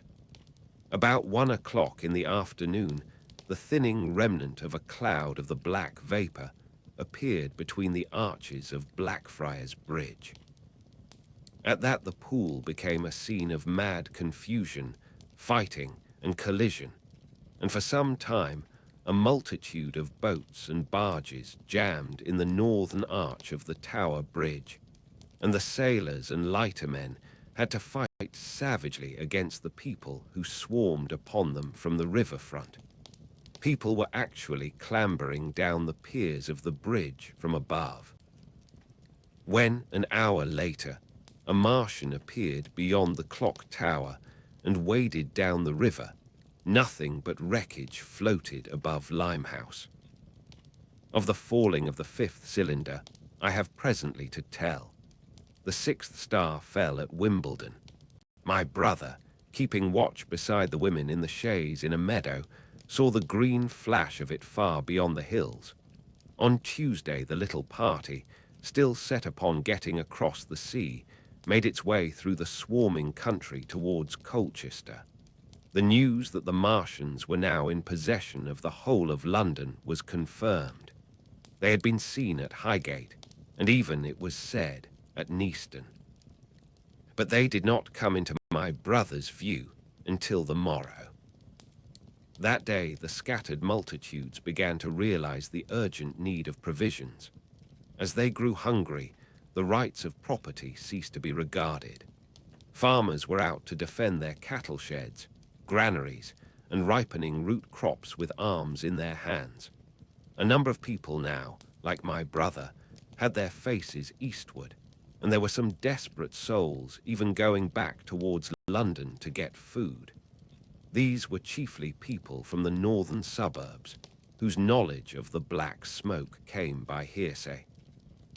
He heard that about half the members of the government had gathered at Birmingham, and that enormous quantities of high explosives were being prepared to be used in automatic mines across the Midland counties. He was also told that the Midland Railway Company had replaced the desertions of the first day's panic, had resumed traffic, and was running northward trains from St. Albans to relieve the congestion of the home counties. There was also a placard in Chipping Ongar announcing that large stores of flour were available in the northern towns, and that within 24 hours bread would be distributed among the starving people in the neighborhood. But this intelligence did not deter him from the plan of escape he had formed, and the three pressed eastward all day and heard no more of the bread distribution than this promise. Nor, as a matter of fact, did anyone else hear more of it. That night fell the 7th star, falling upon Primrose Hill. It fell while Miss Elphinstone was watching, for she took that duty alternately with my brother. She saw it. On Wednesday, the three fugitives. They had passed the night in a field of unripe wheat-reached Chelmsford, and there a body of the inhabitants, calling itself the Committee of Public Supply, seized the pony as provisions, and would give nothing in exchange for it but the promise of a share in it the next day. Here there were rumours of Martians at Epping, and news of the destruction of Waltham Abbey powder mills in a vain attempt to blow up one of the invaders. People were watching for Martians here from the church towers. My brother, very luckily for him as it chanced, preferred to push on at once to the coast rather than wait for food, although all three of them were very hungry. By midday they passed through Tillingham, which, strangely enough, seemed to be quite silent and deserted, save for a few furtive plunderers hunting for food. Near Tillingham, they suddenly came in sight of the sea, and the most amazing crowd of shipping of all sorts that it is possible to imagine. For after the sailors could no longer come up the Thames, they came on to the Essex coast, to Harwich and Walton and Clacton, and afterwards to Foulness and Shoebury, to bring off the people. They lay in a huge sickle-shaped curve that vanished into mist at last towards the Naze. Close inshore was a multitude of fishing smacks English, Scotch, French, Dutch and Swedish. Steam launches from the Thames, yachts, electric boats, and beyond were ships of larger burden, a multitude of filthy colliers, trim merchantmen, cattle ships, passenger boats, petroleum tanks, ocean tramps, an old white transport even, neat white and grey liners from Southampton and Hamburg. And along the blue coast across the Blackwater, my brother could make out dimly a dense swarm of boats chaffering with the people on the beach, a swarm which also extended up the Blackwater almost to Malden. About a couple of miles out lay an ironclad, very low in the water almost, to my brother's perception, like a waterlogged ship. This was the ram Thunder Child. It was the only warship in sight, but far away to the right over the smooth surface of the Seafor that day there was a dead calm lay a serpent of black smoke to mark the next ironclads of the Channel fleet, which hovered in an extended line, steam up and ready for action, across the Thames estuary during the course of the Martian conquest, vigilant and yet powerless to prevent it. At the sight of the sea, Mrs. Elphinstone, in spite of the assurances of her sister-in-law, gave way to panic. She had never been out of England before. She would rather die than trust herself friendless in a foreign country, and so forth. She seemed, poor woman, to imagine that the French and the Martians might prove very similar. She had been growing increasingly hysterical, fearful, and depressed during the 2 days' journeyings. Her great idea was to return to Stanmore. Things had been always well and safe at Stanmore. They would find George at Stanmore. It was with the greatest difficulty they could get her down to the beach, where presently my brother succeeded in attracting the attention of some men on a paddle steamer from the Thames. They sent a boat and drove a bargain for £36 for the three. The steamer was going, these men said, to Ostend. It was about 2 o'clock when my brother, having paid their fares at the gangway, found himself safely aboard the steamboat with his charges. There was food aboard, albeit at exorbitant prices, and the three of them contrived to eat a meal on one of the seats forward. There were already a couple of score of passengers aboard, some of whom had expended their last money in securing a passage, but the captain lay off the Blackwater until 5 in the afternoon, picking up passengers until the seated decks were even dangerously crowded. He would probably have remained longer had it not been for the sound of guns that began about that hour in the south. As if in answer, the ironclad Seaward fired a small gun and hoisted a string of flags. A jet of smoke sprang out of her funnels. Some of the passengers were of opinion that this firing came from Shoeburyness, until it was noticed that it was growing louder. At the same time, far away in the southeast, the masts and upperworks of 3 ironclads rose one after the other out of the sea, beneath clouds of black smoke. But my brother's attention speedily reverted to the distant firing in the south. He fancied he saw a column of smoke rising out of the distant grey haze. The little steamer was already flapping her way eastward of the big crescent of shipping, and the low Essex coast was growing blue and hazy when a Martian appeared, small and faint in the remote distance, advancing along the muddy coast from the direction of foulness. At that the captain on the bridge swore at the top of his voice with fear and anger at his own delay, and the paddles seemed infected with his terror. Every soul aboard stood at the bulwarks or on the seats of the steamer and stared at that distant shape, higher than the trees or church towers inland, and advancing with a leisurely parody of a human stride. It was the first Martian my brother had seen, and he stood, more amazed than terrified, watching this Titan advancing deliberately towards the shipping, wading farther and farther into the water as the coast fell away. Then, far away beyond the crouch, came another, striding over some stunted trees, and then yet another, still farther off, wading deeply through a shiny mud flat that seemed to hang halfway up between sea and sky. They were all stalking seaward, as if to intercept the escape of the multitudinous vessels that were crowded between Foulness and the Naze. In spite of the throbbing exertions of the engines of the little paddle boat and the pouring foam that her wheels flung behind her, she receded with terrifying slowness from this ominous advance. Glancing northwestward, my brother saw the large crescent of shipping already writhing with the approaching terror, one ship passing behind another, another coming round from broadside to end on, steamships whistling and giving off volumes of steam, sails being let out, launches rushing hither and thither. He was so fascinated by this, and by the creeping danger away to the left, that he had no eyes for anything seaward. And then a swift movement of the steamboat. She had suddenly come round to avoid being run down, flung him headlong from the seat upon which he was standing.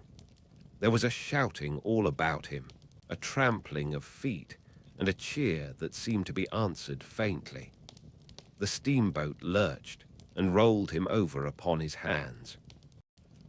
He sprang to his feet and saw to starboard, and not 100 yards from their heeling, pitching boat, a vast iron bulk like the blade of a plough tearing through the water, tossing it on either side in huge waves of foam that leaped towards the steamer, flinging her paddles helplessly in the air, and then sucking her deck down almost to the waterline. A douche of spray blinded my brother for a moment. When his eyes were clear again, he saw the monster had passed and was rushing landward. Big iron upperworks rose out of this headlong structure, and from that twin, funnels projected and spat a smoking blast shot with fire. It was the torpedo ram, Thunder Child, steaming headlong, coming to the rescue of the threatened shipping. Keeping his footing on the heaving deck by clutching the bulwarks, my brother looked past this charging Leviathan at the Martians again, and he saw the three of them now close together, and standing so far out to see that their tripod supports were almost entirely submerged. Thus sunken, and seen in remote perspective, they appeared far less formidable than the huge iron bulk in whose wake the steamer was pitching so helplessly. It would seem they were regarding this new antagonist with astonishment.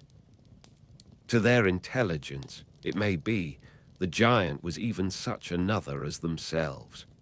The Thunder Child fired no gun, but simply drove full speed towards them. It was probably her not firing that enabled her to get so near the enemy as she did. They did not know what to make of her.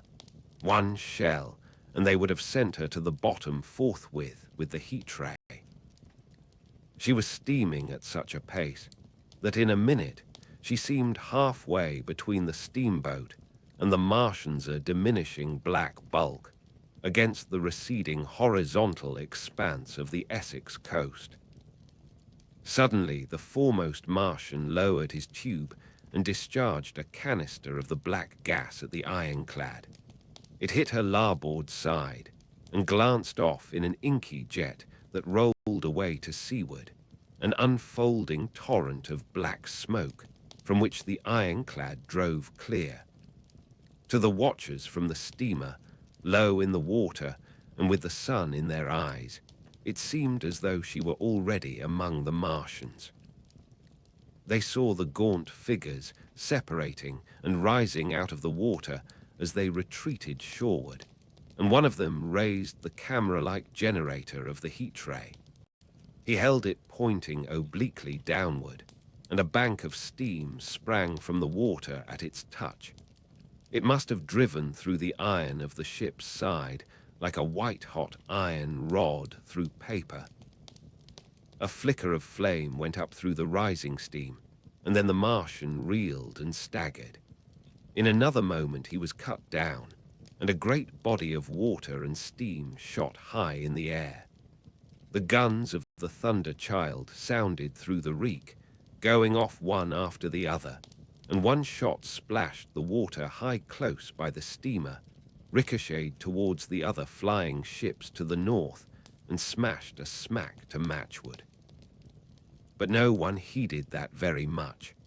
At the sight of the Martians, Collapse the captain on the bridge yelled inarticulately, and all the crowding passengers on the steamer's stern shouted together. And then they yelled again. For, surging out beyond the white tumult, drove something long and black, the flames streaming from its middle parts, its ventilators and funnels spouting fire. She was alive still. The steering gear, it seems, was intact and her engines working. She headed straight for a second Martian and was within 100 yards of him when the heat ray came to bear. Then, with a violent thud, a blinding flash, her decks, her funnels, leaped upward. The Martian staggered with the violence of her explosion, and in another moment the flaming wreckage, still driving forward with the impetus of its pace, had struck him and crumpled him up like a thing of cardboard. My brother shouted involuntarily. A boiling tumult of steam hid everything again. "Two!" yelled the captain. Everyone was shouting. The whole steamer from end to end rang with frantic cheering that was taken up first by one, and then by all in the crowding multitude of ships and boats that was driving out to sea. The steam hung upon the water for many minutes, hiding the third Martian and the coast altogether. And all this time, the boat was paddling steadily out to sea and away from the fight. And when at last the confusion cleared, the drifting bank of black vapor intervened, and nothing of the Thunder Child could be made out, nor could the third Martian be seen. But the ironclads to seaward were now quite close and standing in towards shore past the steamboat. The little vessel continued to beat its way seaward, and the ironclads receded slowly towards the coast, which was hidden still by a marbled bank of vapor, part steam, part black gas, eddying and combining in the strangest way. The fleet of refugees was scattering to the northeast. Several smacks were sailing between the ironclads and the steamboat. After a time, and before they reached the sinking cloud bank, the warships turned northward, and then abruptly went about and passed into the thickening haze of evening southward. The coast grew faint, and at last indistinguishable amid the low banks of clouds that were gathering about the sinking sun. Then suddenly out of the golden haze of the sunset came the vibration of guns and a form of black shadows moving. Everyone struggled to the rail of the steamer and peered into the blinding furnace of the west, but nothing was to be distinguished clearly. A mass of smoke rose slanting and barred the face of the sun. The steamboat throbbed on its way through an interminable suspense. The sun sank into grey clouds, the sky flushed and darkened, the evening star trembled into sight. It was deep twilight when the captain cried out and pointed. My brother strained his eyes. Something rushed up into the sky out of the greyness, rushed slantingly upward, and very swiftly into the luminous clearness above the clouds in the western sky. Something flat and broad and very large, that swept round in a vast curve, grew smaller, sank slowly, and vanished again into the grey mystery of the night. And as it flew, it rained down darkness upon the land.